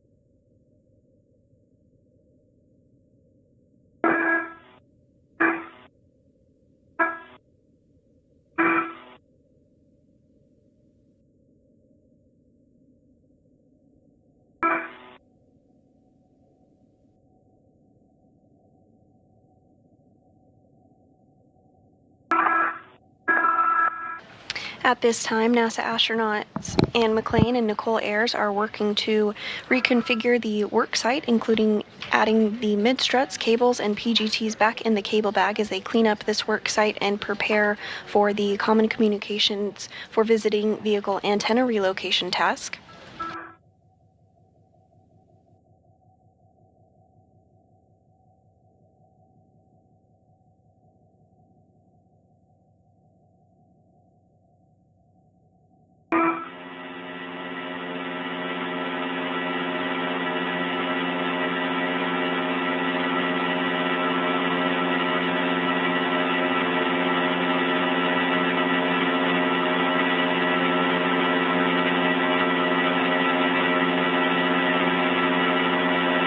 I've got the PGT and my torque wrench in the cable bag. Copy.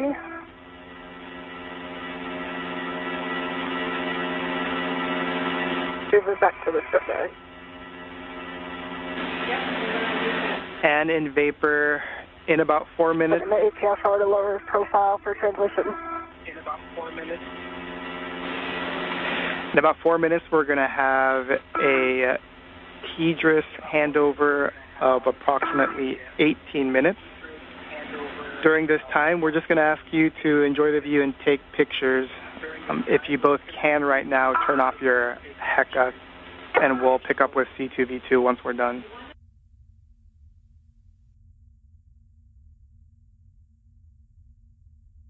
Okay, do I understand 18 minutes? 18, 18,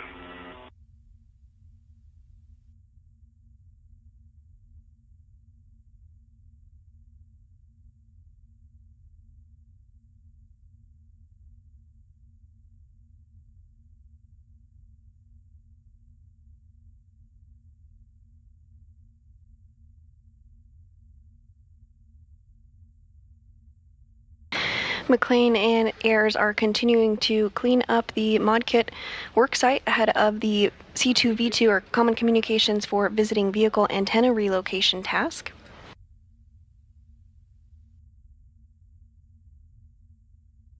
Given the higher priority of the C2V2 relocation task, the team has been directed to stop the work on the modification kit, clean up the IROSA worksite, and move on to the C2V2 relocation task.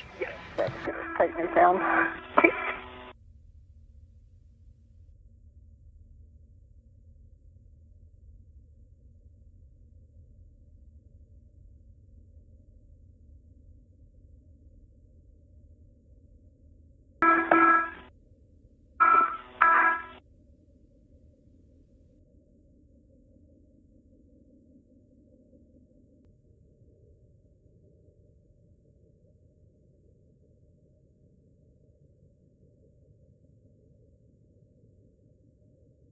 May want an inventory before we close that out. Okay. Marcus, did you want a ret by ret inventory at the front back? Let's do it.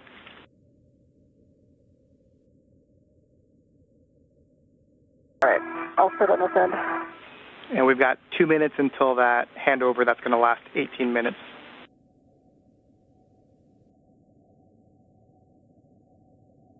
Okay, and just understand this is KU. A negative, this will be S-band. We'll lose comms with you for 18 minutes, and so we're just going to have you pause, take pictures, and enjoy the view.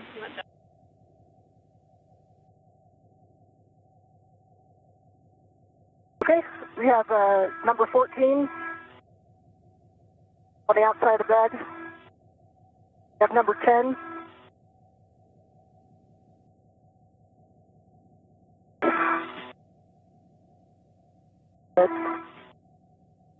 Number 4.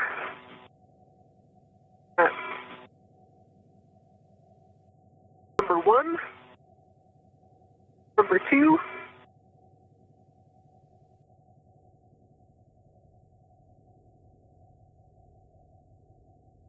Number 3. That's 13.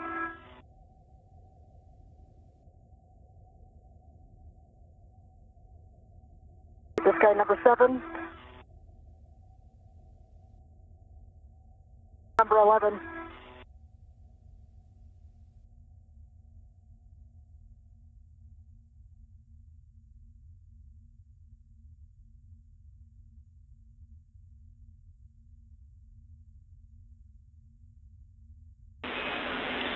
Handover in 20 seconds.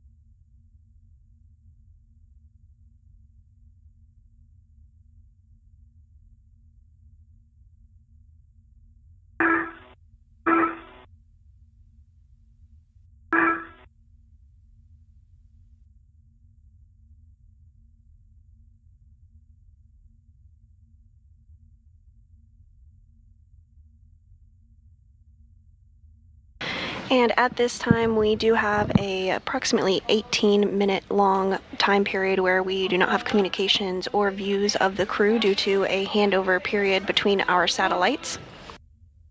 So the crew has been directed to enjoy the view and hang tight, and we'll see them on the other side of this handover.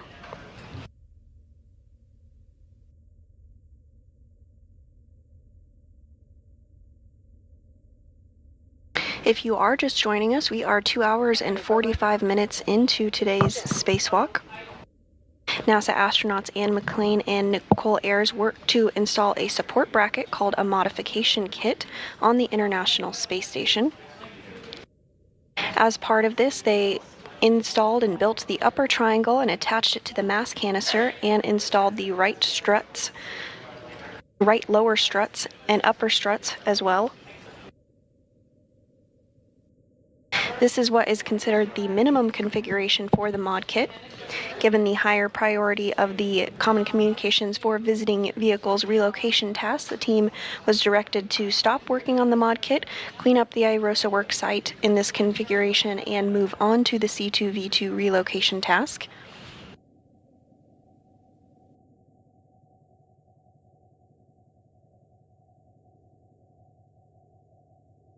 Today's spacewalk is the 275th in support of space station maintenance assemblies and upgrades. It's the third spacewalk for NASA astronaut Anne McClain, who previously has conducted 2 spacewalks totaling 13 hours and 8 minutes. Today's spacewalk is the very first for Nicole Ayers, and this is the 3rd spacewalk of the year and the very first of Expedition 73. Sorry? 18 minutes is a long time.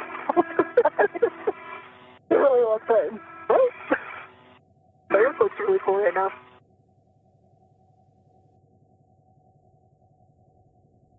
Ayers and McClain arrived on the SpaceX Crew Dragon Endurance on March 15th following their launch the day prior.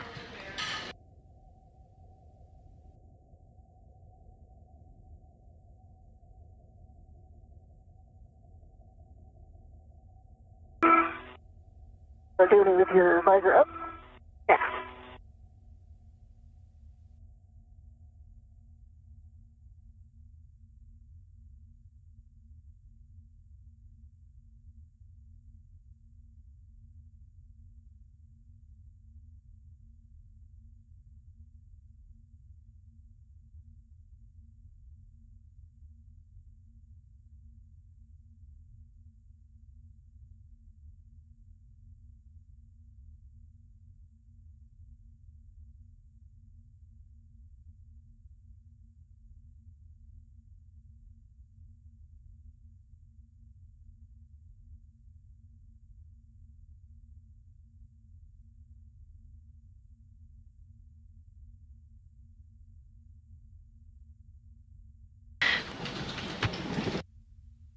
They're not too close, are they?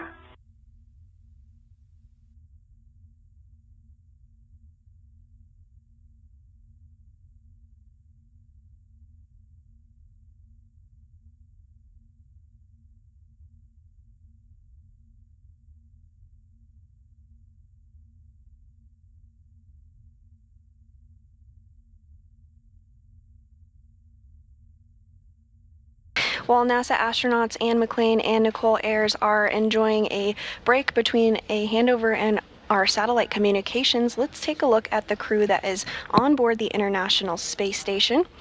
Seated in the front row from left are, of course, NASA astronaut Nicole Ayers and Anne McClain, who are our spacewalkers for the day. In the back row from left are Roscosmos cosmonauts Kirill Peskov, NASA astronaut Johnny Kim, Roscosmos cosmonauts Sergei Ryzhikov and Alexei Zubritsky, and JAXA, or Japan Aerospace Exploration Agency astronaut Takuya Onishi. Onishi and Kim helped assist Ayers and Ayers and McClain this morning as they got suited up and stepped through procedures for depressurization.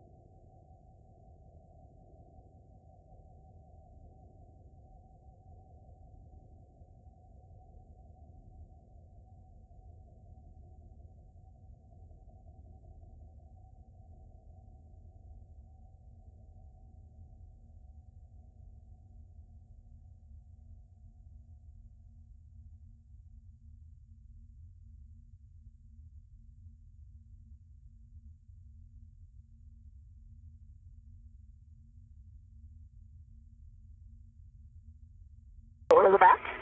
Okay. Go to the back. I did. Yeah. Oh, you did one? Yeah. Okay. I think, well, as long as you get picked up, but...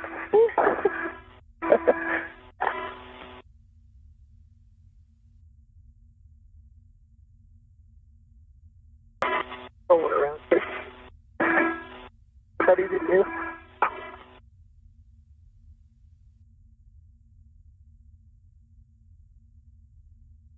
And we are getting a view there on our screen of NASA astronaut Anne McClain in the spacesuit with the red stripes, as well as NASA astronaut Nicole Ayers on the left, wearing the unmarked spacesuit and that strut bag that they were working to reconfigure ahead of moving on to the relocation of the Common Communications for Visiting Vehicles antenna.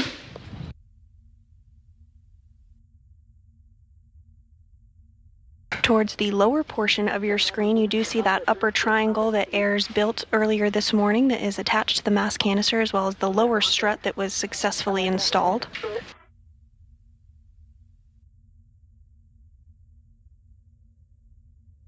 Again, this is considered to be the minimum configuration for the mod kit, and given the higher priority of the C2V2 relocation task, the team has been directed to stop work on the mod kit, clean up the IROSA work site, and move on to the relocation antenna task. Tried to get a bunch of pictures of the bombs of the solar arrays. They're showing their age.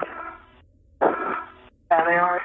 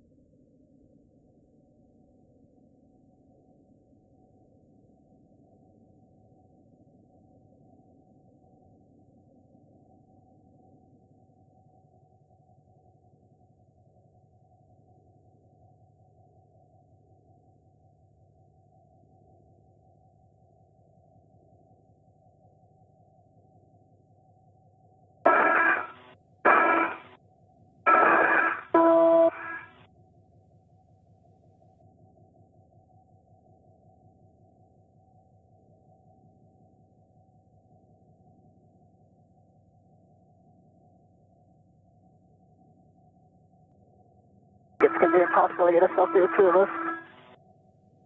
Yeah, I guess. I think it might be impossible to get a selfie with two of us. You could peek over that bag. Oh, maybe not.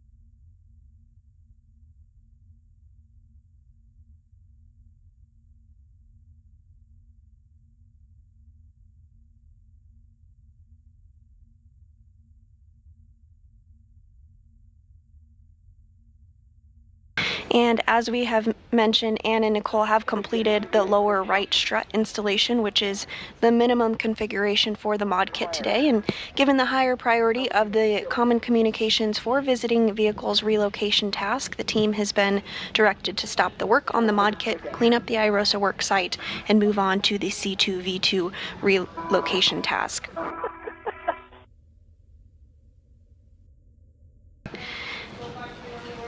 When spacecraft visit the International Space Station, they rely on a communication antenna, the C2V2, to communicate.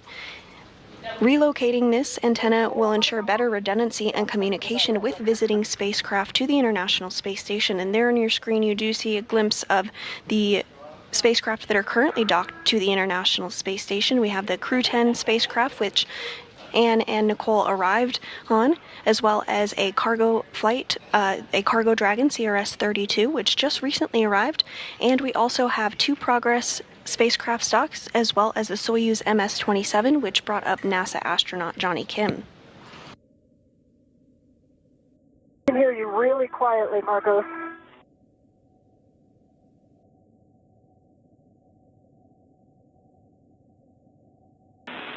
And in vapor, this is Marcos, radio check. Very quiet. How do you hear him, vapor? I've got you, yeah, very quiet. And one more time, user error on my part. I'm clear. Same.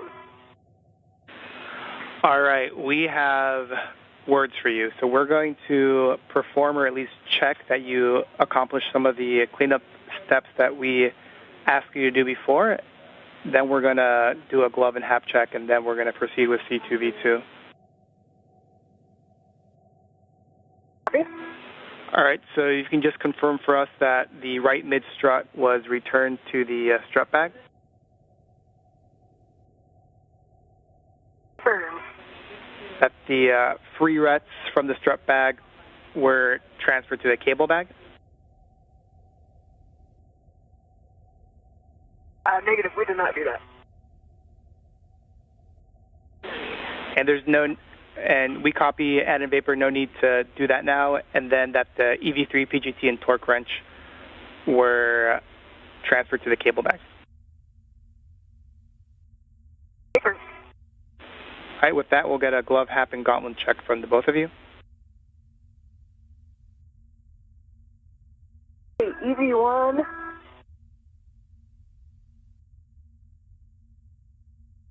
Change to the glove, and I did the extra check on that finger spot, and no change to it.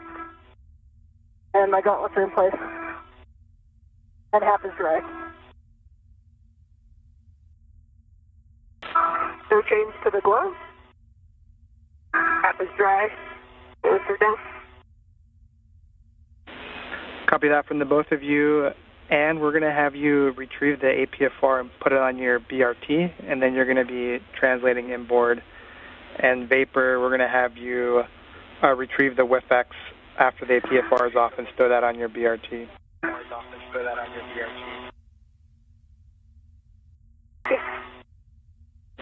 And so just for your situational awareness, we're essentially executing C2V2 as written, and we'll come back for more cleanup. Copy.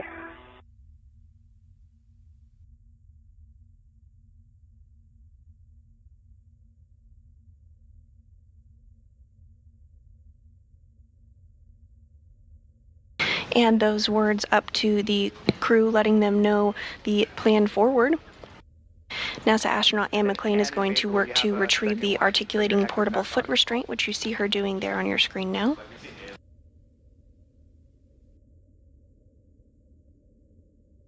Meanwhile, Ayers is reconfiguring the tool bag and ensuring things are in a good place before they move on to the C2V2 antenna relocation.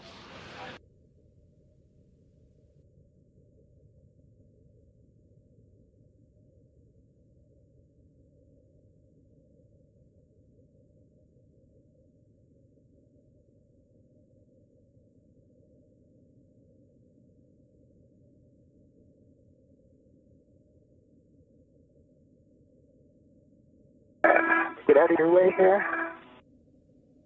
HFR set.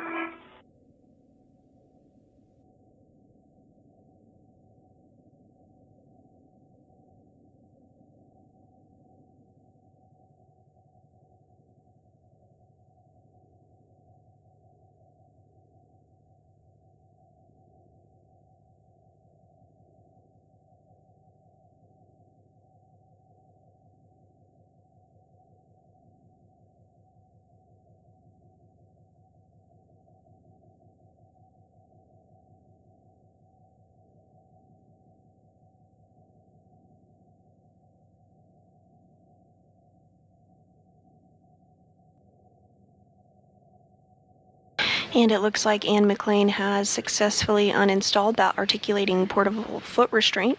She now has it tethered to her. You see it floating just behind her. We are now 3 hours and 2 minutes into today's spacewalk. Today's spacewalk is the 275th in support of space station maintenance, assembly, and upgrades.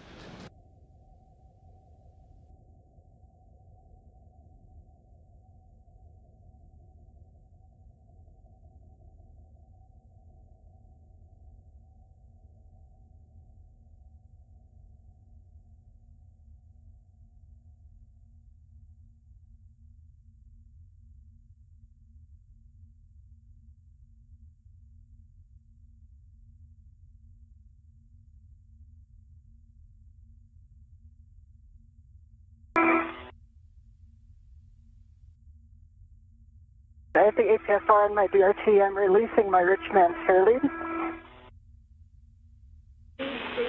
Copy, Ann. I've got the WIFX on my DRT. And we copy vapor.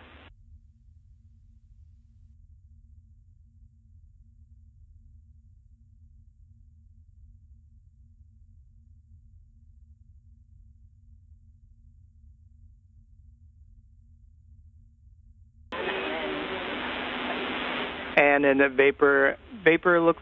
Next for you is going to be translating to the work site, but we'll want Anne to lead first to deconflict safety tethers.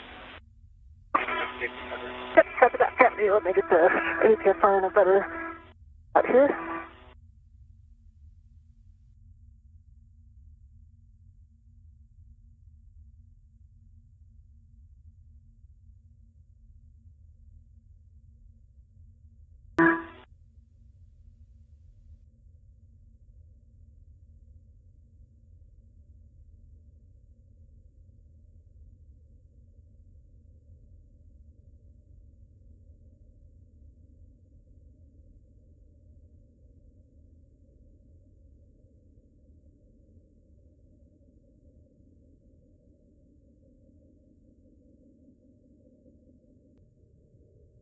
Your legs are just under a cable, so you have to go. Oh, okay. Body up first. Okay. They know they're clear. Clear. Well, you're gonna have to go up and around. Yep. Here you go. Okay. Thanks.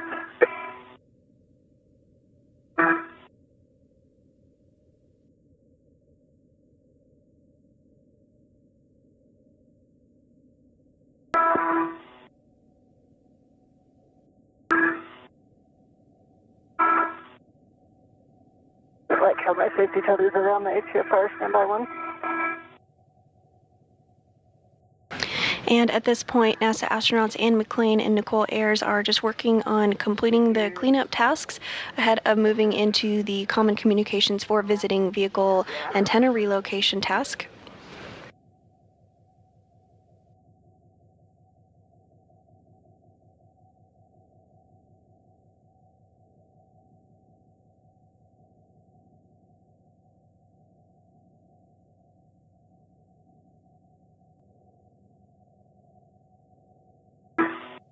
Let's get it. This guy got locked out.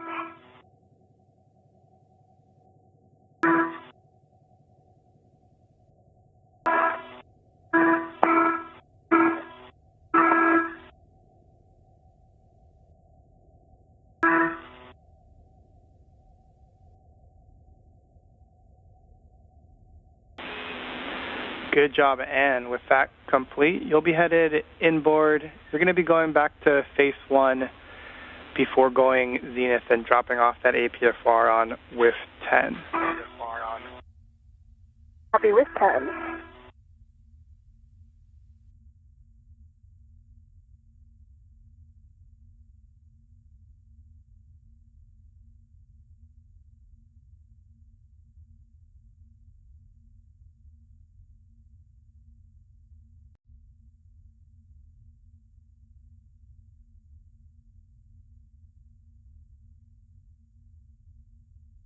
And NASA astronaut Anne McLean is now beginning her translation. It looks like you're already doing it. You're going to follow Anne, but you're going to then continue aft of station to get to the work site.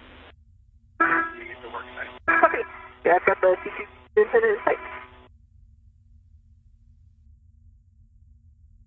Anne McLean is continuing her translation process to install the articulating portable foot restraint at the new location. Meanwhile, NASA astronaut Nicole Ayers is also beginning her translation process.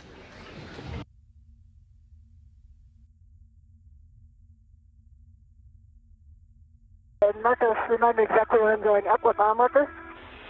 You're going to be going up at the P1, P3 interface, so right when you see that DCDU, you'll be going zenith. Okay. Copy.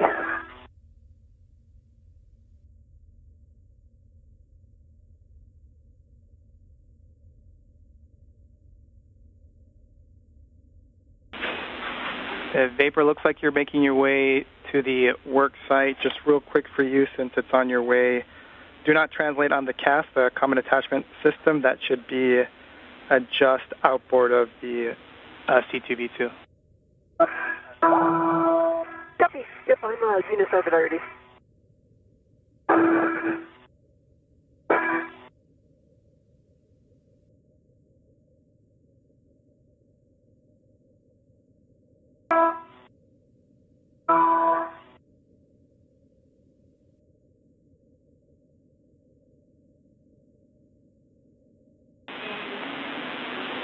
And we see you, and that is the correct translation. Okay. Once you reach the phase 2-3 edge, so the tippy top of station, you're going to be headed to with 10, which is back outboard. Copy, I see it. Copy, and then we'll like you to fair lead. There should be a handrail right at that P133 intersection at the tippy top. We like you to fair lead your safety tether there just to make sure it stays away from the radiator. Copy. And is that a rich man? Say again? Is that a rich man's fair lead you want? Negative. It could be a poor man. Okay.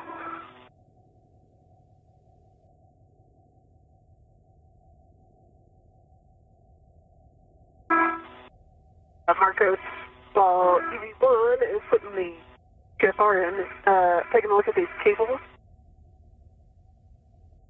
Actually, so they're wire tied to, are also wire tied to the.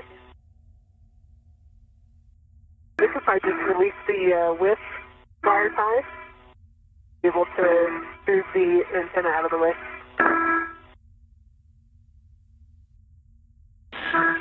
And Vapor, thank you for the view and those words. We concur with your plan where you're going to untie the cables at the base of the antenna, and that should give you enough room.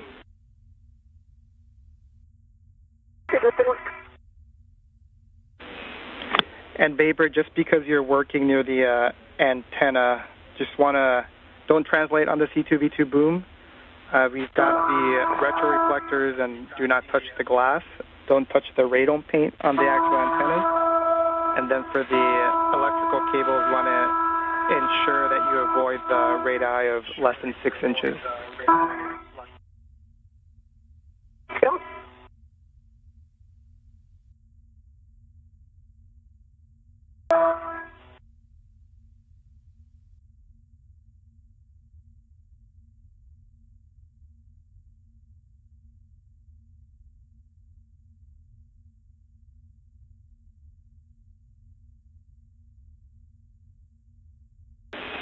Yes. And we see you working the APFR. Once that's secure and you think it's out of the way, you could head aft to the work site. See?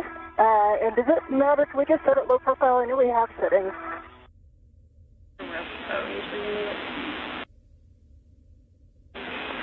Checking and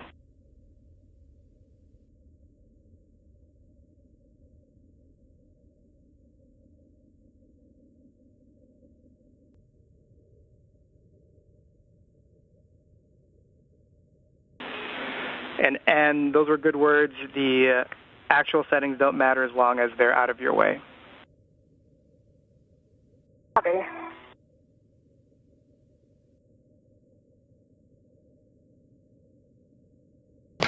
And this view of NASA astronaut Anne McClain as she is working to install that articulating portable foot restraint.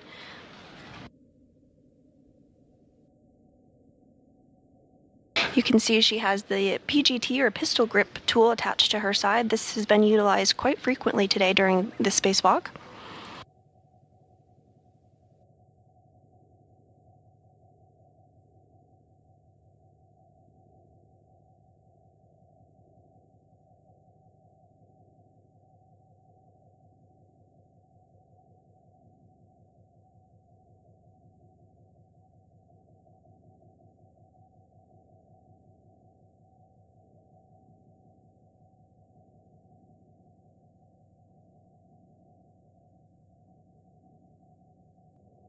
Now you have a good pull twist test on it. And we copy Ann.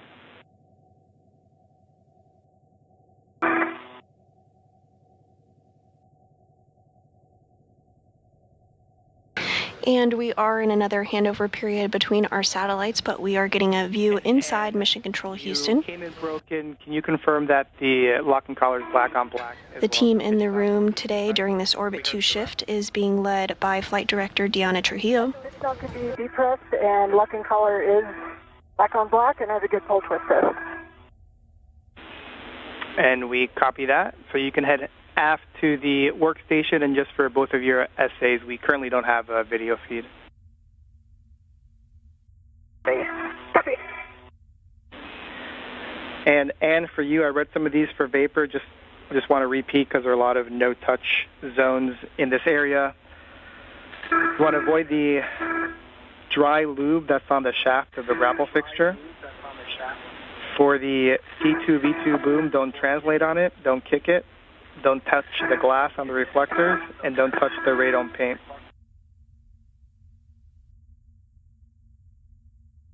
EV1 copy. And then a warning for you, and you have the radiator just to your back, so you want to avoid contact with the radiator. It's got sharp edges, thermal paint, etc. Copy.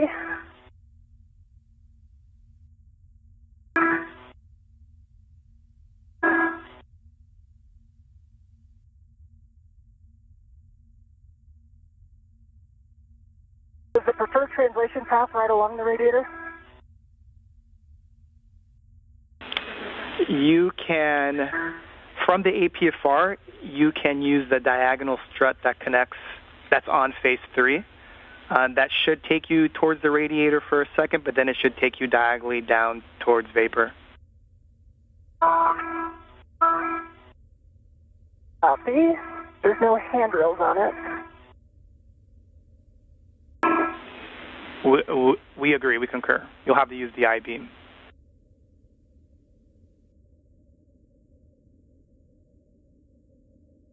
And with NASA astronaut Anne McClain successfully installing that articulating portable foot restraint, she's now working to translate to P3 ahead of the common communication for visiting vehicle relocation task.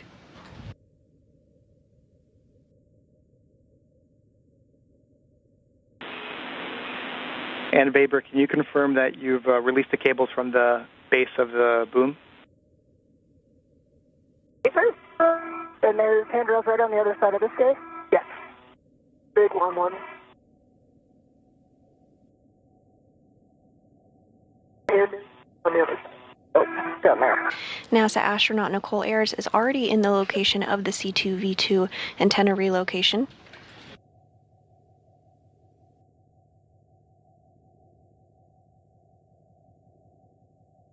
Good one.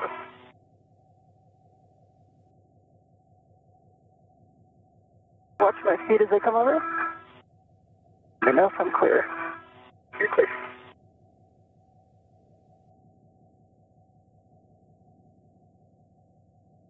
The Common Communications for Visiting Vehicles, or C2V2 antenna, is being relocated 1.5 feet to ensure better redundancy and communication with visiting spacecraft to the International Space Station. C2V2 and then release it from WIF 17. And if you need to use your BRT, we've got a handrail for you.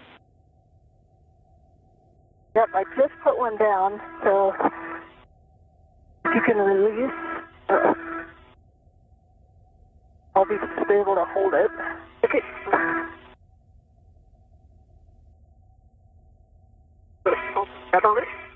Yeah, hold it on me. Up here. And do you want me to wrap to it? Can you reach it? Maybe.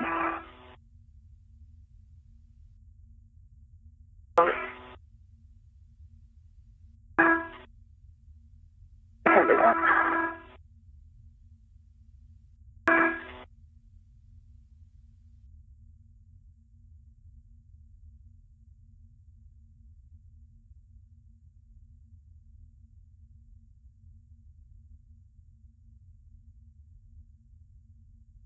And we are getting some views of the Earth as the International Space Station flies 268 statute miles over Argentina. Could be from your side. Okay. That's it done.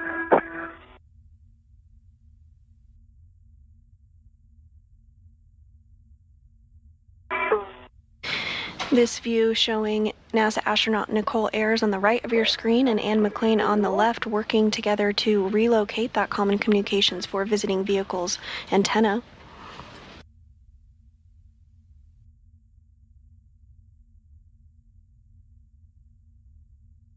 Nice. See it?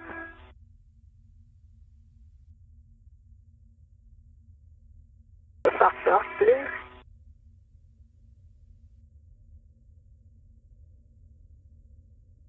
Looks like it's a soft back. Might work better from the other side, or I can try to come in from this side. There you go, nice job. Nicely done, Vapor. And we're going to have you tend the boom and kind of head inboard, and then Vapor, you'll be grabbing the WIF-X from your BRT.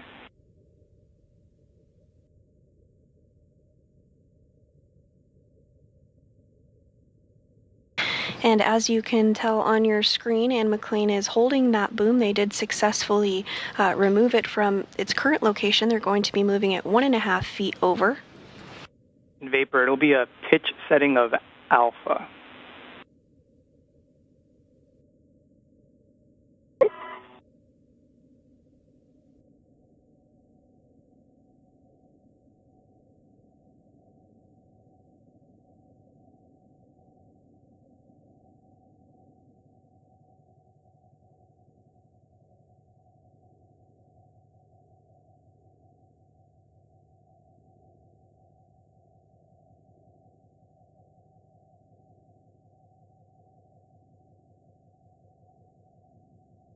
Yeah, I've got alpha set. Copy. Alpha clocking is going to be a 3, which is just pointing towards Anne in the same WIF 17. Copy. And extension of 1, which looks like you already have. Paper.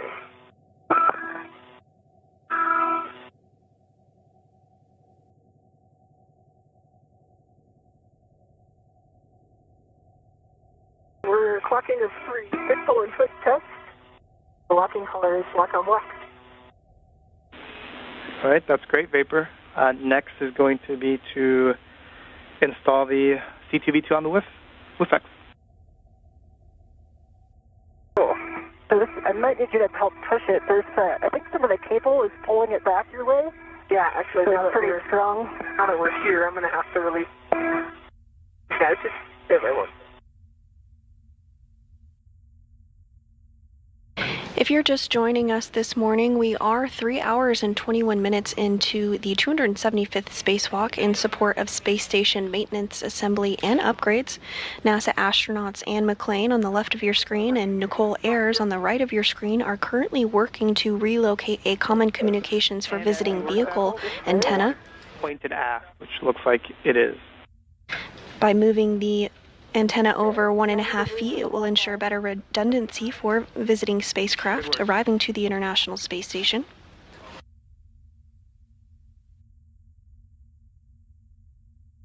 Wire tie might be causing some friction. Prior to this, McClain and Ayers worked to complete the lower right strut installation on the mod kit. Given the higher priority of the C2V2 relocation task, the team stopped the work on the mod kit, cleaned up the IROSA work site, and is now moving on to the relocation task you see here. All right. I think the black line is facing aft, 90 degrees from the center black line. Concur. Copy orientation, copy pull and twist test, and then I may have missed it, but just the black on black. Black on black. That was the base of the, this was, or the, Okay. was the wires. So we're going to have to get the wires so they're not moving. You got a full twist on the whip extender, right? I did, yep. All right, I'm going to release your right. Ready. And I'm going to release my right. All right, next will be to recoil the cables and secure them with a wire tie. Right now we have handrail 3829, which is just beneath WIF 17, but Vapor and Ann, if you see a better place, we're open. I could do maybe one coil at 3829.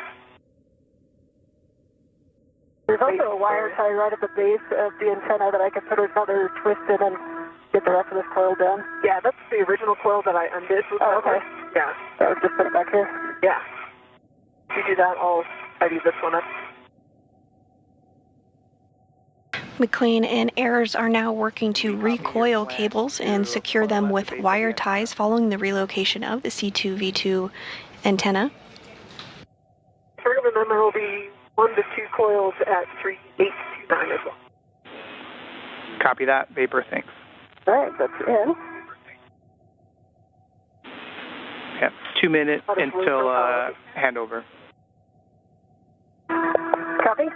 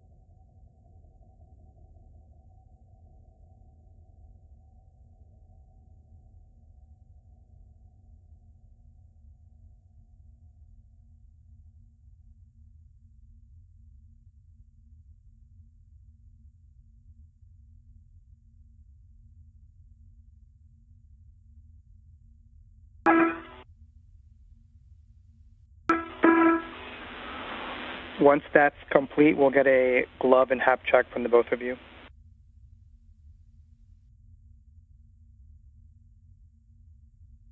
EV1 has a good glove check on the left and a good glove check on the right. The spot's getting worn a little bit, but it doesn't look any more severe than it has been.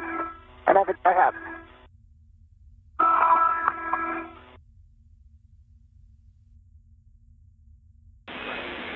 And EV2, there's no change to the glove.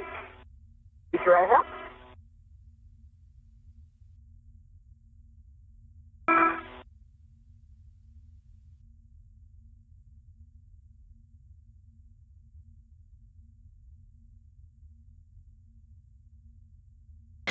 And we did just hear a good glove and HAP, or helmet absorption pad, check from both McLean and Ayers. These checks are done periodically throughout spacewalks to ensure everything is looking as expected.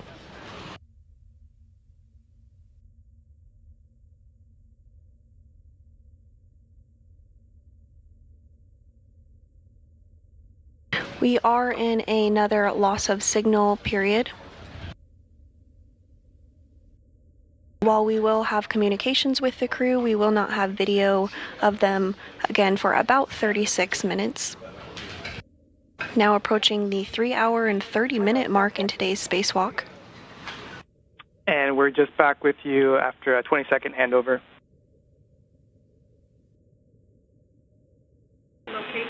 Great, We'll get you some words here in about 30 seconds.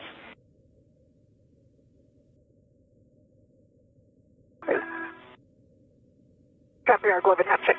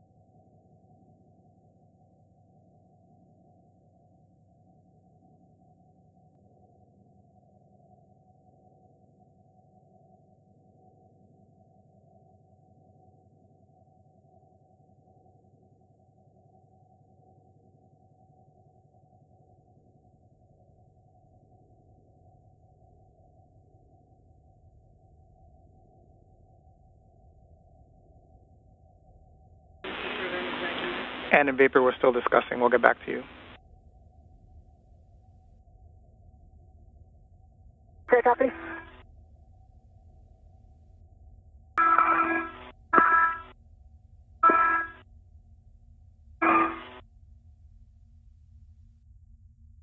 And following the successful relocation of the Common Communications for Visiting Vehicles antenna, the team on the ground is discussing next steps for NASA astronauts Anne McLean and Nicole Ayers, who are nearing the 3-hour and 30-minute mark of today's spacewalk.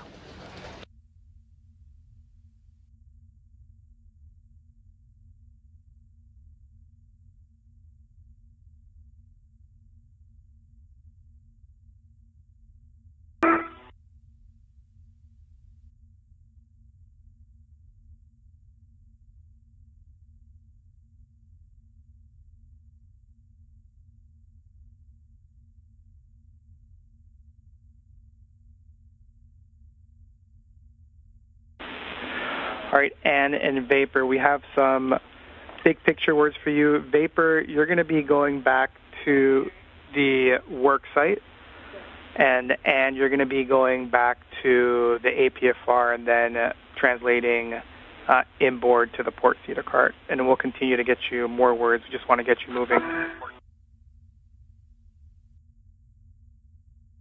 Okay, sounds good. Copy.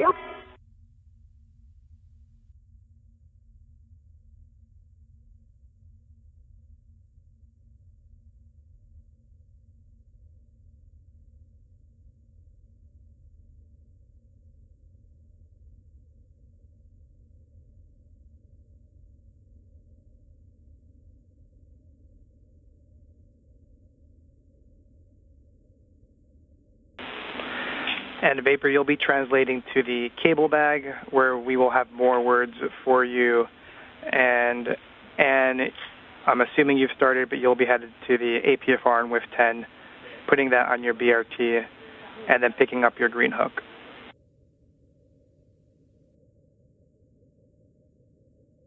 Okay. Copy.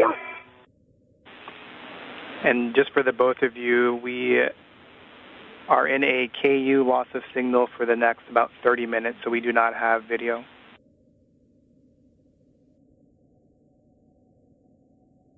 V1 copies. Okay.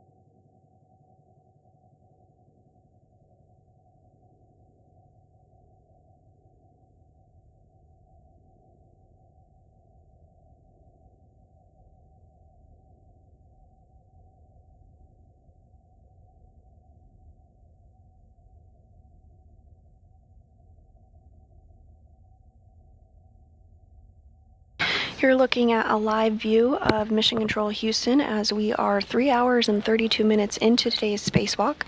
This is the 275th spacewalk in support of space station maintenance, assembly, and upgrades. NASA astronauts Anne McClain and Nicole Ayers have successfully built the upper triangle portion of the modification kit ahead of upcoming future International Space Station rollout solar array installation. Additionally, they have successfully relocated the Common Communications for Visiting Vehicle antenna.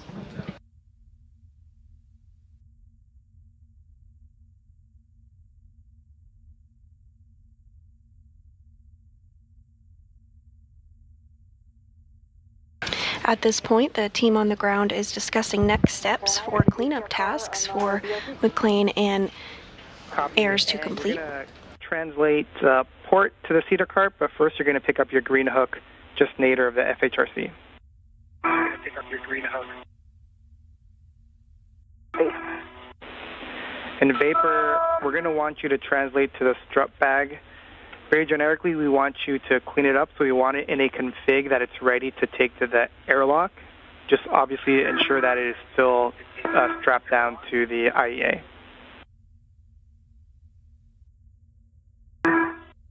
Okay, copy. And you are going to move the free ret table bag?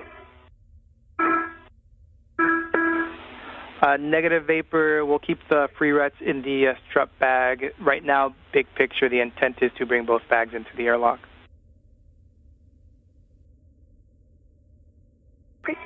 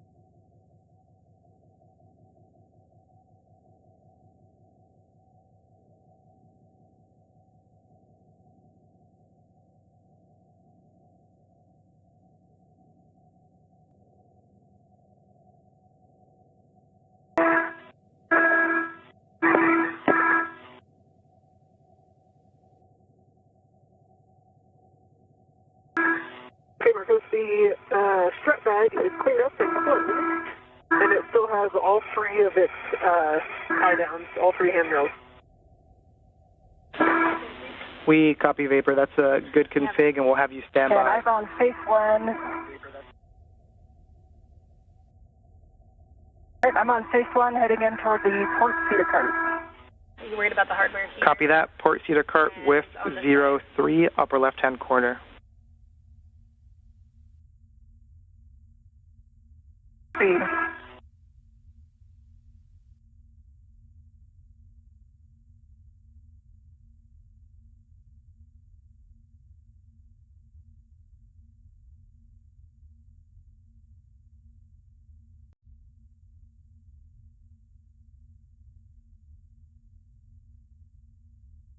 Bring up my green hook. After that?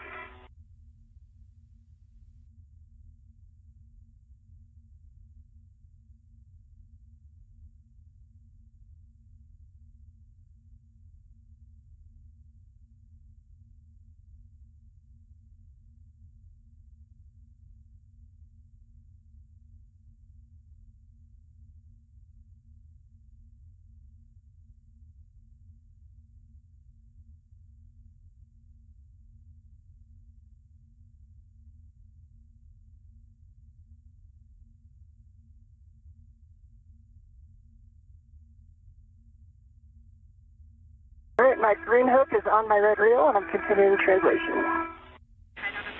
Copy, Ann.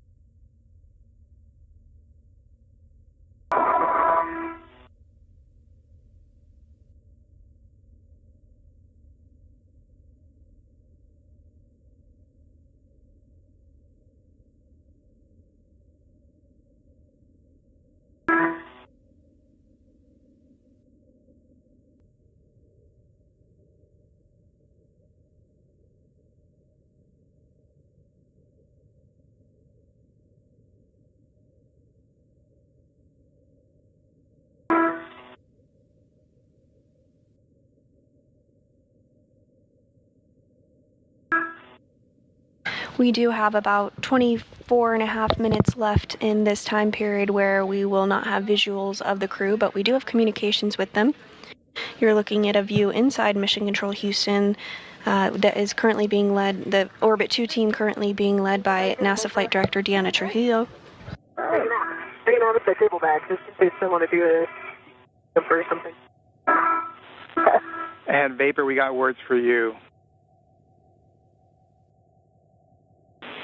All right, Vapor, if you take a look at the IROSA cables, specifically the bundle that's on the right-hand side, we notice that the loop is hanging, and we are concerned that if the BGA were to rotate, that loop could get tangled or caught up in that trunnion pin that's on the keel.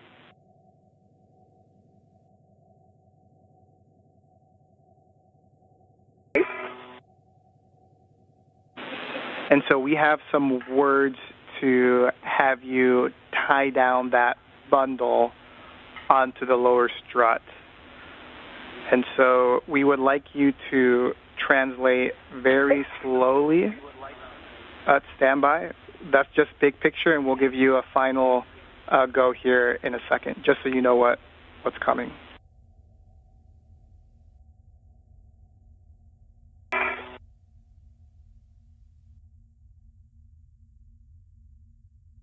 And those words from ground IV Marcos Barrios up to Nicole Ayers. But just listen. We're going to be having you most likely very slowly translate up the lower strut. We want you to be parallel with the strut, and we also want you to be on the IEA side. We want you to try and avoid slipping your feet, which could cause torsional loads on this strut. The intent is to tie down the hanging bundle as low as possible on the strut away from the upper triangle.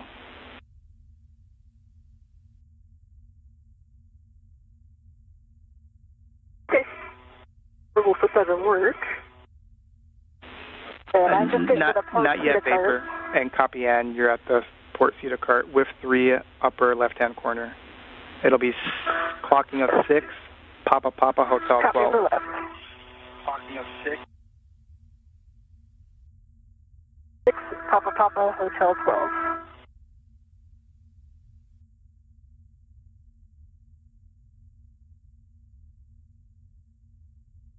And with those words up to NASA astronaut Nicole Ayers discussing the next steps of today's procedures to clean up the IROSA cables. The handrails on the mod kit are illegal.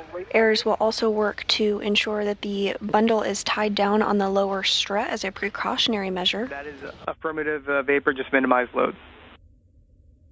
Meanwhile, NASA astronaut Anne McClain is working to install the articulating portable foot restraint in a different location on the International Space Station.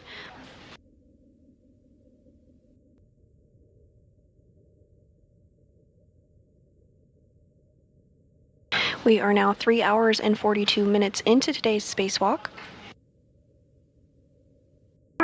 McClain and Ayers successfully built and installed the upper triangle of the mass canister of the modification kit, as well as the right struts on the modification kit.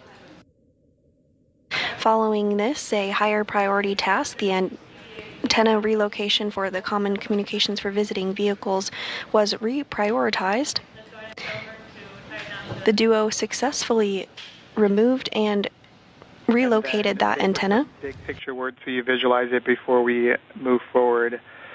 So I want you to locate the upper handrail, so the handrail closest to the solar panels on the lower strut.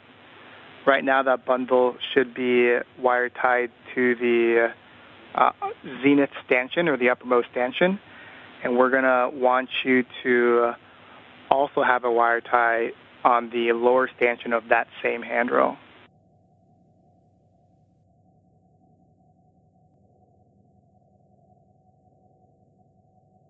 I see that the right upper handrail already has the cable wire tied to it, so you just want me to add a second one to bundle the cable bundle to the bottom handrail. Those are good words, Vapor, and you have a go to proceed.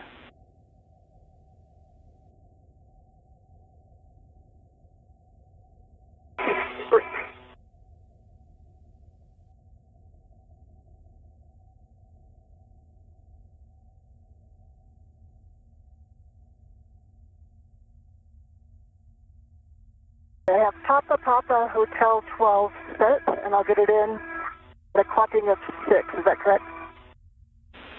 Those are good words, Ann.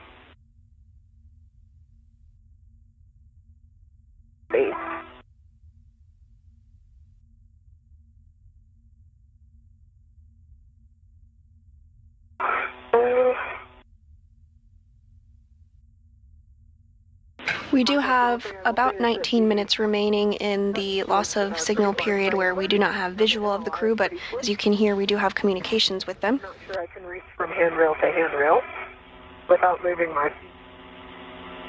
At this time, NASA astronaut Nicole Ayers is back at the modification kit zone, which is the 2A location of the International Space Station. And the Vapor, she's currently stepping through procedures to clean up some of the cables that were left out following the reprioritization of the C2V2 antenna relocation. And we copy. By tying down the bundle on the lower strut portion of the modification kit, this is being done as a precautionary measure.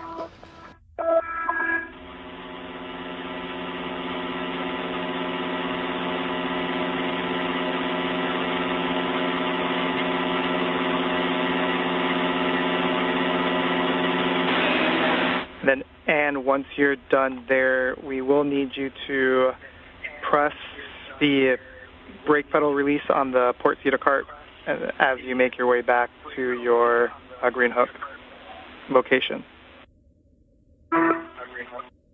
Copy.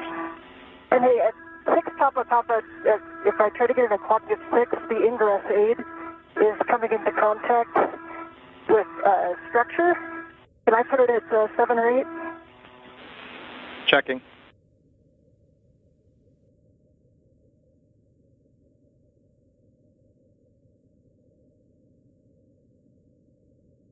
Marcos, I was able to make the reach with 2 space tethers. Nice job, Vapor. That's good news, Vapor. Appreciate it.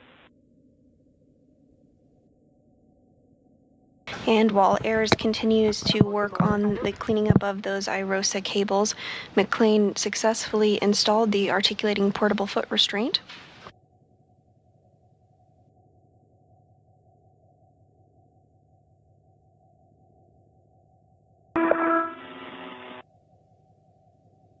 Marcus, there's a trunnion pin structure, and with the ingress aid, it's retracted, but it's laying down. So I can either kind of set it at a clocking of 7, or I could lift the ingress aid so it was sticking out more toward the MT and put it at a clocking of 6.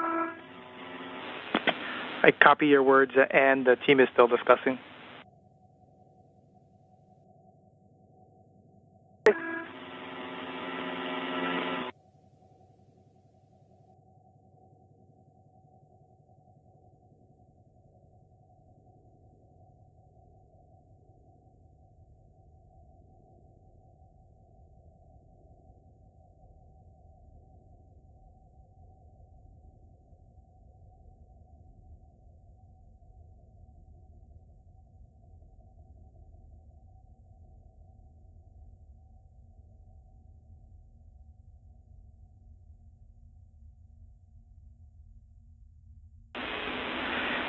And we would like you to yaw the boot plate 180, and we're being told that that should get the ingress aid out of the way.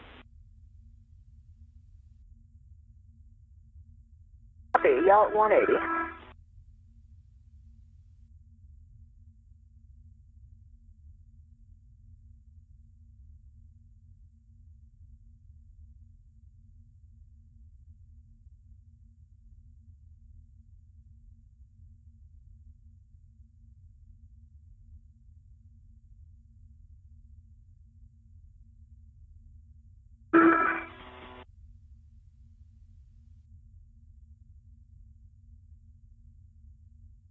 I see what you were talking about with the moon earlier, Ann. Oh, yeah? You can see it over the end of the truss, huh? Yeah. Pretty awesome.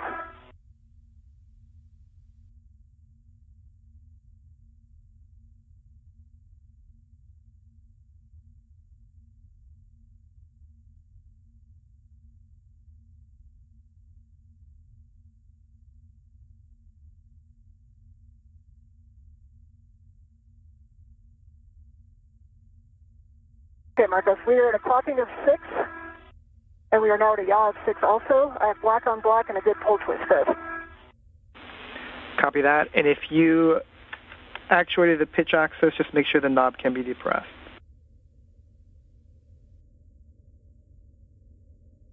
I checked the knob is locked and it can be depressed.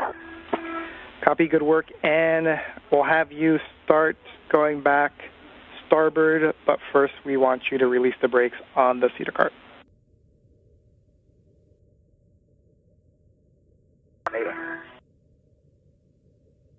Good.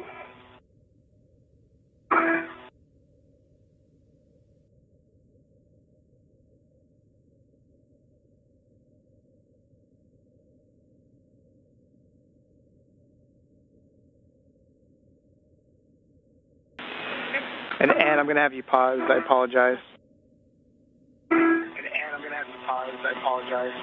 Okay, pausing here.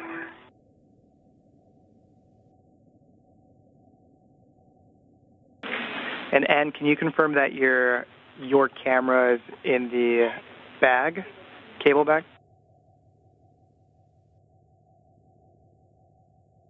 My camera is on me. So we'd like you to take a picture of the final configuration where you dropped off the APFR. Okay.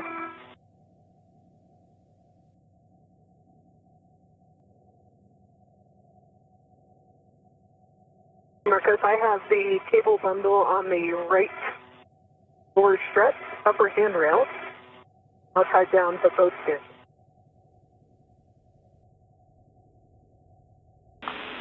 Copy. And Vapor, did you use one of your wire ties, or was it an existing one? I used one of my long wire ties off my BRC. Perfect. Thanks, Vapor. We'll give you more words here. And Vapor, we'd like a photo of that final config if you could. Okay. I'm looking at the clearance of the trunnion pin. And it almost seems like the NZL connectors might need an extra wire tie. Copy. We appreciate those words, Vapor. Yeah. Copy. We appreciate those.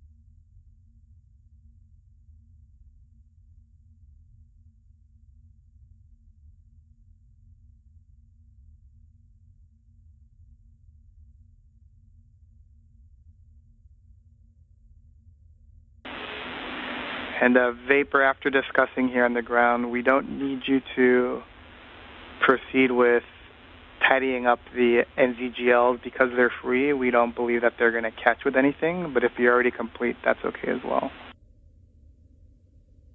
I was waiting for your words.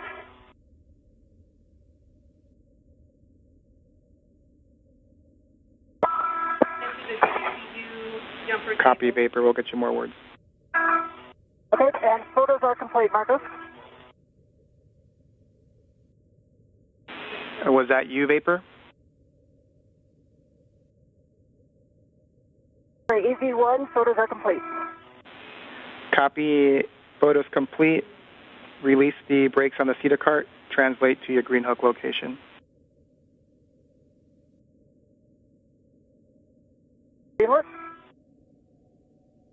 And I'm going to translate back down the strut here in order to get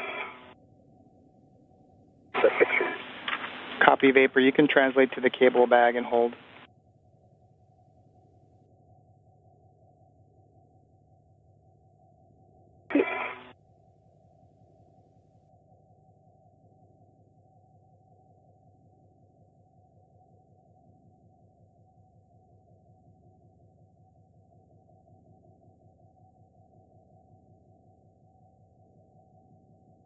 All right, I have two the pumps on the cedar brakes and translating out phase one. Copy. We copy and.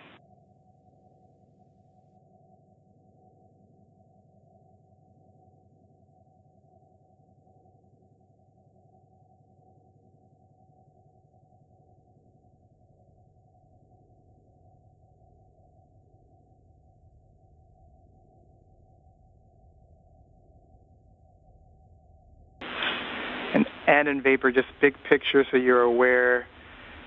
Vapor, you're translating to the cable bag. We'll have you hold, and you're going towards your green hook. We'll eventually have you go to the cable bag as well and hold. Right now we're deciding if we're going to continue with the jumper get ahead or if we're going to finalize cleanup and come back into the airlock.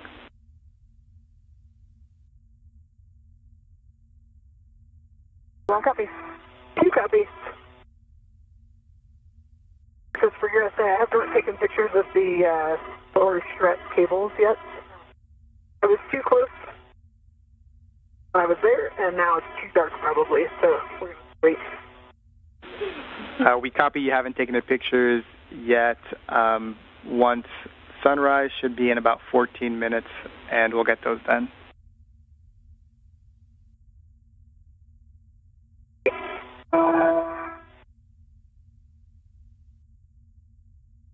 Marcos, for bad, today, you're right that we're taking both the bags in? Affirm, right now that is the current plan. Okay.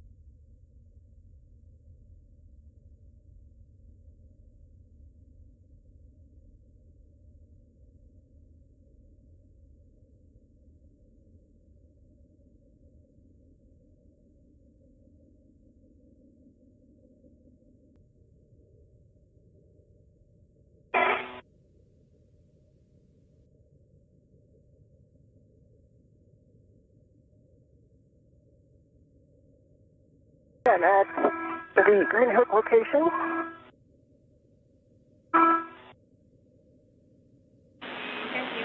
Copy, and you'll drop your green hook, then head towards the cable bag. We'll just make sure your gauntlets are in place. Hey.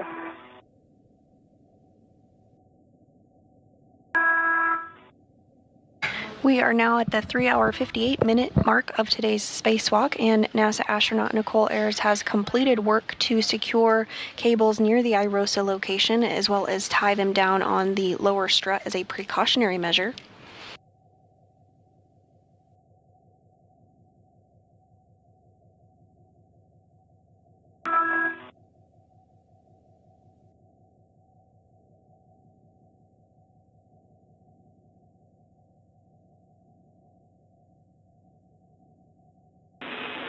All right, and in Vapor, update on the big picture words.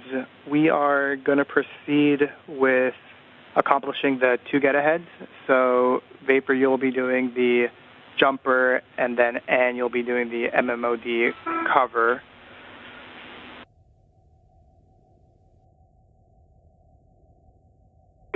Copy.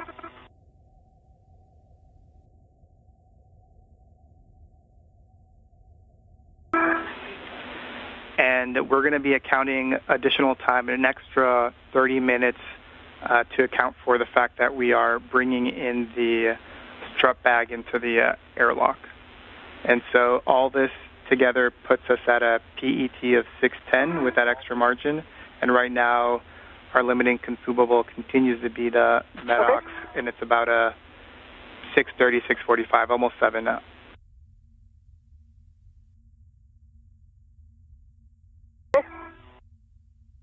Okay. I'm picking up the DD for now. And I think you should be able to get to the forward side of the IEA before you can. Okay. Or maybe take a race. Yeah, I think you can. And you may have mentioned it and I missed it. Just ensure that your gauntlets are down prior to crossing the surge. We still don't have video. We'll have it up here maybe in 5 minutes. Copy.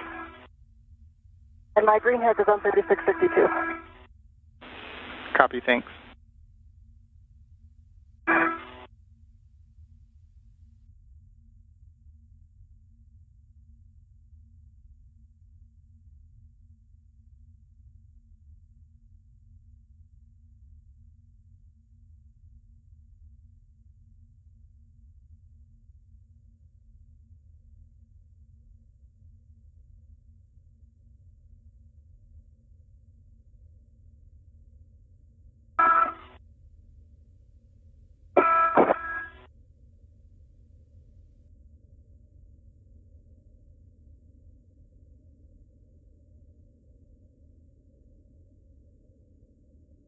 All right, what's your status paper?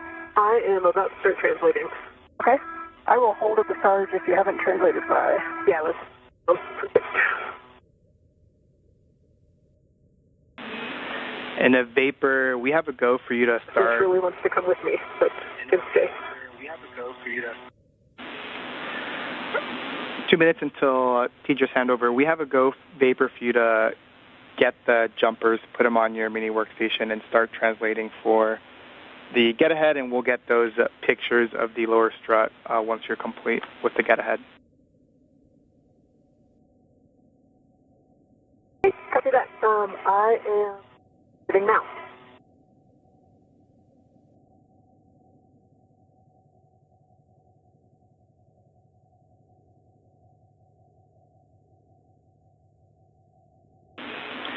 And then Vapor, can you just verify that you have the Canon connector tool with the jumper? Can you just verify that you have? I do have the Canon connector tool with me. I didn't expect anything else. Thanks, Vapor.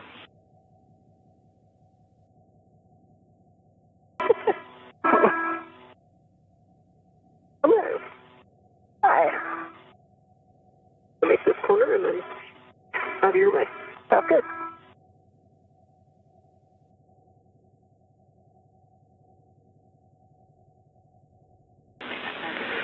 And Vapor, my guess is you're doing this, but just to give you words, you'll be translating to your work site via the radiator side of the IEA, so the kind of left mod kit side.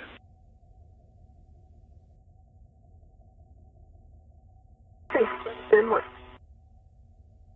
It's better tachometer. That way, so it's not quite as deep. It is low.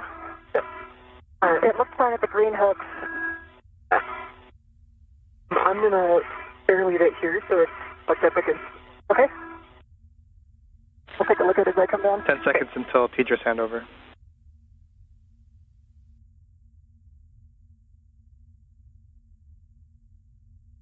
And we do expect to get view of the crew here again shortly. We're 4 hours and 3 minutes into today's spacewalk.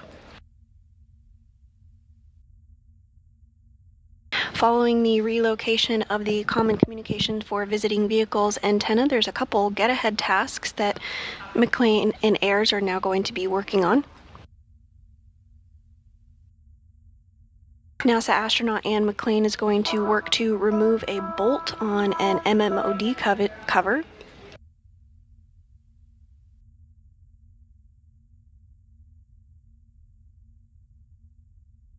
MMOD stands for micrometeor or orbital debris. Just going to remove this bolt using the pistol grip tool. Hey, Vapor, I saw it was cut on and got it off. Thank you. Yep. Meanwhile, NASA astronaut Nicole Ayres is going to work on a jumper cable installation, which is a DC to DC converter, converting power from the P6 truss to the acceptable voltage for the Russian segment of the International Space Station. I am back with you. Give me 10 seconds and I'll give you some more words. See, I'm going to work a socket swap. If they are 7/16, right? A-firm, 7/16 by 6-inch wobble. Copy. I will work a socket swap.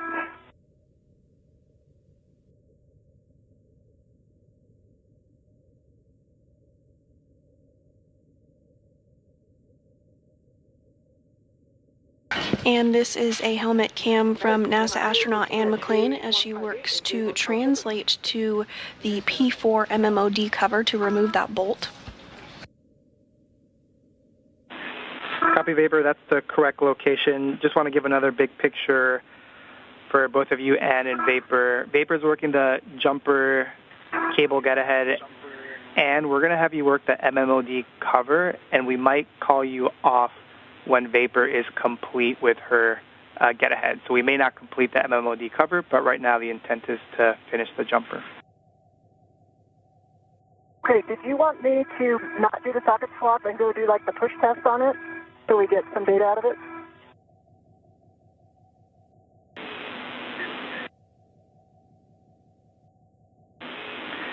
And we prefer the socket swap right now, and then continue to get the data.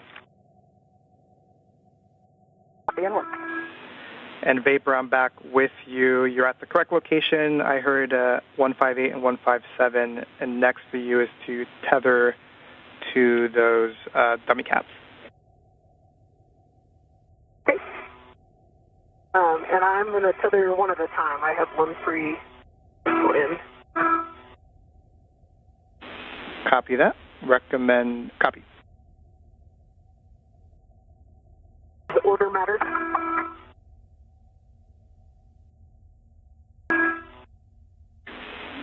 Order matters for ease of install, so we would recommend 158 first.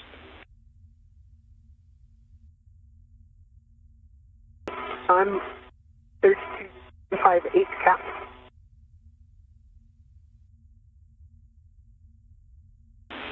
Copy the 158 cap. After that, you'll install the Canon connector tool onto 158.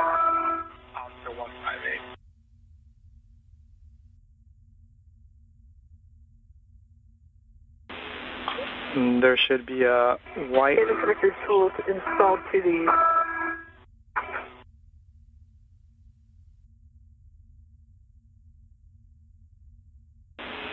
Yeah, and I think I heard that the Canon connector tool is installed to the Canon connector itself.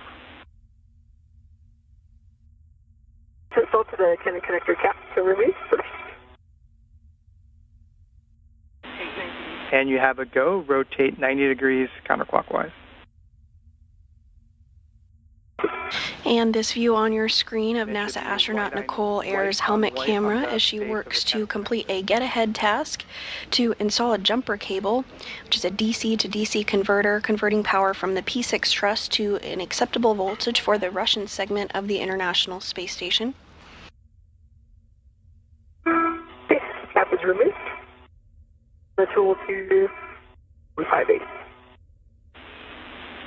Copy. At this time, she is installing a Canon connector tool, which will help mate the new jumper connectors to each other.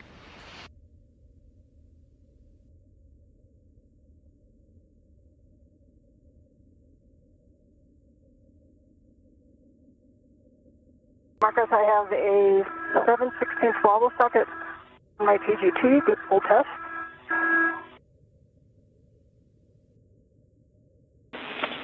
And copy, and next will be to translate to the Bolt 3 location, and let me know if you need words. Okay. I know a couple options if you want to run them. I know we can come down the inside and then translate out. And that there's not a lot of handrails, if I remember. We concur. So an option is to go zenith. And here we are getting a view of both NASA astronaut Anne McClain on the left from her helmet camera and Nicole Ayers on the right as they both work to complete their respective get-ahead tasks. Anne McClain is working to remove a bolt on a micrometeoroid orbital debris area.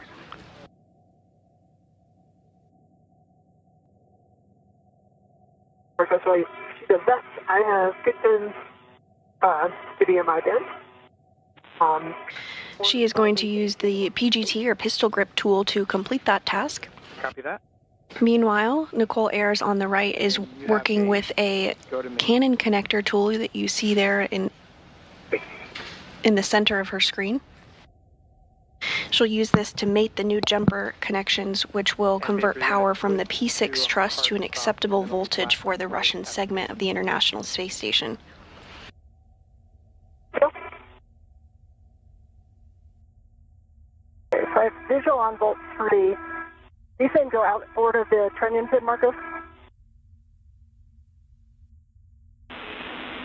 Say that one more time. There's a structure with a trunnion pin. Is your recommendation to translate outboard of that?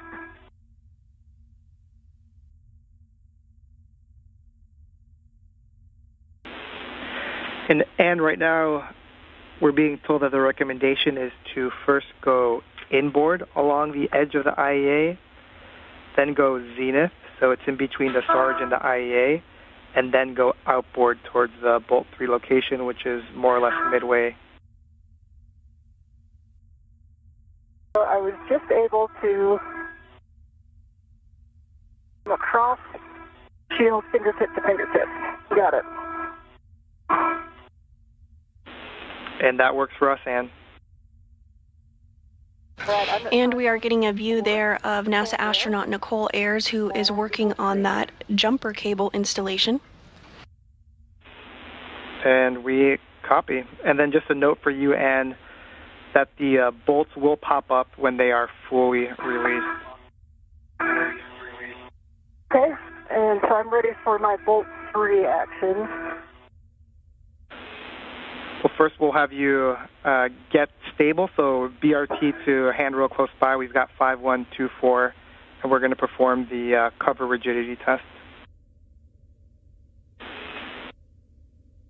Okay. And it's a 5125. 5125. Copy 5125, I'm there. Marcos, I've got the P158 mated to J158. Good full test, and it's white on black. And we copy Vapor. You have a go to continue with 157. Okay, Marcos, I am BRT'd to 5125. I have a hand in the middle of the shield. And Ayers is working to mate those new jumper connectors. We are ready for you to press inward on the MMOD covered. So center between the micro squares like you have between the rivet lines. And then we'll ask you to describe the reaction. Okay, let me go a little bit more if I'm going to get centered on those rivets. Copy.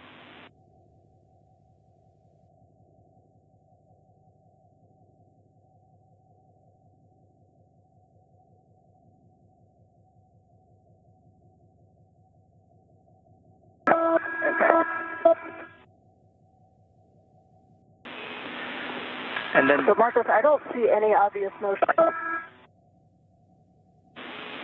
Copy, no obvious motion. I kind of pressed down on it and it didn't move, and then I kind of keep my hand on it and try to import a push force, and there's no noticeable motion to me. Copy, push force as well as hand on it and no noticeable motion. Yeah, the one thing I do notice, if I press toward the outboard, like 6 inches along the edges, it's solid. If I kind of push in the middle, I feel like a kind of a vibrating that comes. It's not actually moving. It just feels like there's a vibration that goes through it. We copy. Would you say like a high frequency vibration? I would describe it as such, yes. And copy N, appreciate those words. We're checking. We'll have you stand by. Please stand by.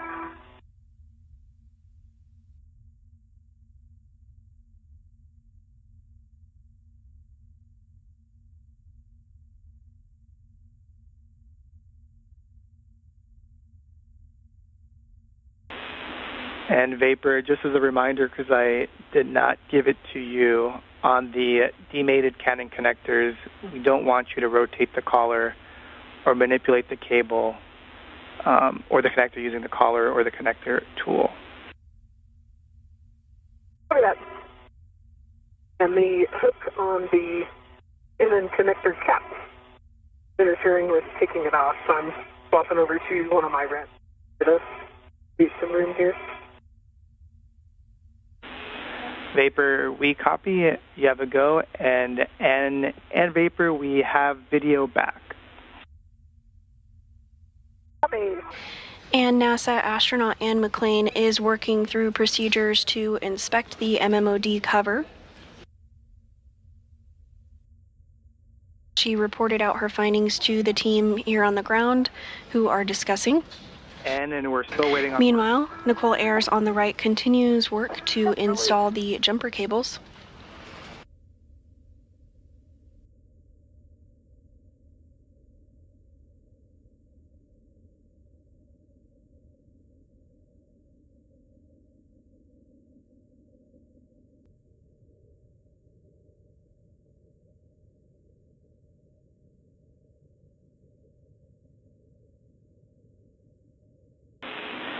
All right, and Marcus, the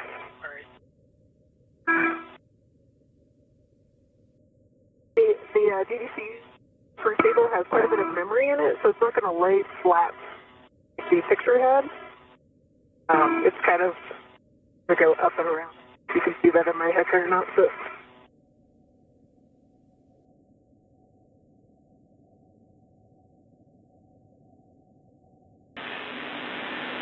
And Vapor, we have a good view on your HECA. We see it, and we might need to use a wire tie to secure that.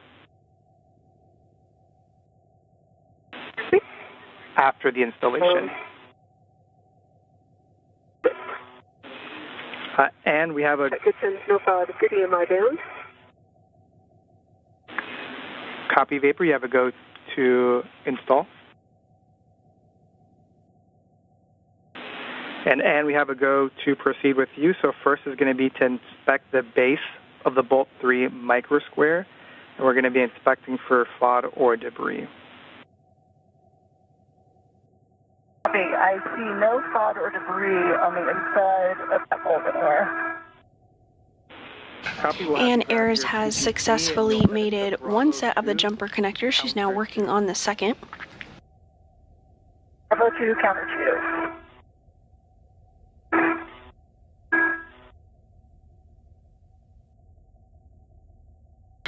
Meanwhile, NASA astronaut Anne McLean on the left of your screen is going to utilize the pistol grip tool for the next set of procedures for the bolt release.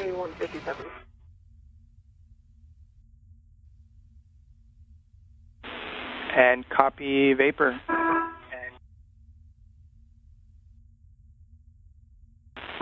And we're discussing whether or not we need to tie down that jumper. For your essay, there's not a whole lot of places I could go to the handrail 5243. That. And Vapor, we like that location.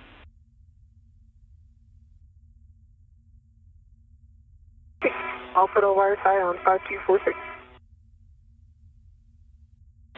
And following mating the second set of jumper cables, Ayers is going to now secure that cord that you see on your screen with a wire tied to ensure it's not floating about. Bolt 3, exactly 2 turns, and we'll want a torque readout.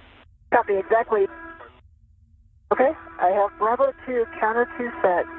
Understand exactly 2 turns.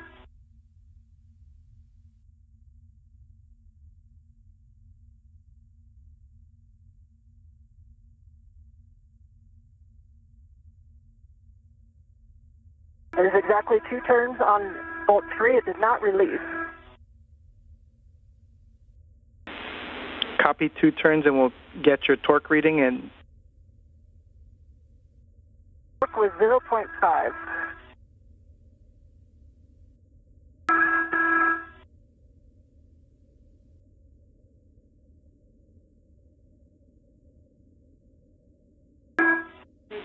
Copy. All right, copy. And the Bolt 3 did not fully release. We're going to be translating to Bolt 4, which should just be inboard of Bolt 3.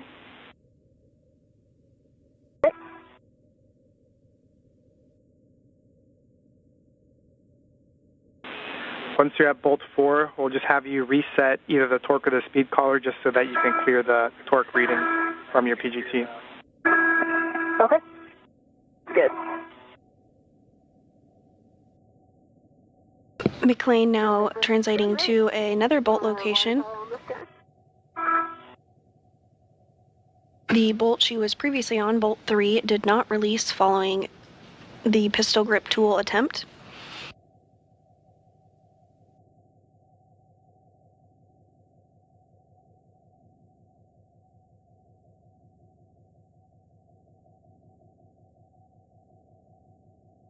All right, I see Bolt 4. Copy, Bolt 4. We'll have you inspect the base of Bolt 4 for FOD and debris as well. Okay.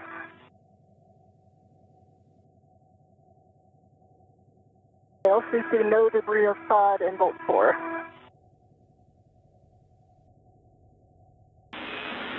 Copy, and we'll have you reset the torque or speed collar just so that we get accurate torque reading. And we're going to have you release bolt 4 approximately 9 turns, and it should be popping out. 9 turns. And this view of NASA astronaut Nicole Ayers as she works to secure that cable there with a wire tie following the successful mating and connection of jumper cables to provide power from the P6 truss to an acceptable voltage for the Russian segment of the International Space Station.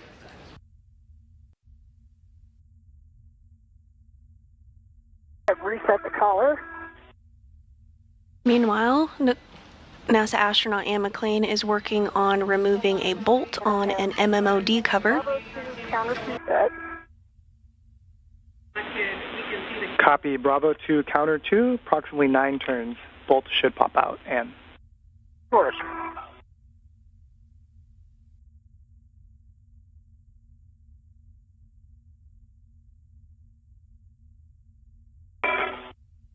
Okay, I've got the little wire time. 243. You want me to call Johnny? And Vapor, that looks good.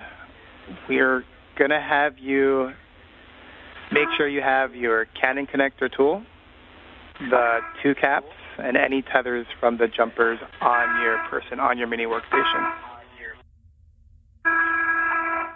Okay. And Marcos, I did exactly 9 turns. It popped out at 8, and it has a 5.0 torque. Copy, the bolt popped out.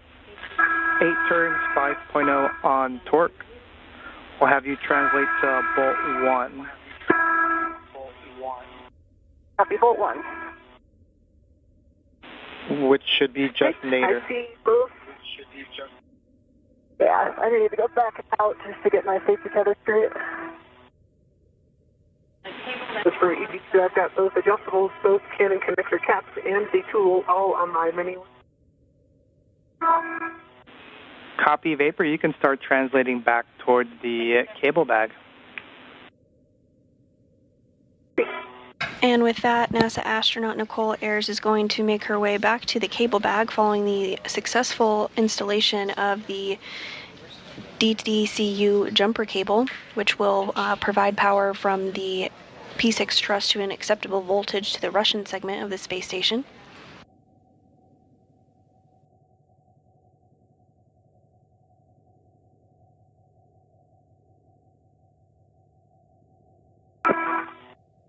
Alright, I'm up to the strap bag, coming back in. Bolt 1. Copy, Vapor, you're going to be putting all of that equipment inside the cable bag. Sorry, that was Anne. Sorry. We've been told we sound alike. Yep. And we're both heading toward the cable bag. I've got a in my hecka of the odd kit cables, I think. You guys can see that. We do, Vapor. We also have Johnny helping us out with a camera from the GEM, getting a really good view of the IROSA cables. Awesome. Oh, tell them hi for us. Oh, we could wave at them from here. Yeah.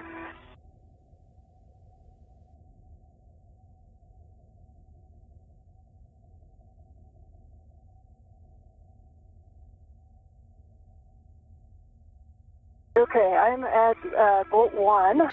And we are getting a view here of the installation that was completed earlier today of the modification kit. You see that upper triangle that was built and successfully attached to the mass canister, as well as the right struts. And you'll be releasing bolt 1 exactly 2 turns. Exactly 2 turns. At this point, NASA astronaut Nicole Ayers is translating back over to that area to pick up a bag that will be going back with them inside of the airlock today. Vapor, once you have put the tools and the caps inside the cable bag, We'll have you do another assessment on the IROSA cables and see if you believe that they would be a snag hazard to the keel pin that's on the IAA. Okay, copy that. I'm going to hold at the inboard radiator side of the IEA just because our PC feathers already have one up in them, and I don't want to do it. And we copy. Thanks, Vapor.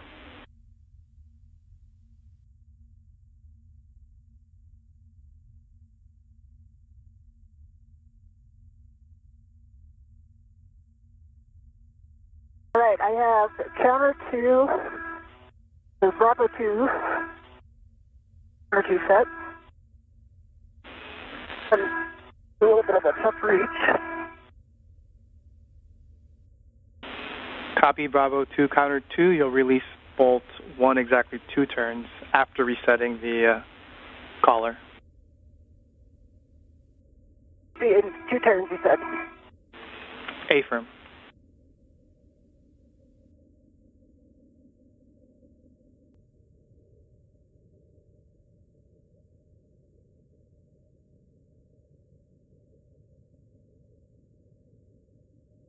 It's easy. So I'm hanging out here in my gloves. There's no change. Pistol set. Download first. Copy. No changes to your glove and hap.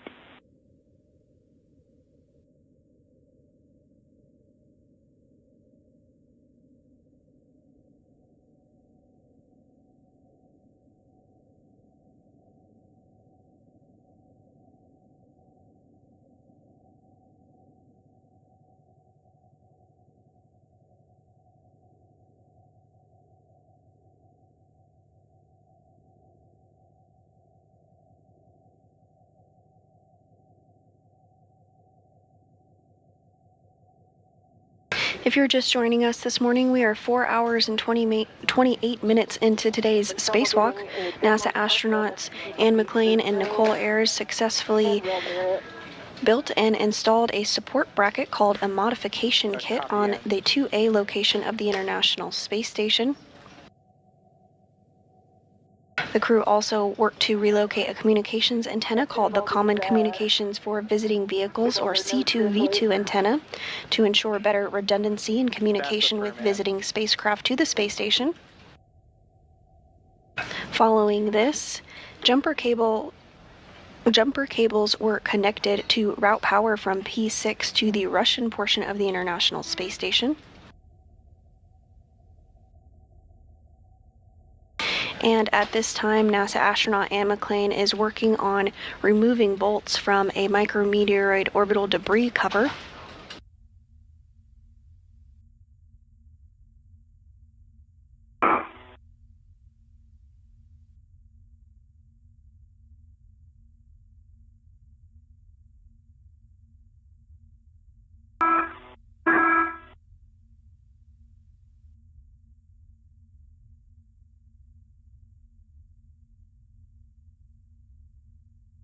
And I got 2 turns on it. Bravo 2, counter 2, and they see the torque. Torque was 9.5. It felt higher. Copy. 2 turns, torque of 9.5. We're going to have you translate to bolt 2. And it'll be similar. You'll inspect the microsquare for fodder debris, and then we'll have you reset the collar. Copy.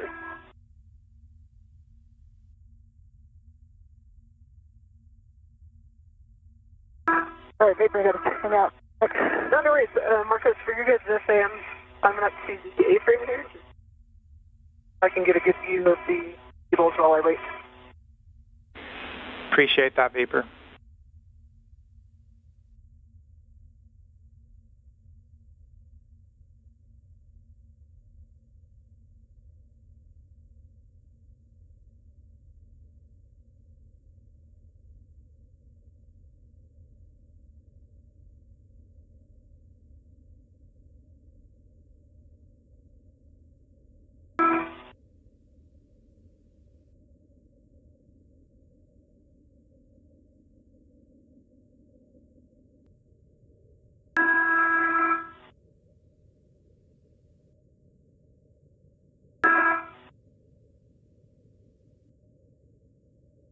And Marcos, you said bolt 2, right? Our last bolt? Affirm. Bolt 2 is the last bolt. You would just be heading outboard from bolt 1. Okay. I'm there, and it is 3 of 5, and I've reset the collar. Copy. With the same settings of Bravo 2 counter 2, you're going to release bolt 2 exactly 2 turns. Copy exactly 2. And McLean now working to remove the last bolt on this cover. Okay, I have 2 turns on bolt 2. Running torque was 4.8. 2 turns, 4.8. Copy, Ann. Good.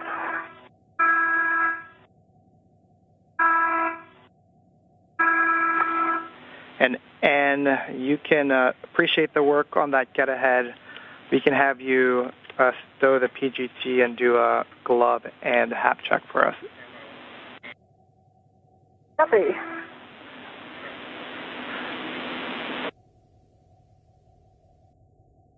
Does appear to be no change.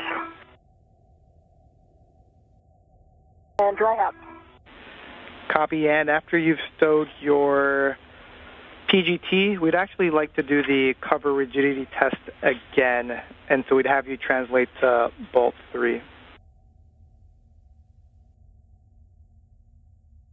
Okay, can I do it from the zenith side instead, since it's kind of in the center? Affirm, and those are good words. You can do it from there. Okay, awesome, thanks. A little bit of a tricky translation.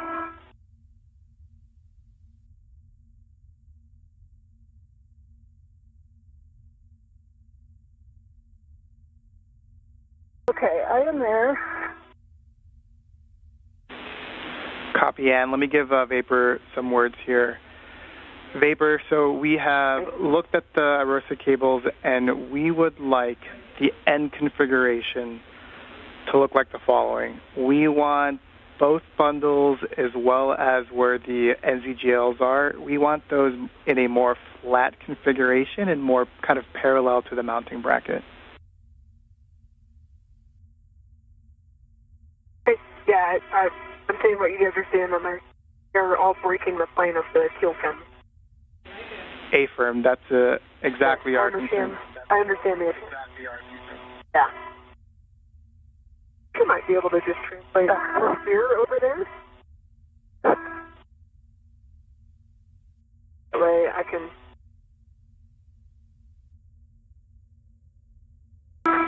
And Vapor, just as a reminder, you can translate on the lower right strut, given the instructions we said before, parallel to it, very slowly, avoid torsions, but you will not be translating on the mounting bracket. Copy. And 2 minutes for Tedra's handover. And we are back with you. And with those words, NASA astronaut Nicole Ayers is going to work to reconfigure cables that were previously secured there to the mounting bracket on the lower left of your screen. They're going to make them just a little bit more flush, not sticking out quite as much. I guess in a little bit of a different spot, I get a little bit of a vibration. Yeah, if I go more inboard, I still get the vibration. If I'm right on where the double sets of rivets are in the center, I do not.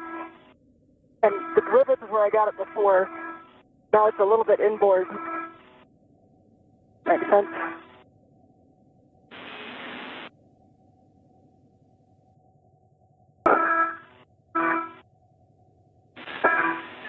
And we copy all. That's a good description, and we are complete with this get ahead. Okay. Is there anything I can do to help? Kind of a one-person job. I'm not distressed. Yeah. If I can get through here. And we're discussing.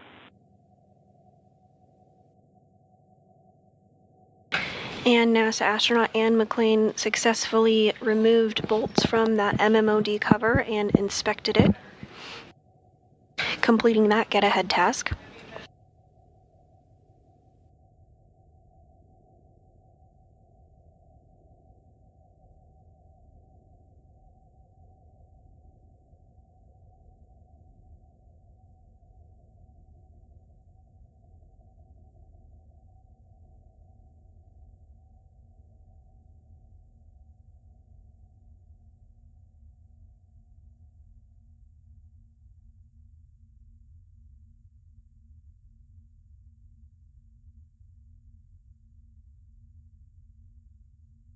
And we are in a brief handover period between our satellites, but we'll regain views here shortly.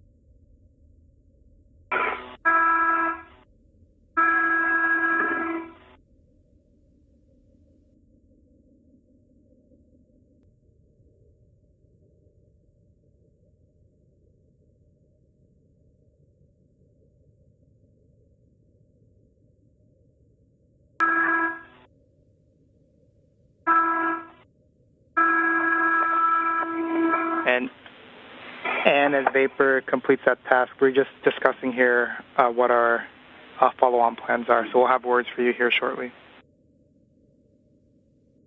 Okay. It looks like if you take that bundle that's to your left and just do one more loop on the... Okay. Yeah. Yeah, I'm wondering if the ones on the bracket look like they'll be clear.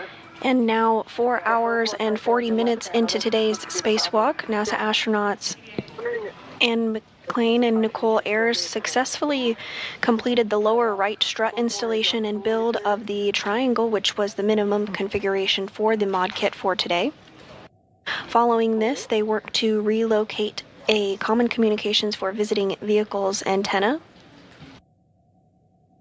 completed 2 get-ahead tasks, including a P6 DDCU jumper cable connection, as well as removing bolts from an MMOD cover.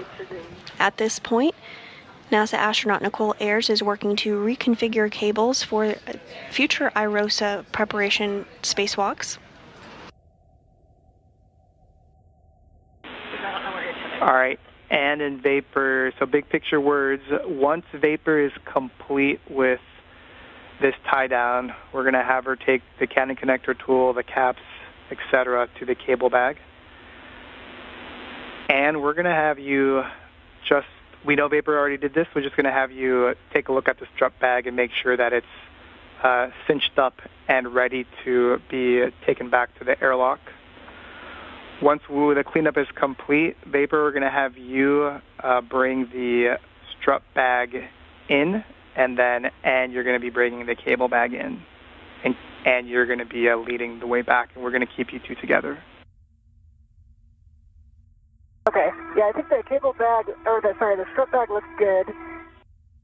For your cap, we can either do them in a cable bag or the strut bag. The problem is I need to leave before you come back around with your tethers. Yeah. So I think maybe if you're okay with it, Marcos, if she could shove those caps in the strut bag, and she doesn't have to wait. We don't have to do kind of the back and forth, if that makes sense. And we're good with that plan, Ann. Thanks. Okay. Because did you happen to hear my question about an adjustable out here for these cables? I think he's just donating another cable to get the cables up against the bracket might be the best. No, Vapor, I did not catch your question. Are you asking if you can use an adjustable to further tidy up the cables and leave it out?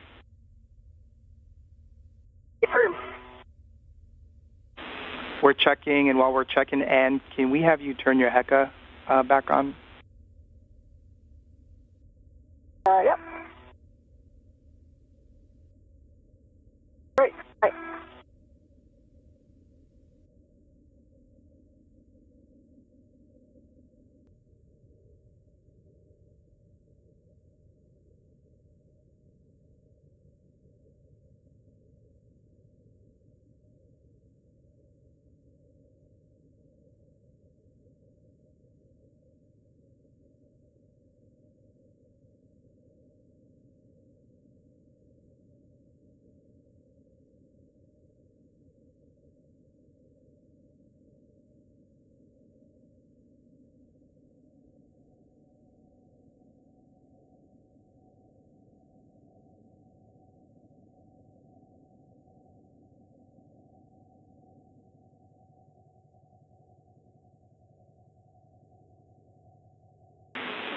Now, Vapor, question for you. We're discussing if we can bring the cables back with us in the cable bag, but in order to do that, we need to make sure that you can actually reach the mounting bracket oval cutout where they're attached. I can reach it. All right, Vapor, then the plan is to release the iROSA cable bundles from the mounting bracket, and we're going to be putting them back in the cable bag. Okay, copy that. I will put them in work. Right. And following discussion here on the ground, the team has decided to bring that cable back inside the crew lock bag, inside the airlock today. And we copy, Ann.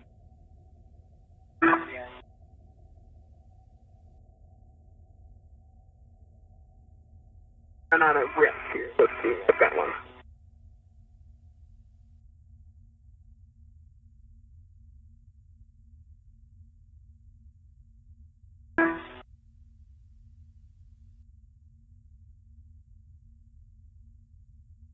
I'm ready to the adjustable that has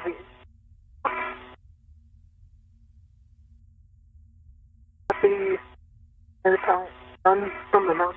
Yes.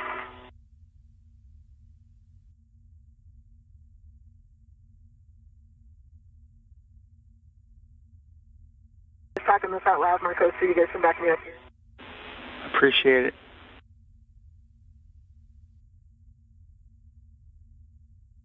The left cable is released from the and you wire ties on both stanchions. Right.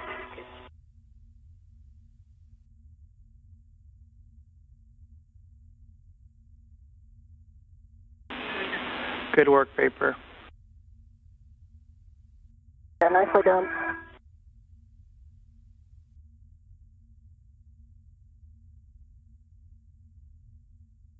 Because do you want me to leave the wire ties on the handrail?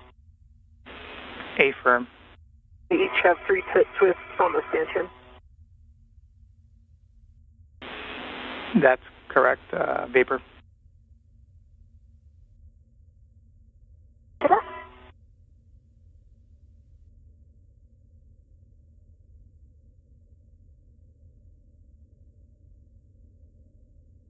And actually, if you have a free hand, I might ask you to come to the base of the strut and just take these cables of me. Do what, sorry? And grab these cables from me so I can... Oh, yeah. Hold on, let me come back upward. But I don't want Medusa on me while I'm trying to get that space again. Yeah, for sure.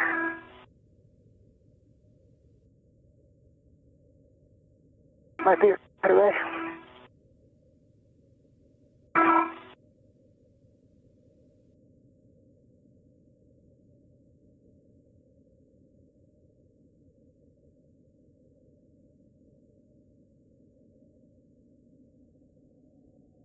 On the way.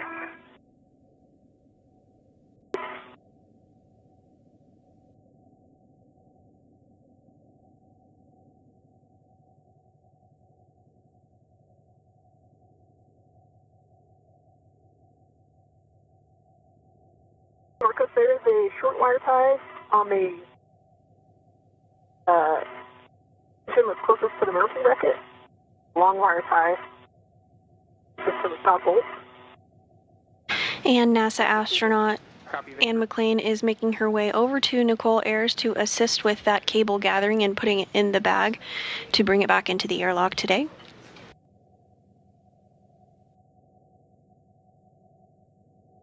And I'm coming up behind you. Okay. I'm going to try to make real quick and then I'll hit him. Right, I see him. Also, right above Anne McLean, she is the astronaut with the red stripes. On the left of your screen is that strut bag that will also be going back inside with the duo this afternoon. Right here.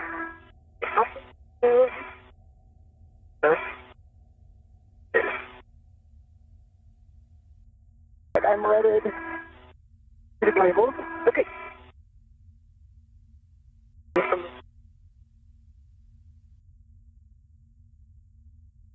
They're not the prettiest, but they're that was a fantastic grab. And Anne and Vapor, just for your awareness, Vapor, it seems like your safety tether is wrapped around that trunnion pin on the keel. Just for awareness. Vapor, yeah. I'm going to go back that way. Copy that. For the heads up, Marcus. Yep, and I'll need to get this bag and go before you come around the corner. Okay. It'll take me a little while to get back, so... Yeah, it'll take me a sec to get these cables in the bag.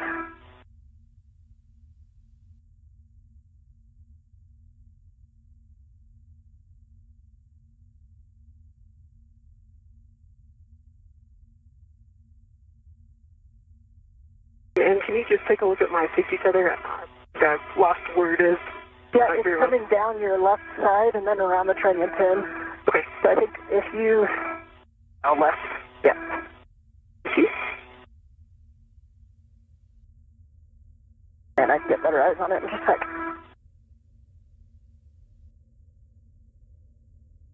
I've got it. I'll get it in place. Got it? That's good. Thank you.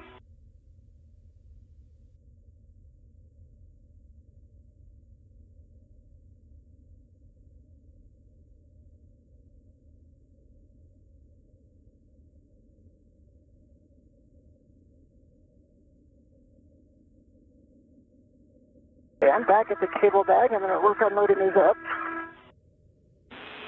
We copy, Anne. Go the long way around right back to the strip.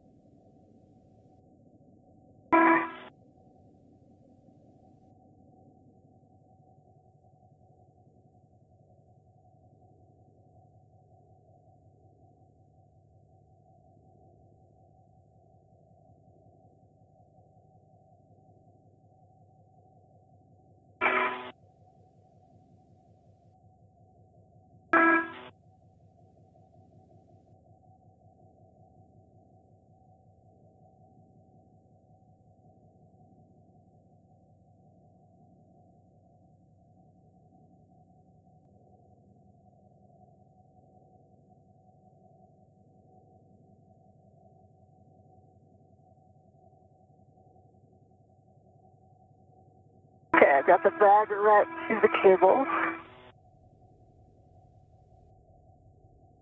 Around the tree. Copy.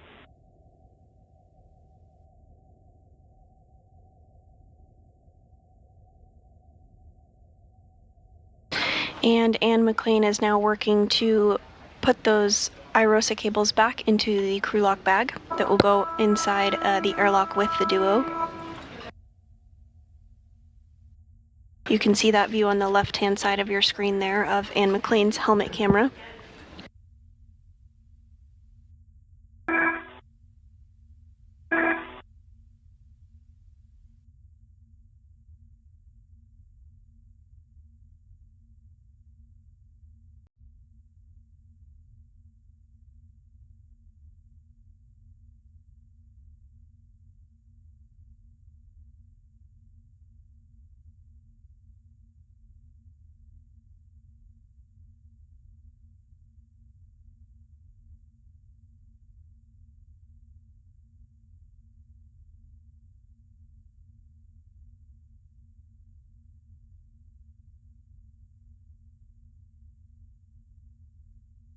Like it's 3 times more full than when it came out.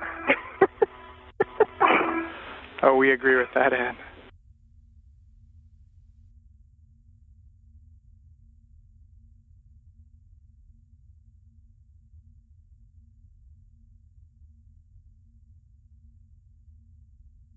I'm going to have you take a look at mine. All right, I got the bag closed. Good work, Anne.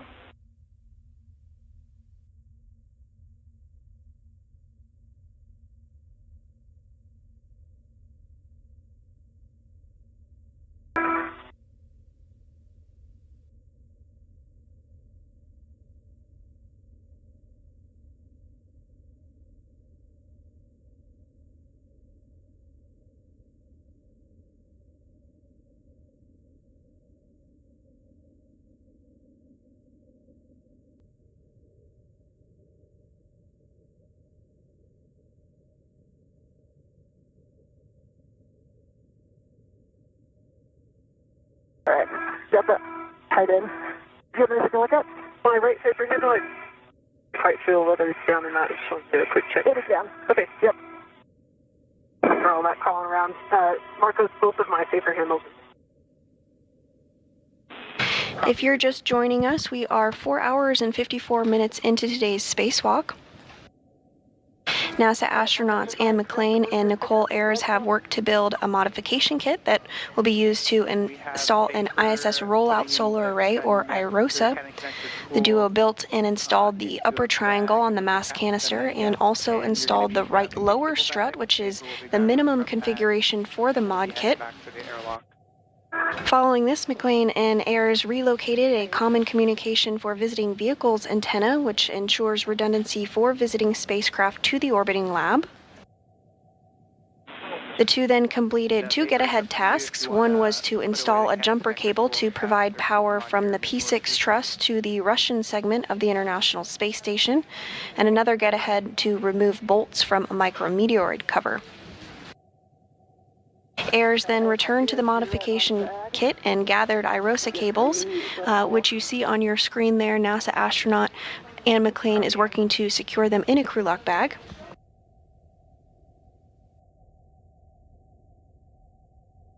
Following this, the duo will gather the strut bag and also bring that back with them to the airlock.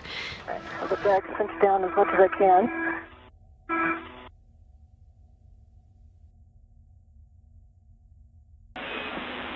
Today's spacewalk is the 275th in support of space station maintenance, assemblies, and upgrades, and is the 3rd for McLean and the very first for Nicole Ayers. I've got 4 of the integral AETs connected to the lid and tightened.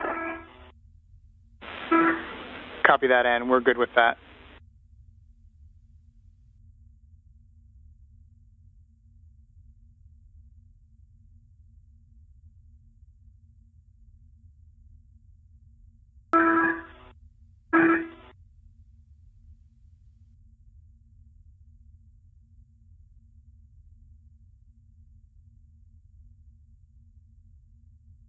All right, Vapor. I'm going to start moving here. Okay. I paralleled my tether around the corner of the IEA here, so get out of your way. Okay. Really slow enough that you can go over it. All right, let me make sure my tethers are heading back in the right direction.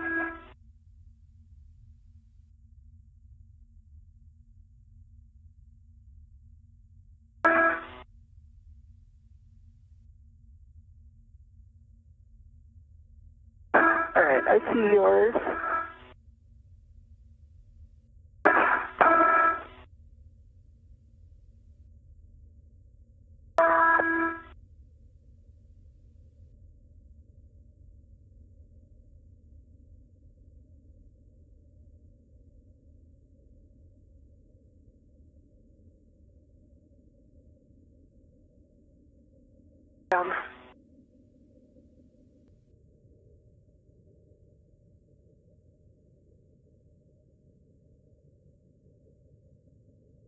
Okay, your tether's free. And as the duo prepares to head back to the airlock, you are getting a view inside the flight control room here at the Johnson Space Center in Houston, Texas. This Orbit 2 team is being led by NASA Flight Director Diana Trujillo. All of the equipment is back into the strut bag. Vapor, that's going on your BRT, and sounds like you have the cable bag on your BRT. We'll be translating inboard, and you're going to be... We are entering a period where we will not have video of the crew for approximately 40 minutes. This is due to a handover period between our satellites. Your tether's clear, but I'm going to pause here before I pick up my green HUD in case I need to come back out. Thank you.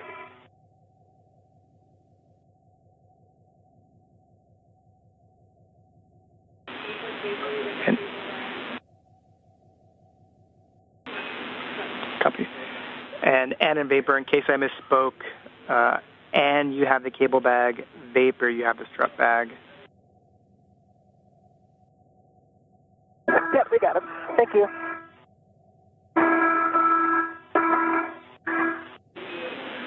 And also for your awareness, we are going to have a 45-minute KU band handover, so we will lose all video streams in 1 minute. Copy. Copy.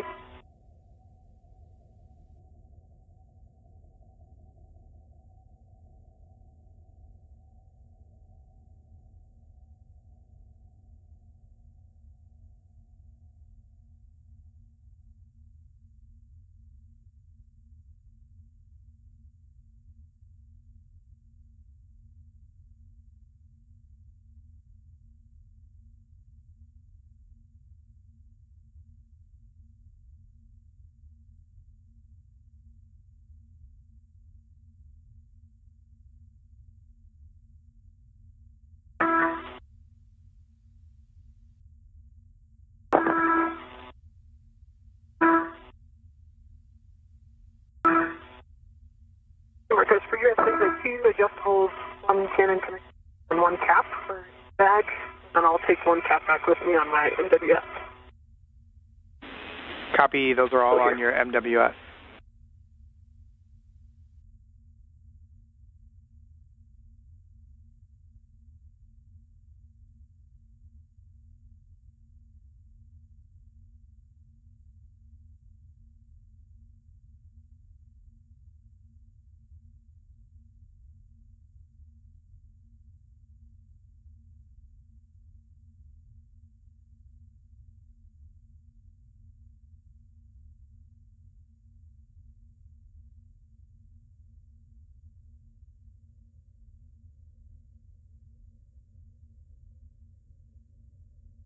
And at this point, NASA astronaut Anne McLean is working to retrieve the cable, the crew lock bag, and stow it on her body restraint tethers, and then will make her way back to the airlock.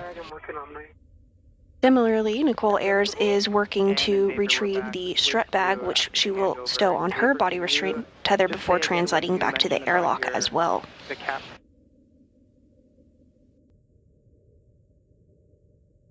I've got got one cap on my MWS, and then the two adjustables and pool, and the second capper in the back. And we copy all. Appreciate it, Vapor.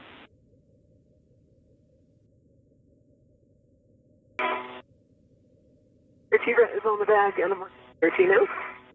I'll be moving in. Copy that.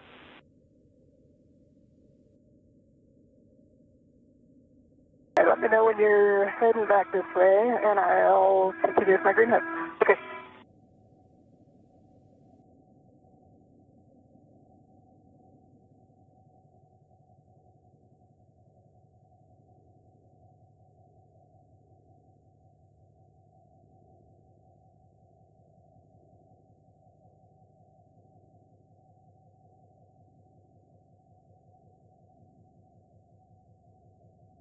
You lost some weight. Yeah, good thing. This one getting a little.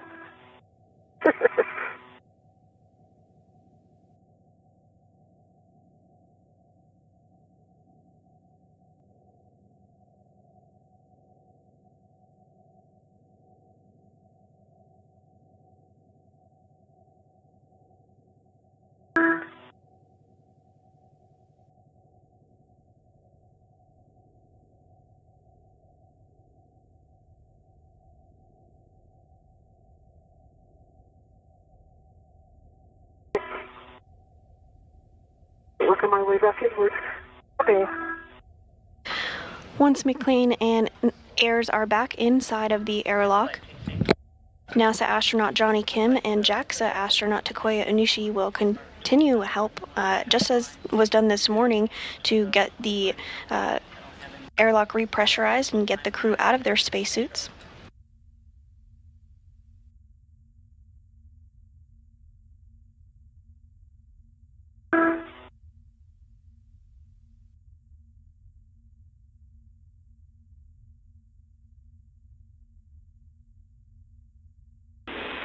And in Vapor, just let us know once you're inboard of the IEA so we can work some BGA unlatching.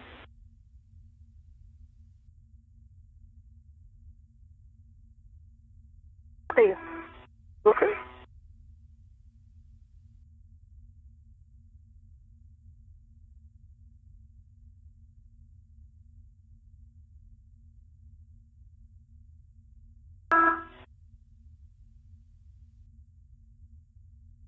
See a cable strip guy coming around. Assume you're with it. Damn. I'm picking up my green hook. Okay. And we copy and picking up your green hook.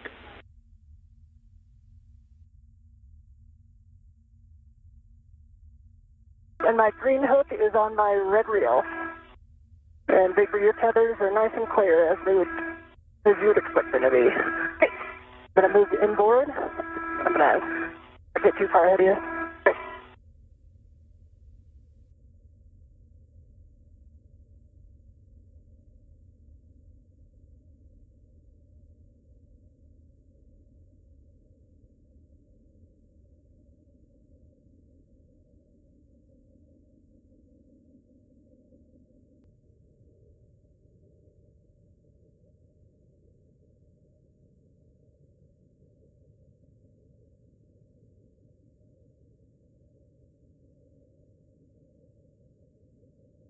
I have a small fair lead on my handrail down there, but Sorry? there's a small fair lead on my sticky tether on a handrail. It's not inside. It's outboard of the green. Can you kind of send a whip to it, get out? At this time, NASA astronauts Anne McLean and Nicole Ayers are making their way back to the airlock.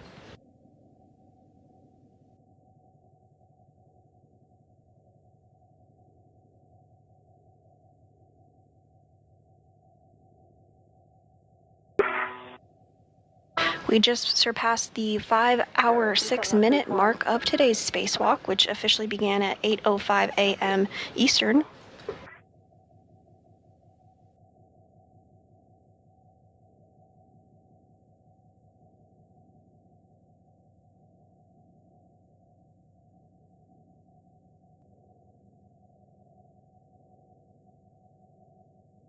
During today's spacewalk, NASA astronauts Anne McClain and Nicole Ayers worked to build a modification kit that will be used to install an ISS rollout solar array, or IROSA, as part of ongoing solar array upgrades. The duo built and installed the upper triangle on the mass canister and also installed the right lower strut, which is the minimum configuration for the modification kit. Following this, McClain and Ayers relocated a common communication for visiting vehicles antenna, which ensures redundancy for visiting spacecraft. The antenna was moved 1.5 feet over, again to provide that redundancy for spacecraft as they visit the orbiting lab. Then 2 get-ahead tasks were completed. One was to install a jumper cable to provide power from the P6 truss to the Russian segment of the space station, and another to remove bolts from a micrometeoroid cover.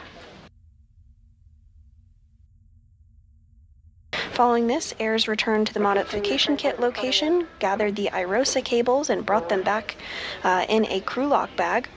And the duo is now translating and making their way back to the airlock as we speak.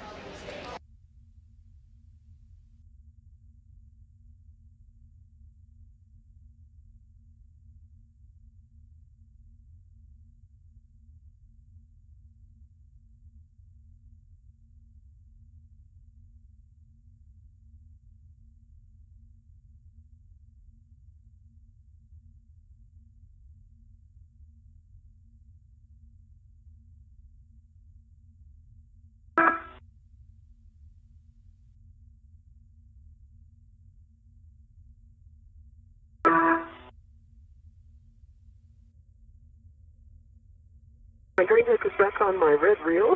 Copy. Move inward. And that sounded like vapor. I guess I think you have a head start on keeping our voices apart. I agree, and I think that high pitch ending for vapor is my key.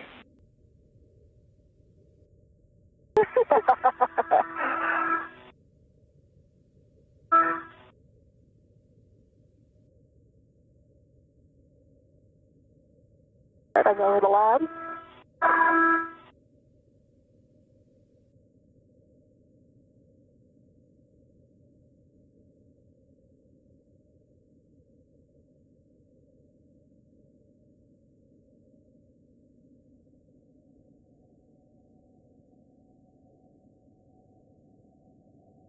Thinking about ingress vapor, I think almost just reverse of what we did. Like throw the cable bag in, I'll get in, pull get the end of the strut bag in, I can pull it in. And for your say, the going to be 1 ret on the D-ring, and then 1 ret is still on the hand ring. Okay. They're in 2 different spots. Copy. And in vapor, we can let you know what we thought of, and then you can compare and contrast, and you tell us what might work better. Take it. I'm on the seat of handrail going down.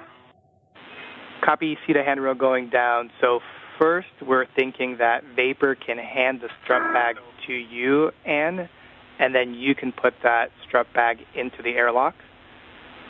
Then you'll hand off your cable bag to vapor. You'll ingress. Then vapor will give you the cable bag.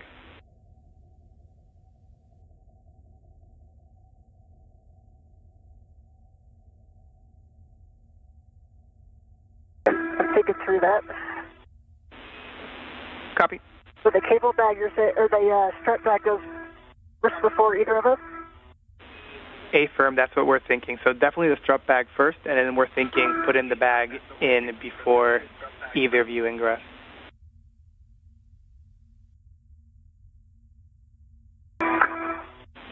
And we were thinking positioning it along the aft edge, and then the starboard edge zenith, so almost like just diagonally.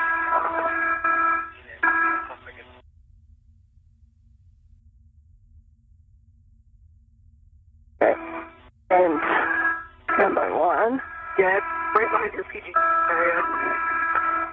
Clear? There we go. Yep.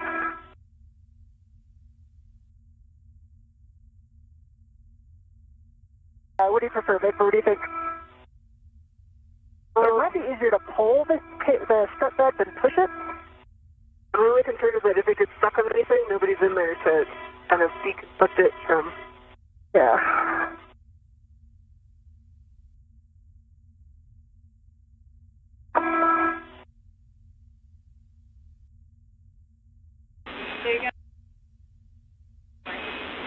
And Anne and Vapor, to be clear, we are okay with Anne, you going in first and pulling the bag in. So if you think that is the best way forward, you have a go. Okay. The thermal cover is open.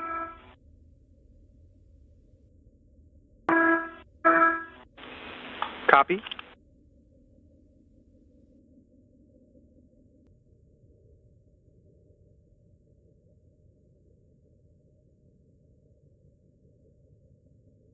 I think I could get this one in before you come down.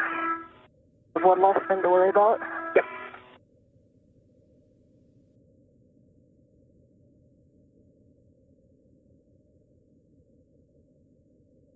Okay, so you said that one is right here. And that was the original cable bag. Okay. And from your point of view, left hand. Now that's closest to the hatch. Crazy hatch. Okay, yeah, that's it. And we do have about 25 minutes remaining in this handover period between our satellites before we will have visuals of the crew. I do have a waste feather out there. However, they are continuing to make their way back to the airlock.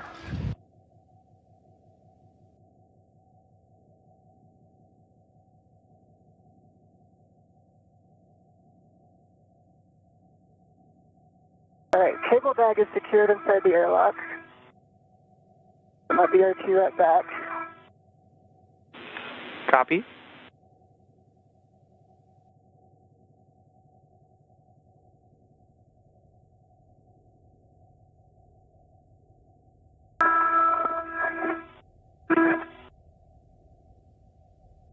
And grabbing this large hook for the strap bag.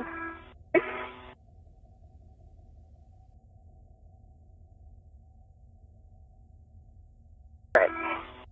And I'm coming back up. I had a little momentum, sorry, it's right away. All good. Things are, the earn of their name is V3. Okay, it should be clear now. Okay.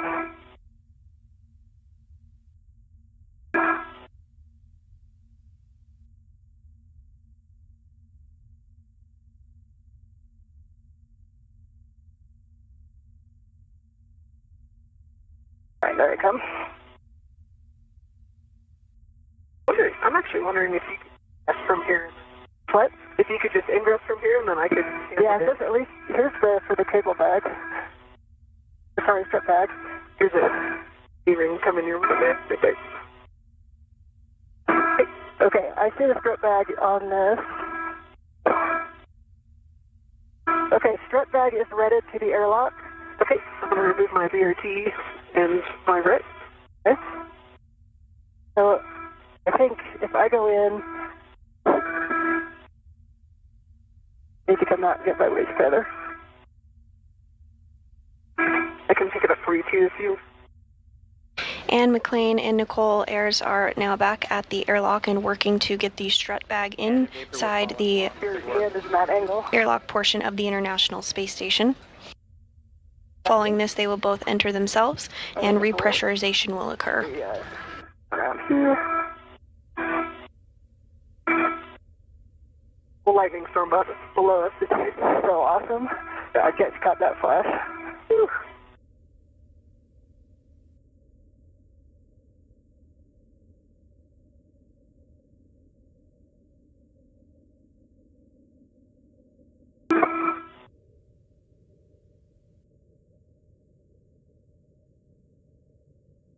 All right, my right waist tether is on the airlock D-ring extender.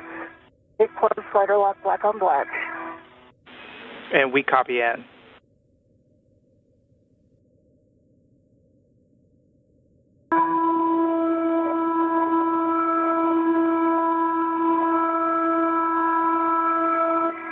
Okay, Vapor, I'm going to come in and get out of the way here. So, you feed it in.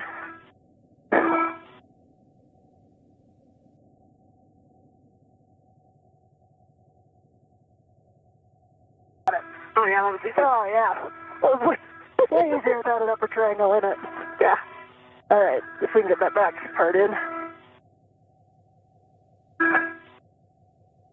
All right, and that'll go high. I'll pull it as close as I can to the IV hatch. All right, and you are there to ingress. I'm going to go high and give you low. Okay. Do you have a good load path? Yes, I have my right waist tether on the airlock D-ring extender. I check black on black. Okay.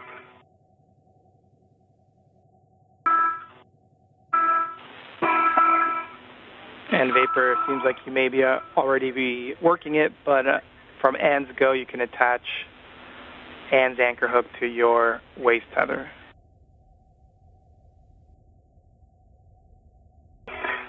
Picking up in from the aft thing.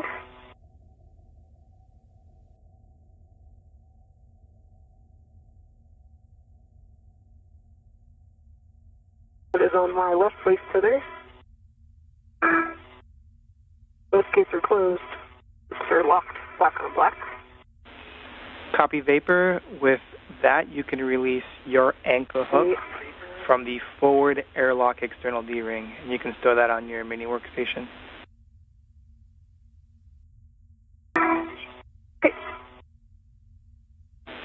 And Ann, while we're waiting, we'll have you turn off your HECA. The HECA's coming off.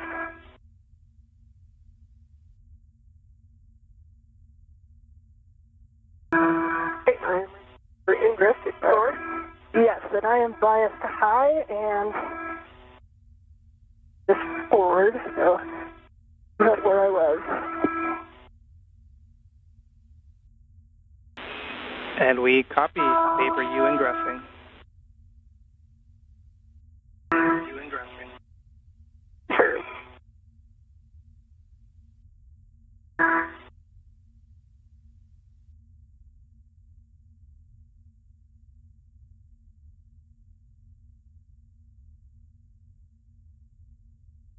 And as you get in, try to pull the tethers so they don't go between your leg and then also to get STU.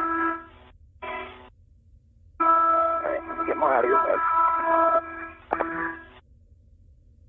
We are now 5 hours and 20 minutes into today's spacewalk. NASA astronauts Ann McClain and Nicole Ayers are back near the airlock and working to ingress or enter back inside of the airlock. I'll move that. Okay, now you should have seat room. Alright, how's that feel? That feels pretty good. Okay, and I'm going to move this guy even more so you can come down when you do the catch. Yeah, I'm going to grab the thermal cover real quick. And as you two continue to work the ingress, just FYI, just make sure you have access to the SCU.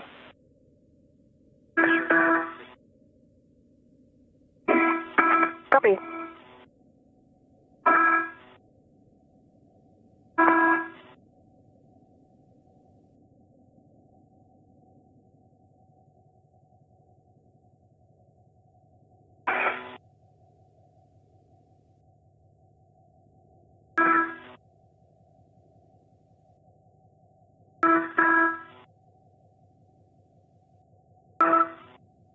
Alright, your SCU is nice and clear, and you're clear to come back in there.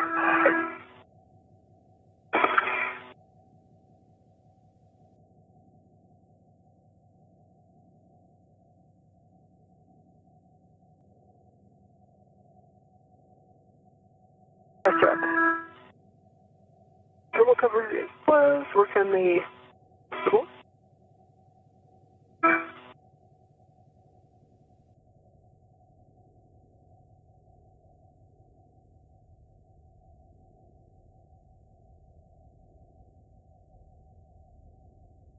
And my right foot feels like it's stuck on the trigger. Yeah, this bag it's actually, I can move it pretty easily, so if you feel something when it's in the hatch, let me know. Okay, should be pretty out of your way now.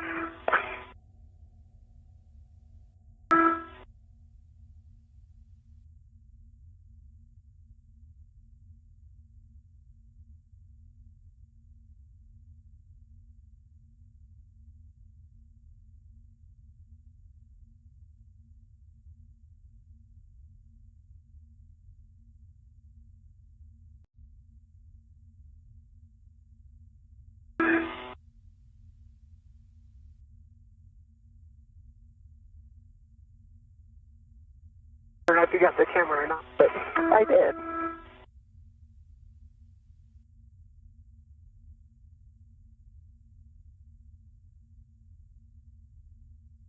Again, the crew of today's spacewalk, NASA astronaut Anne McClain and NASA astronaut Nicole Ayers, are working to ingress or re-enter the airlock ahead of repressurization following today's spacewalk. McClain and Ayers work to build a modification kit that will be used to install an ISS rollout solar array, or IROSA, during a future spacewalk. The duo built and installed the upper triangle on the mass canister and also installed the right lower strut, which is considered the minimum configuration for the mod kit. Following this, McClain and Ayers relocated a common communication for visiting vehicles antenna, ensuring redundancy for visiting spacecraft to the orbiting lab.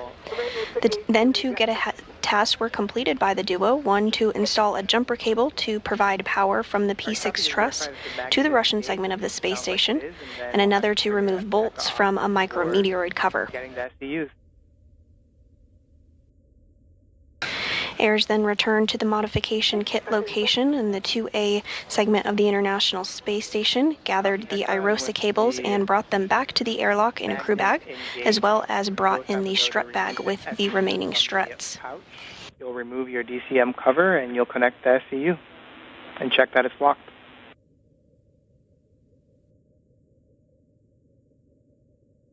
See what works. If you want to work.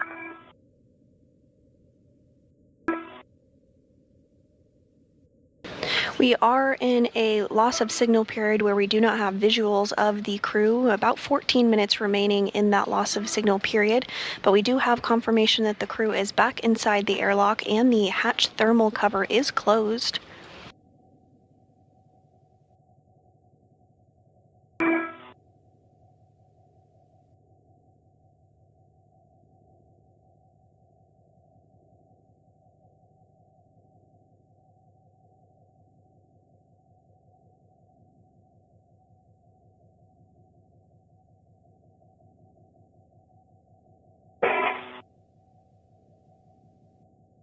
Inside the International Space Station, NASA astronaut Johnny Kim and JAXA, or Japan Aerospace Exploration Agency astronaut Takuya Onishi, will be stepping through procedures to help repressurize the airlock and get the crew out of their spacesuits this afternoon.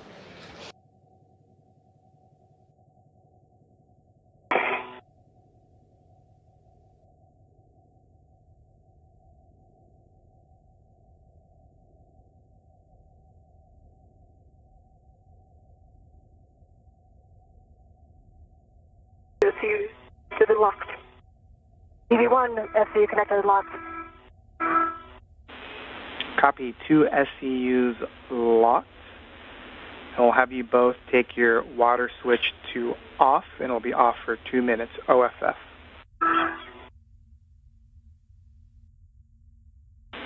You'll expect an H2 water off, OFF. Copy, expect a EV1 message. water off. Copy, we got the message. And Marcus, while we wait for these couple minutes, from EV1 and I'd just like to say thanks to my family and friends from Washington to Kansas City, from Naples to LA. So I want to give a huge thanks to all the teams that made today safe and got the mission executed. Our prep team, Judge, Sandy, and Scott.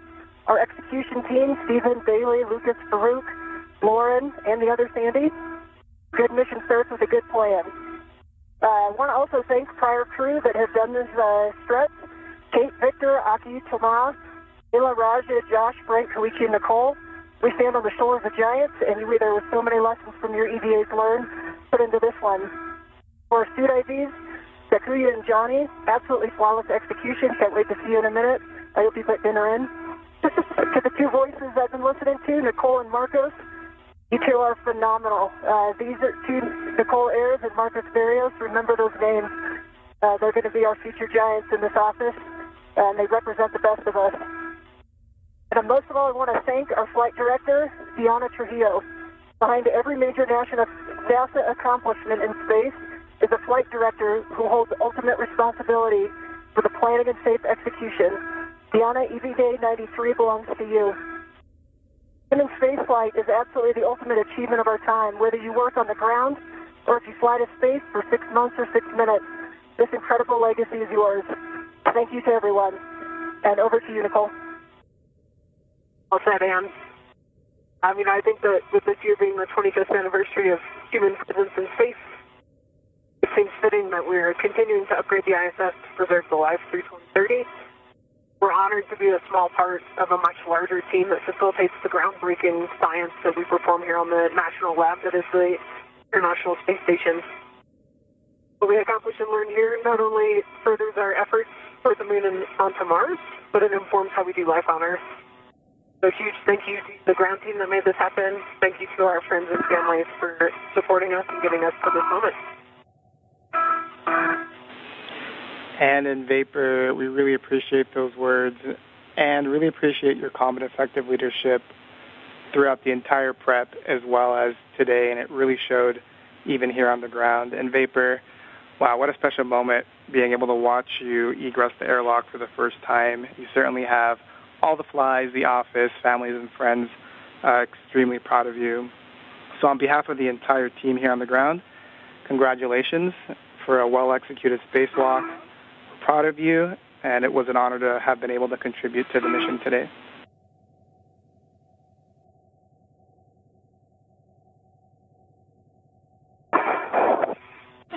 And with that, the 2 minutes are up, so we're going to check that the EV hatch is closed and locked.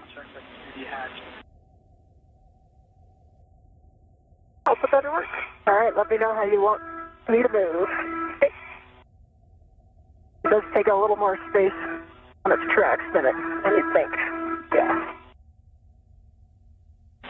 And we'll just... I'm going to get this bag out of your way so your feet can move. Yeah, that'd be awesome.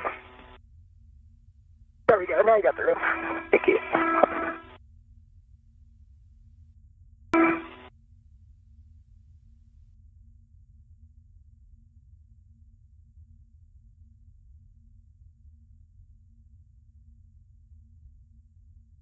And some very special words from NASA astronauts Anne McClain and Nicole Ayers as we wrap up today's spacewalk now at the 5-hour and 30-minute mark.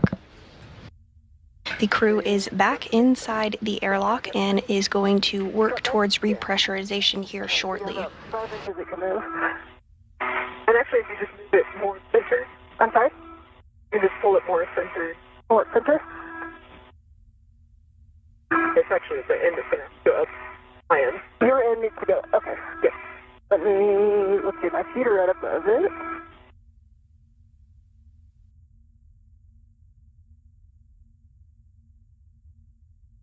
Is that helping at all? I know. Let's see. It is definitely here. Do this. Let's put it up right in between us. Yeah, I agree. Trying to get out of its way here. All right, I've moved. Can you try pushing it over your shoulder?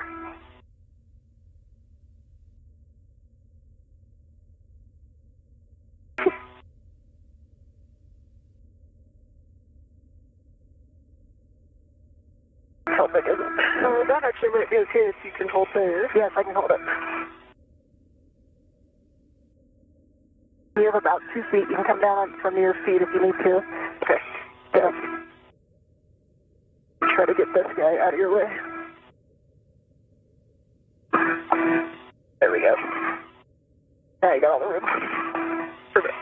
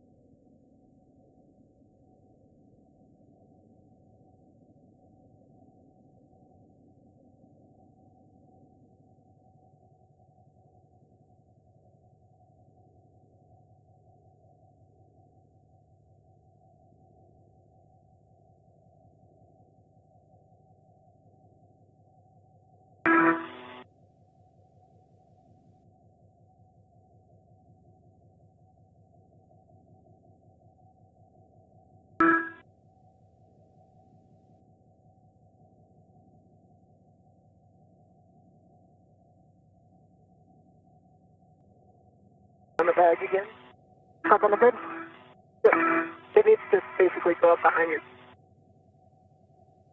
That happens. You can also pull individual pieces and out of the way the entire bag, because I think they're laid end to end, which is making it immovable.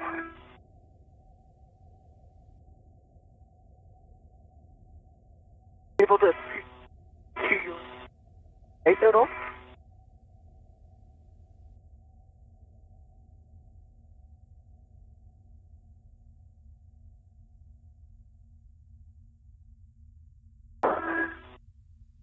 Did that do anything?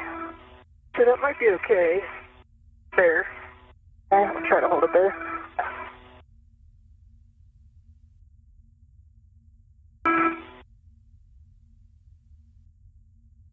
NASA astronauts Anne McClain and Nicole Ayers are back inside the airlock, working to get in a good configuration with the strut bag that is also inside the airlock with them before they can begin the repressurization process.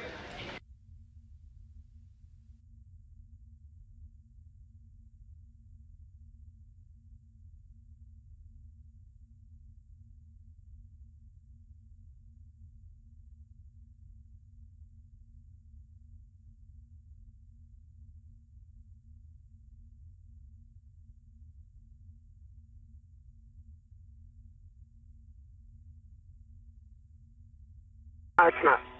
Oh, okay. The bag's got to do something. Yeah.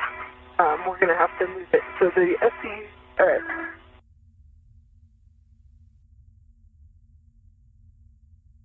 If there's a way for you to get the bag up to your right side, the high end up with you, that should work. All right, let me see if I can swap places with it.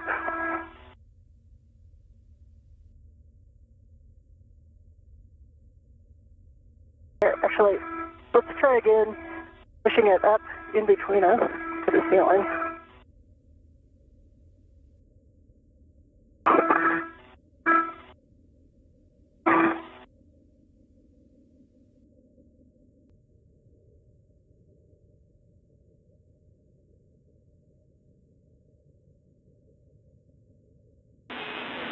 And in Vapor, if you have the bandwidth, you could kind of give us a high-level summary or description of what's preventing you from closing the hatch.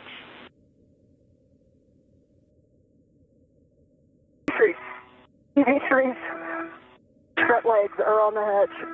Okay, let's pause there. I think that's a decent spot. Okay. I can actually pull it a little more even like that. Okay. I did open it up and pull one of the strips. Also.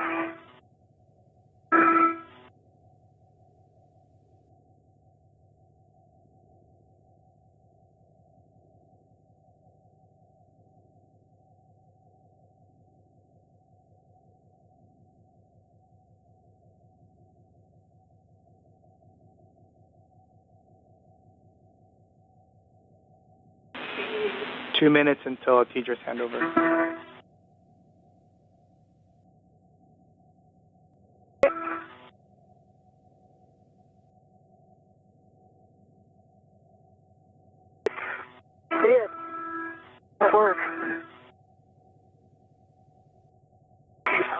But you're coming in broken. I think everything is clear. Nice job.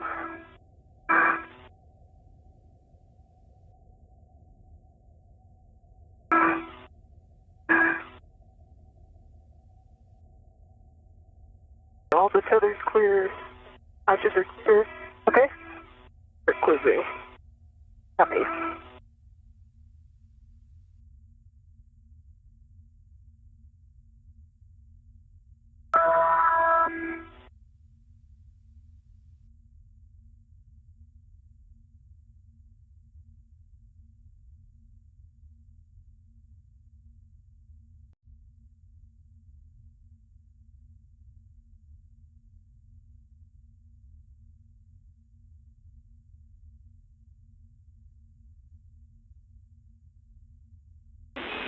Seconds to handover. 40 seconds till Tedra's handover.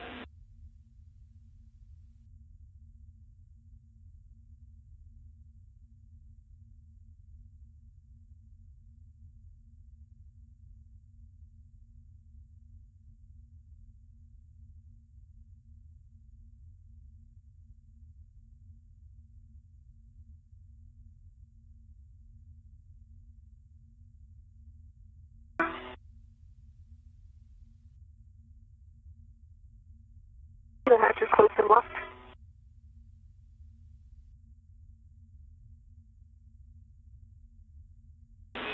Copy, hatch closed and locked. Really good job. We got a handover and...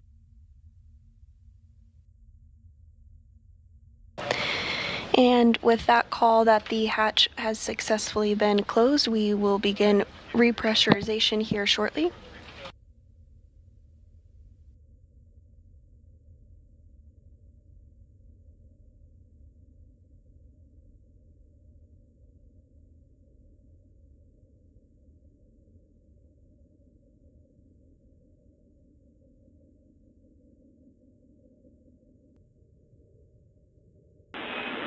And in vapor comp check, I think we're back with you. We're back. Hatch is closed and locked. Copy. Excellent work. We're now going to get into the pre-repress cuff card. And so quickly we'll just check that both of your SEUs are still connected to the DCM.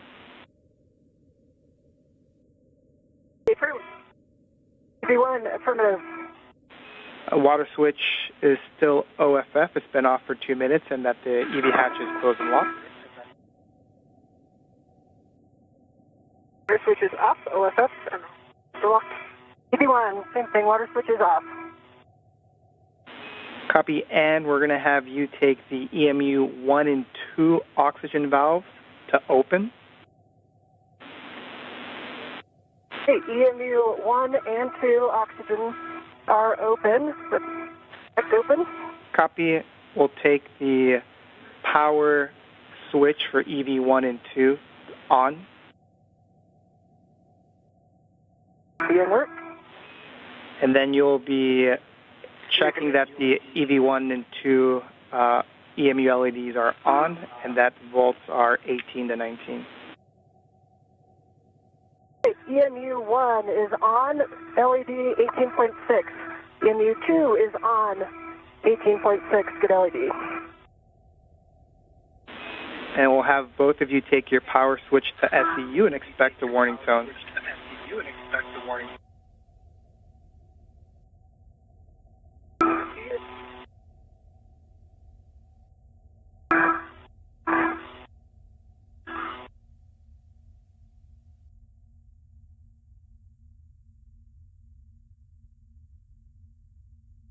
Paper, I don't know if I heard you. EV2 has power and SU. Okay, EV1 has power SU. Copy, both powers SEU. And in vapor was a pleasure. I'm going to hand you over to TOC. Marcos. Yeah, thank you, Marcos. Great job today. Okay, Marcos, we copy that. You guys did a great job today, so have a good rest. And vapor, and welcome back. We are so happy to have you back, and your dinner is ready, so don't worry about it. So for both crew members, On DCM, set O2 actuator to press and verify O2 position press displayed.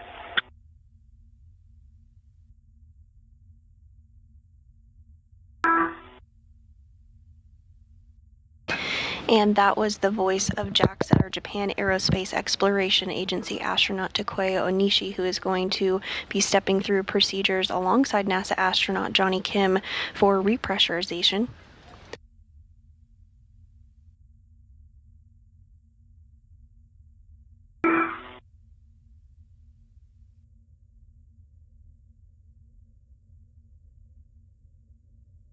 O2's in prep. EV1, O2 prep. Copy that. Next step is for paper. On the crew lock, check EV hatch MPEV is closed. Hatch MPEV is closed. Okay. And this view from inside the International Space Station on your right is JAXA astronaut Takuya Onishi, and then on the left is NASA astronaut Johnny Kim. Again, they'll be stepping through the procedures with NASA astronauts Anne McLean and Nicole Ayers following their spacewalk today.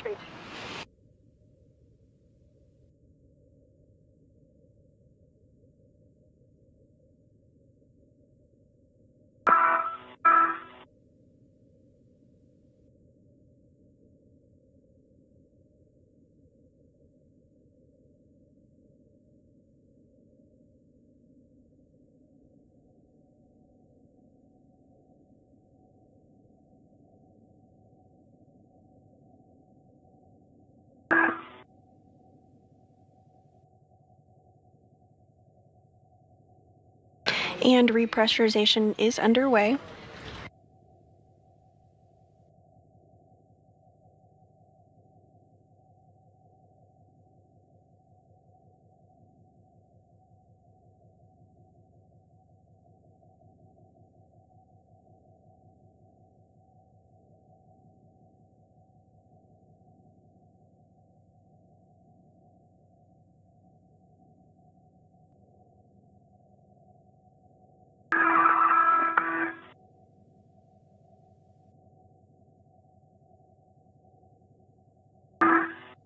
Hot for EV2. That's a good rate so far.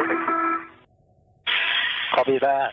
It's kind of in the middle of off And with repressurization underway at 1:49 p.m. Central Time this afternoon, that marks our spacewalk a 5-hour and 44-minute spacewalk today.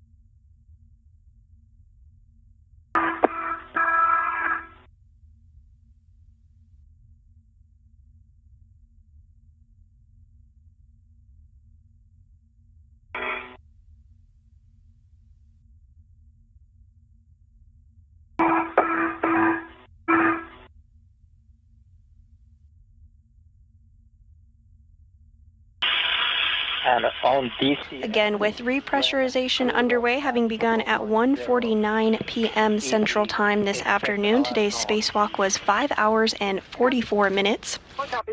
Pressure inside the airlock at 2.3 pounds per square inch and rising. 5.0, we will close the IV hatch equalization valve for a leak check, so please let us know when it gets to 5.0. Copy, Wilco, 0.3 and climbing.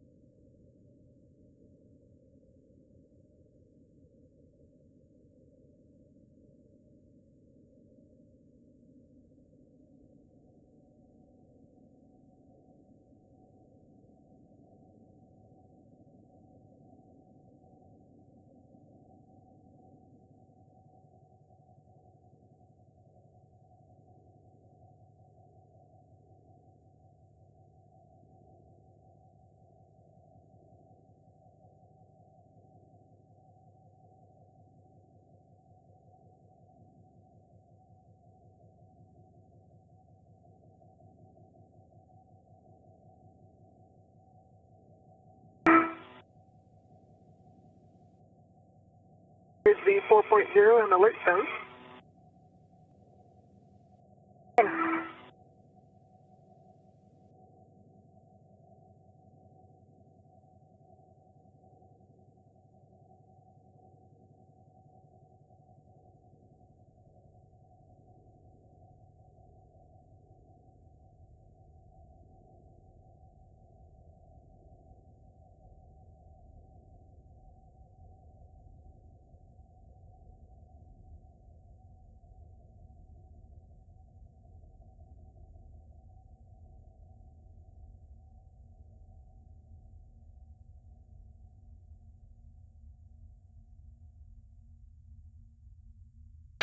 And this view from inside the equipment airlock of the International Space Station.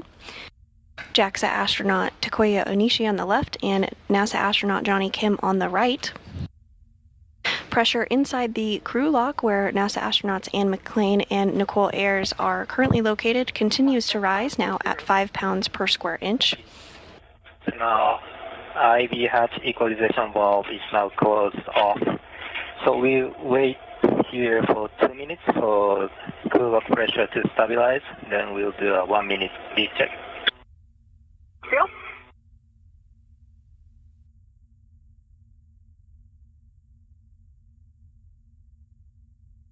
And with this 5 hour and 44 minute spacewalk wrapping up, we do have some updated stats for you. Today was the 275th spacewalk in support of space station maintenance, assembly, and upgrades, the third spacewalk out of station this year, and the first for Expedition 73.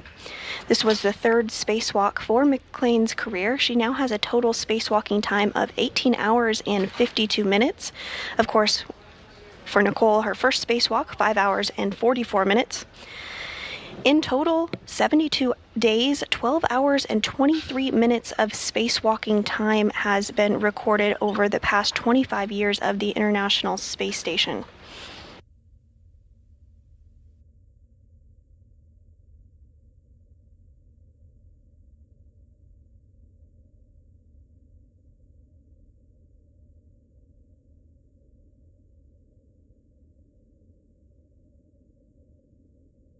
During today's spacewalk, NASA astronauts Anne McClain and Nicole Ayers worked to build a modification kit that will be used to install an ISS rollout solar array, or IROSA, during a future spacewalk. The duo built and installed the upper triangle on the mass canister and also installed the right lower strut, which is the minimum configuration for the modification kit. Following this, McClain and Ayers relocated a common communication for visiting vehicles antenna to ensure redundancy for visiting spacecraft. The two then got 2 get-ahead tasks complete. One was to install a jumper cable to provide power from the P6 truss to the Russian segment of the space station, and another was to remove bolts from a micrometeoroid cover. The duo then returned to the airlock and are in the process of repressurization now. We're holding at 5 pounds per square inch to perform a leak check.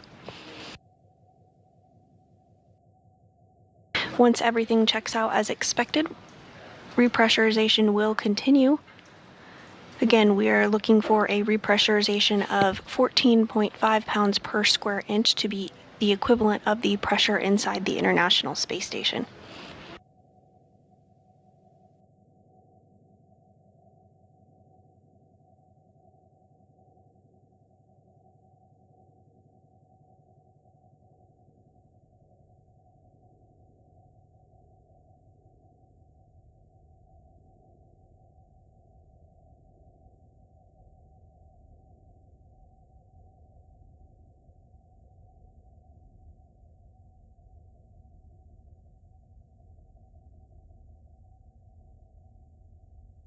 Airlock on Spaceground 1. So P1 pressure is 260.03 and P2 the same. So we have a good leak check.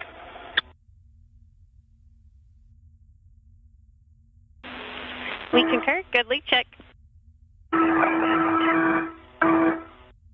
And with that confirmation that the leak check was good and as expected, repressurization will continue. Blood feeders are off, Alyssa. EV1 off. For both crew members, check gloves for contamination and report back to Houston.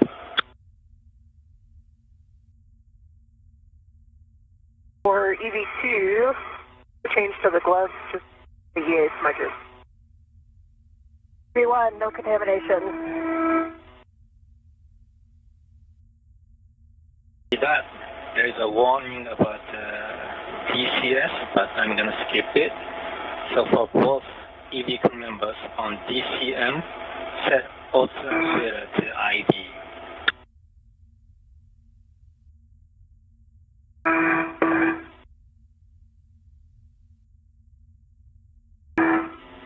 EV2, IV.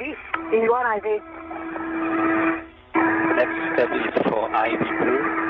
IV adds equalization valve to normal. We will gradually open the valve. After that, copy.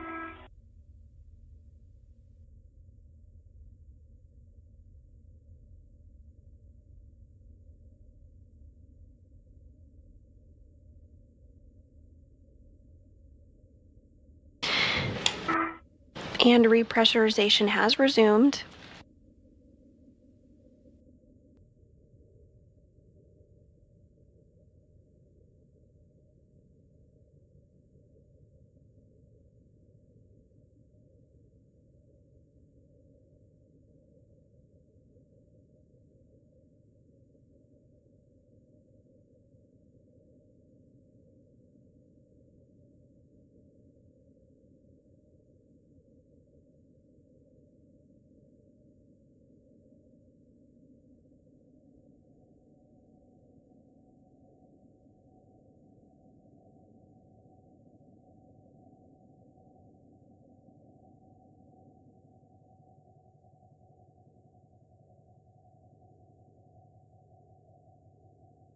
Pressure now at 6 pounds per square inch inside of the crew airlock and continuing to rise.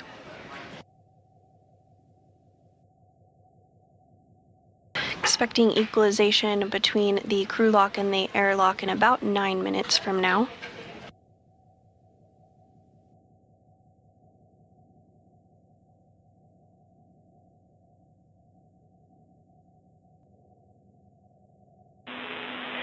Airlock Houston on Space to Ground 1. Just letting you request if we can take a look at Nicole's mic booms when you put her on the ETA, just to give us a data point on the comms today.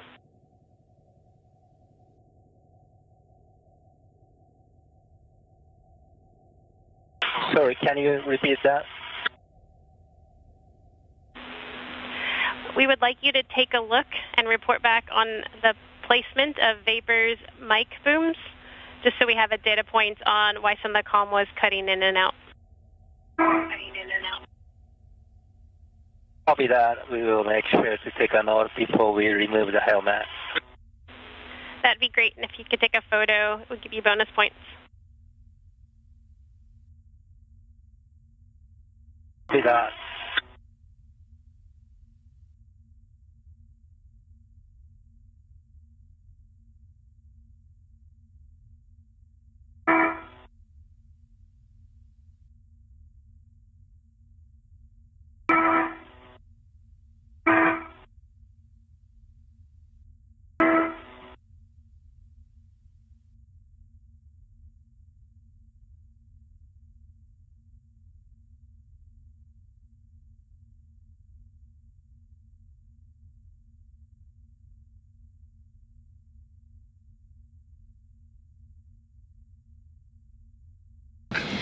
And if you're just joining us, we are wrapping up a spacewalk that lasted 5 hours and 44 minutes today, where NASA astronauts Anne McClain and Nicole Ayers worked on space station maintenance and upgrades.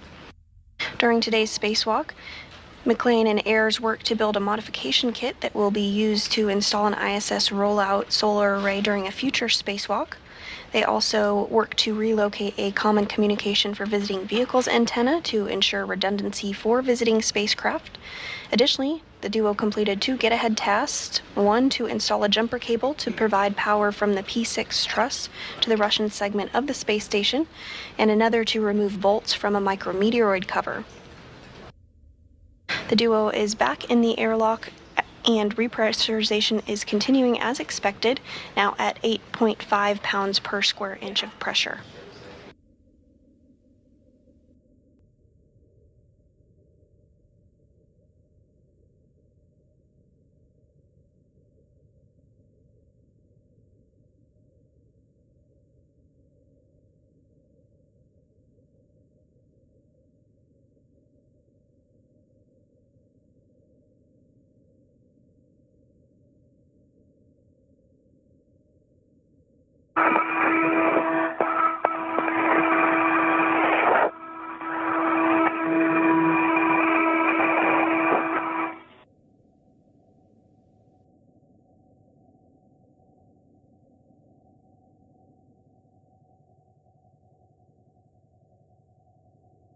This view from inside the equipment airlock is showing JAXA, or Japan Aerospace Exploration Agency astronaut Takuya Onishi, as well as NASA astronaut Johnny Kim on the right, as they step through those repressurization procedures ahead of opening up the crew lock once pressure is equalized, now approaching 10 pounds per square inch of pressure.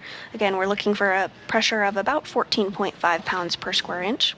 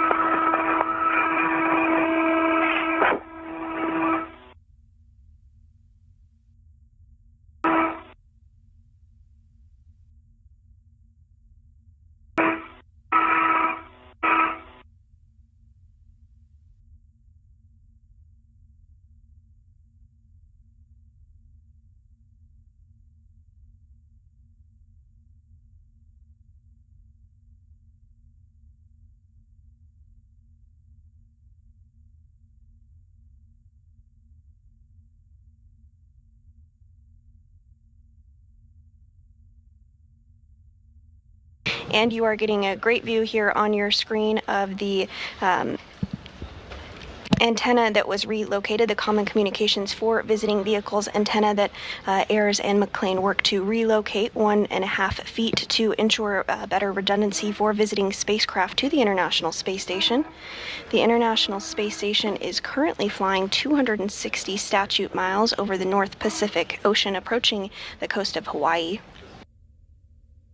Back inside the airlock, pressure is at 11.5 pounds per square inch, continuing to rise as expected.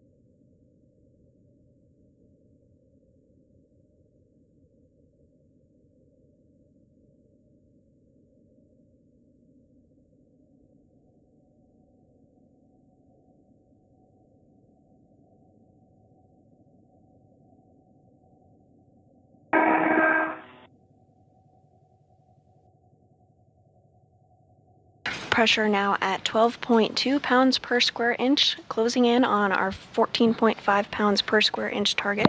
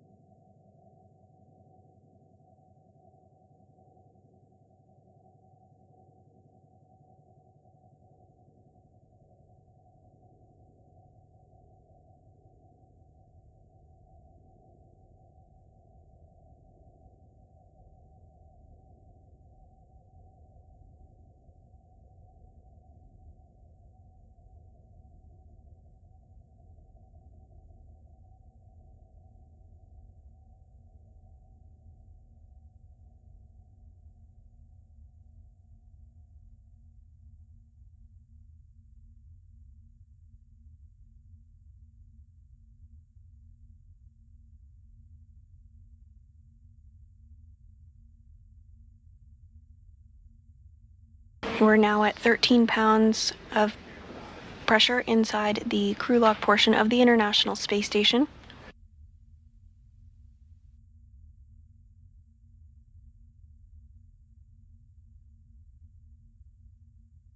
We are getting close to the nominal pressure, and when the dPdt becomes nearly zero, you guys expect alert tone.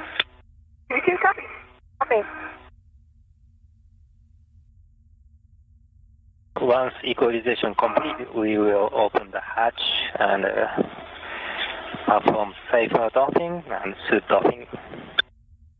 Sounds great. EV1 copy.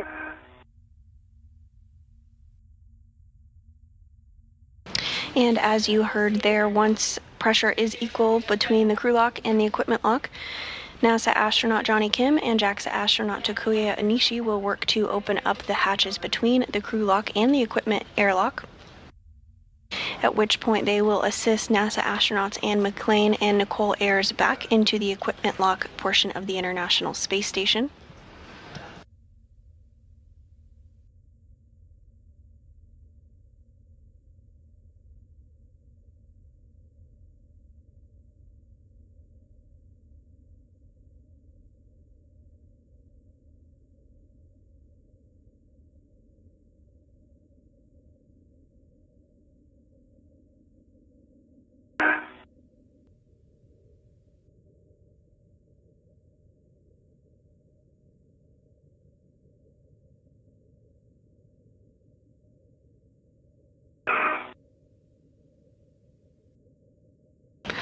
Pressure now at 13.9 pounds per square inch.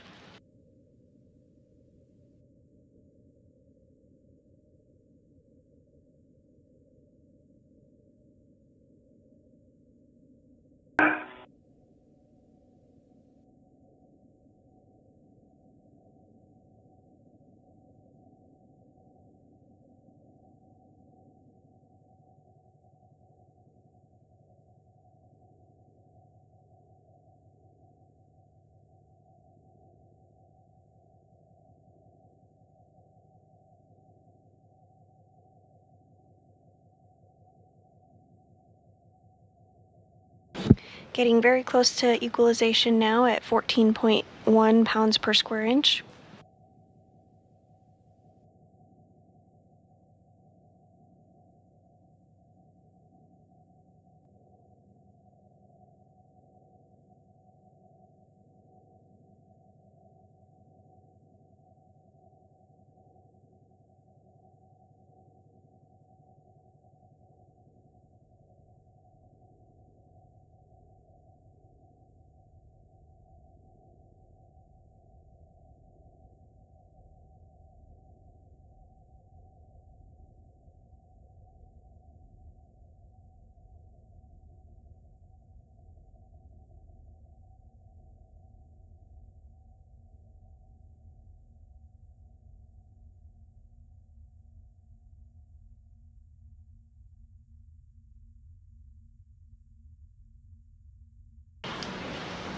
And it looks like NASA astronaut Johnny Kim is now going to work on opening up the hatch between the equipment lock and the crew lock.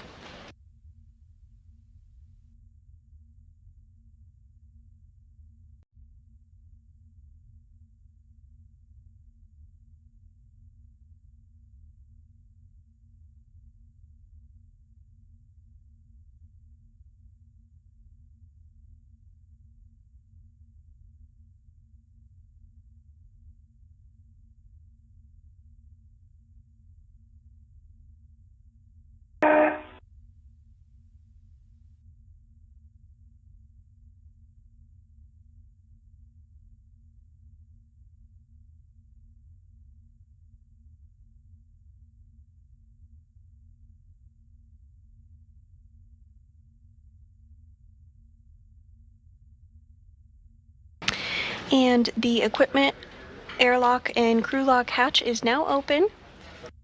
First inside, it looks like it will be NASA astronaut Anne McClain. She's wearing that spacesuit with the red stripes.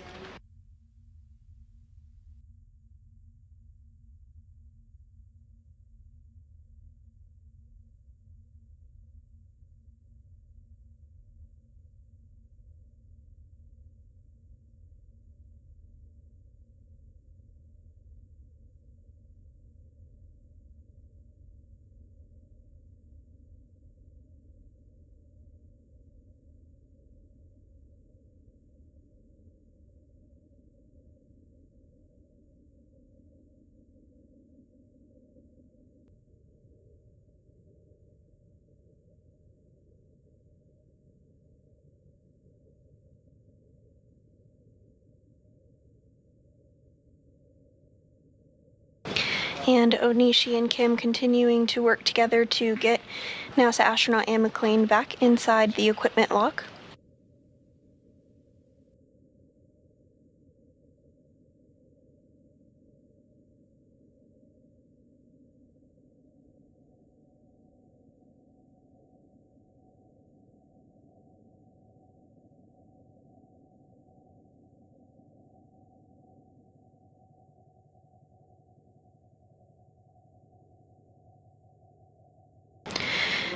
They're now working to remove the safer or simplified aid for EVA rescue from McClain's backpack, or spacesuit rather.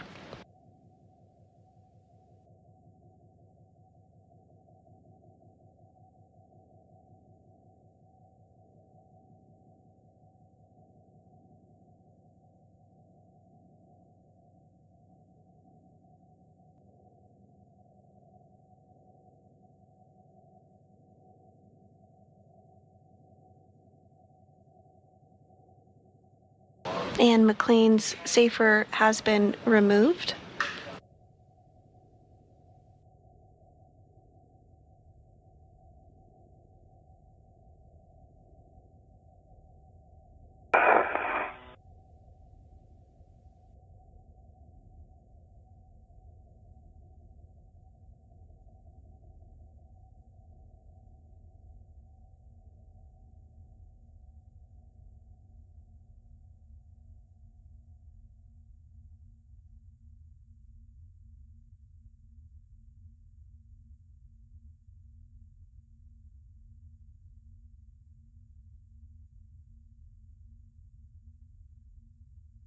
Today was the third spacewalk for NASA astronaut Anne McClain. She now has a career total of 18 hours and 52 minutes of spacewalking time.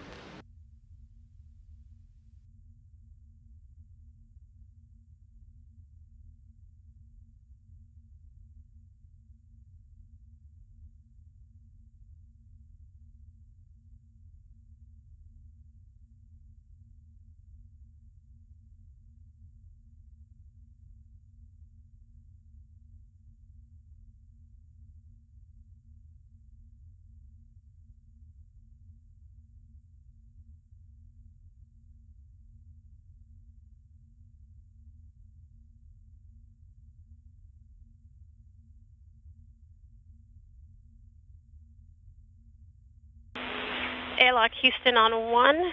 EV crew are no longer hot mic. Copy, thumbs up.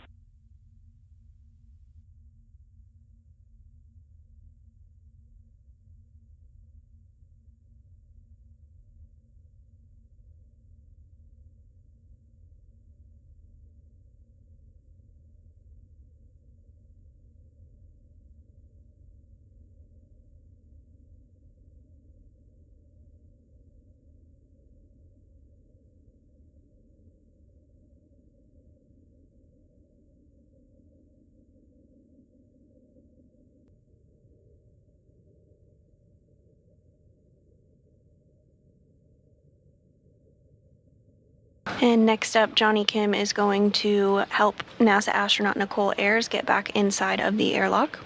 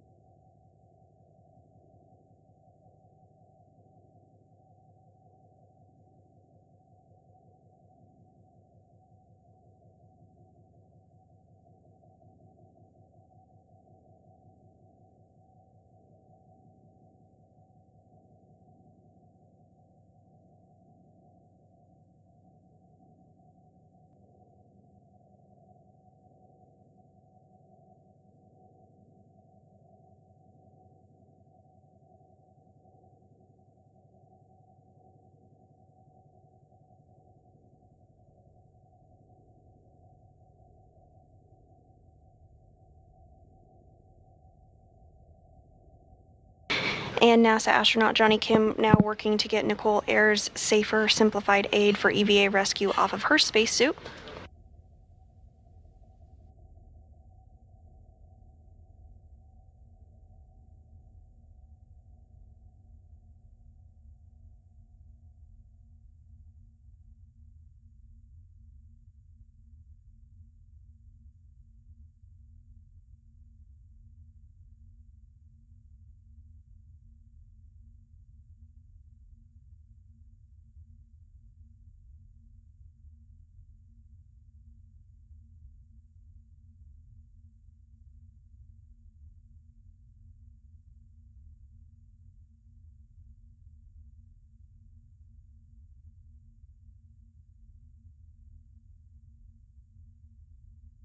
And Nicole Ayers' safer is now off of her spacesuit as well.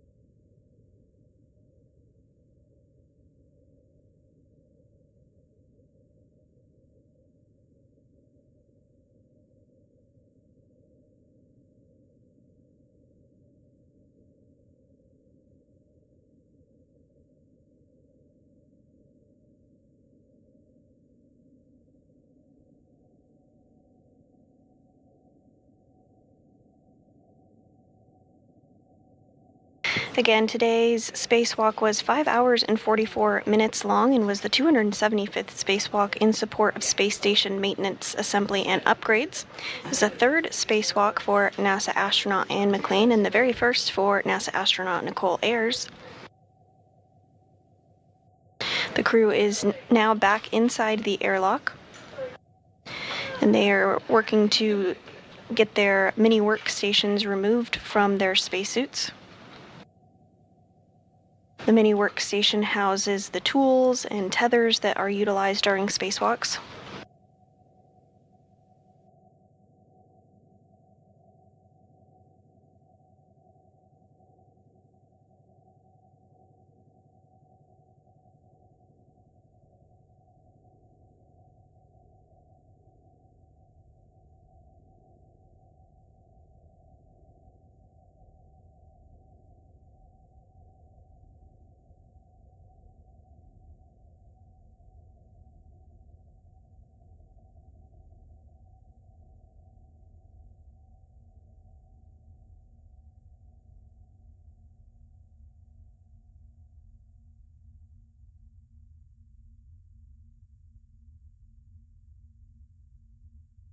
Station on Segui on 1. Go ahead on 1, talk. Sandy, we are hearing a little bit louder noise from EV1, probably from EMU fan. So we are now taking some record on the GoPro camera, then we will continue to the suit docking. We copy, thank you.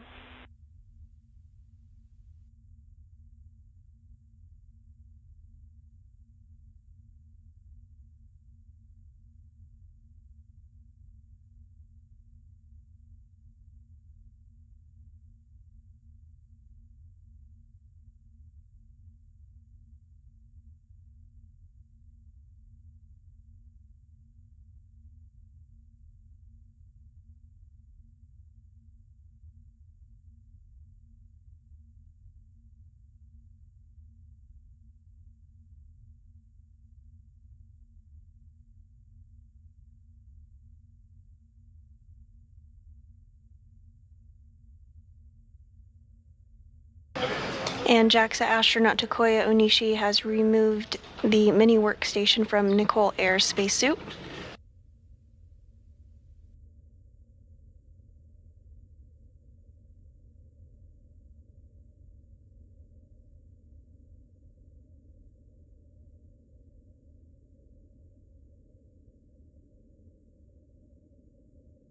Johnny Kim is working to remove NASA astronaut Anne McClain's mini workstation from her spacesuit.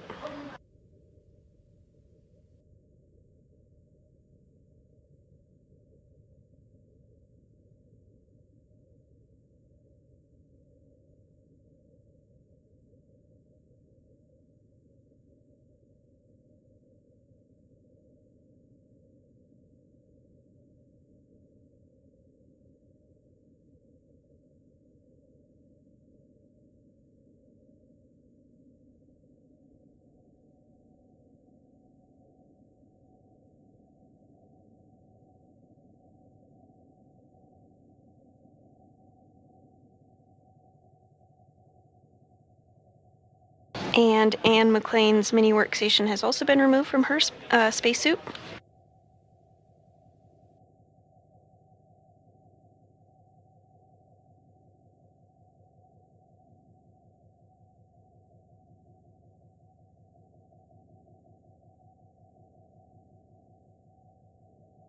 And we are in a brief expected handover period between our satellites, but we'll regain views here shortly.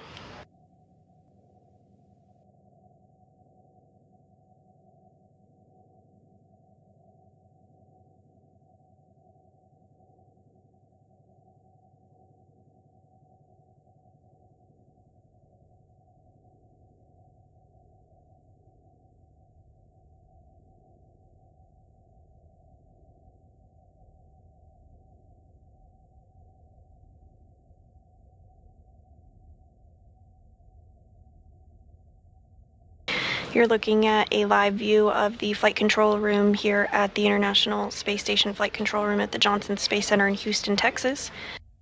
Today's Orbit 2 team has been led by Diana Trujillo during this 5-hour and 44-minute spacewalk. In the center of your screen there is also the EVA, the ground IV, who is NASA astronaut Marcos Berrios.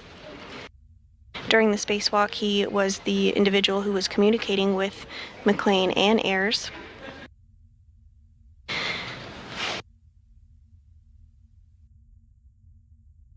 And back inside the International Space Station, continuing to step through procedures to take some imagery of the spacesuits following the 5-hour, 44-minute spacewalk.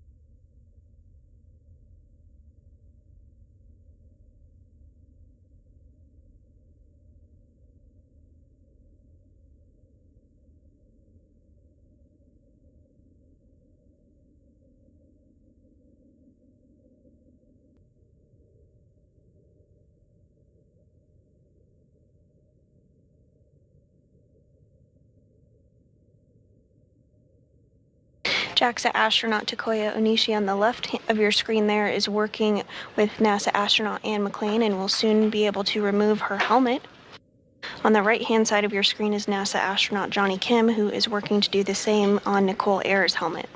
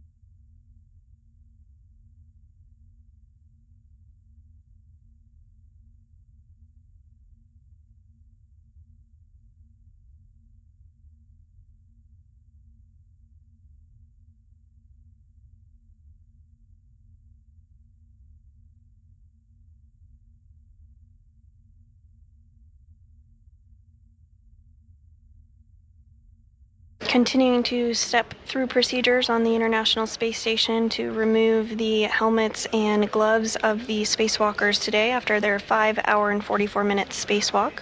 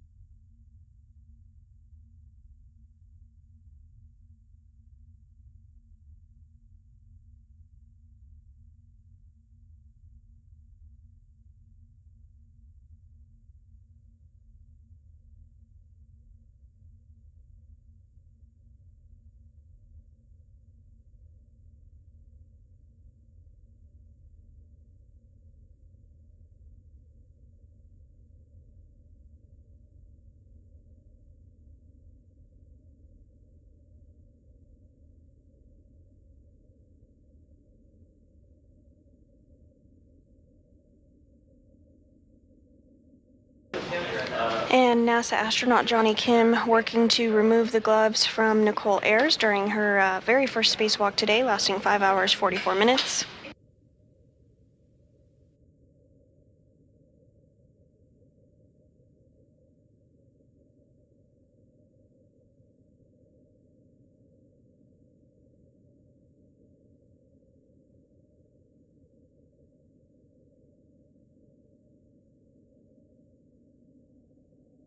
And JAXA astronaut Takoya Nishi doing the same with NASA astronaut Anne McClain, her third spacewalk today. She now has a career total of 18 hours and 52 minutes of spacewalking time.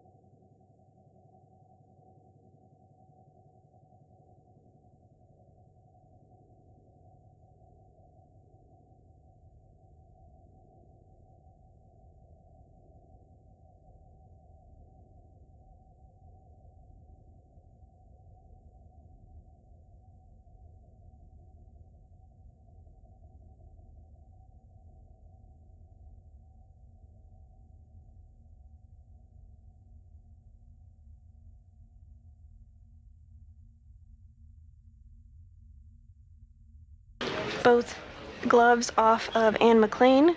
Johnny Kim now going to work to get the second glove off of NASA astronaut Nicole Ayers.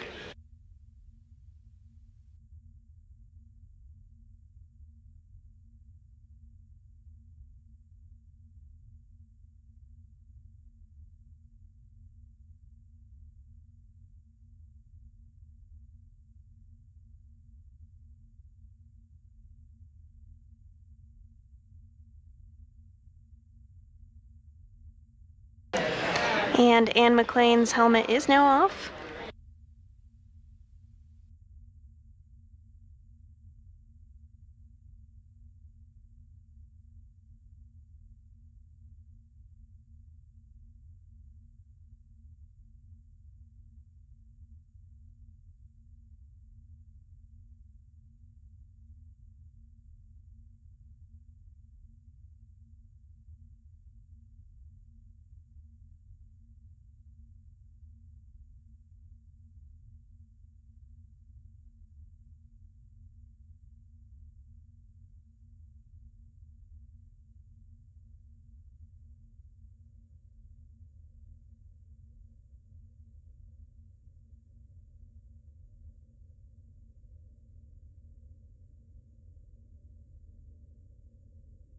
During today's Spacewalk, which was the 275th in support of space station maintenance, assembly, and upgrades, NASA astronaut Anne McClain and Nicole Ayers worked to build a modification kit that will be used to install an ISS rollout solar array, or IROSA.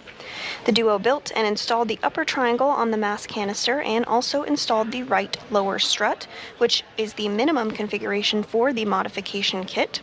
Following this, McClain and Ayers relocated a common communication for visiting vehicles antenna, ensuring redundancy for visiting spacecraft. The two then completed 2 get-ahead tasks, one to install a jumper cable to provide power from the P6 truss to the Russian segment of the space station, and another to remove bolts from a micrometeoroid cover.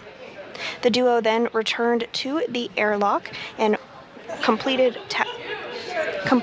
the repressurization process. With both spacewalkers now back safely inside the International Space Station with their helmets off, that will complete our coverage of today's 5-hour and 44-minute spacewalk. This is Mission Control Houston.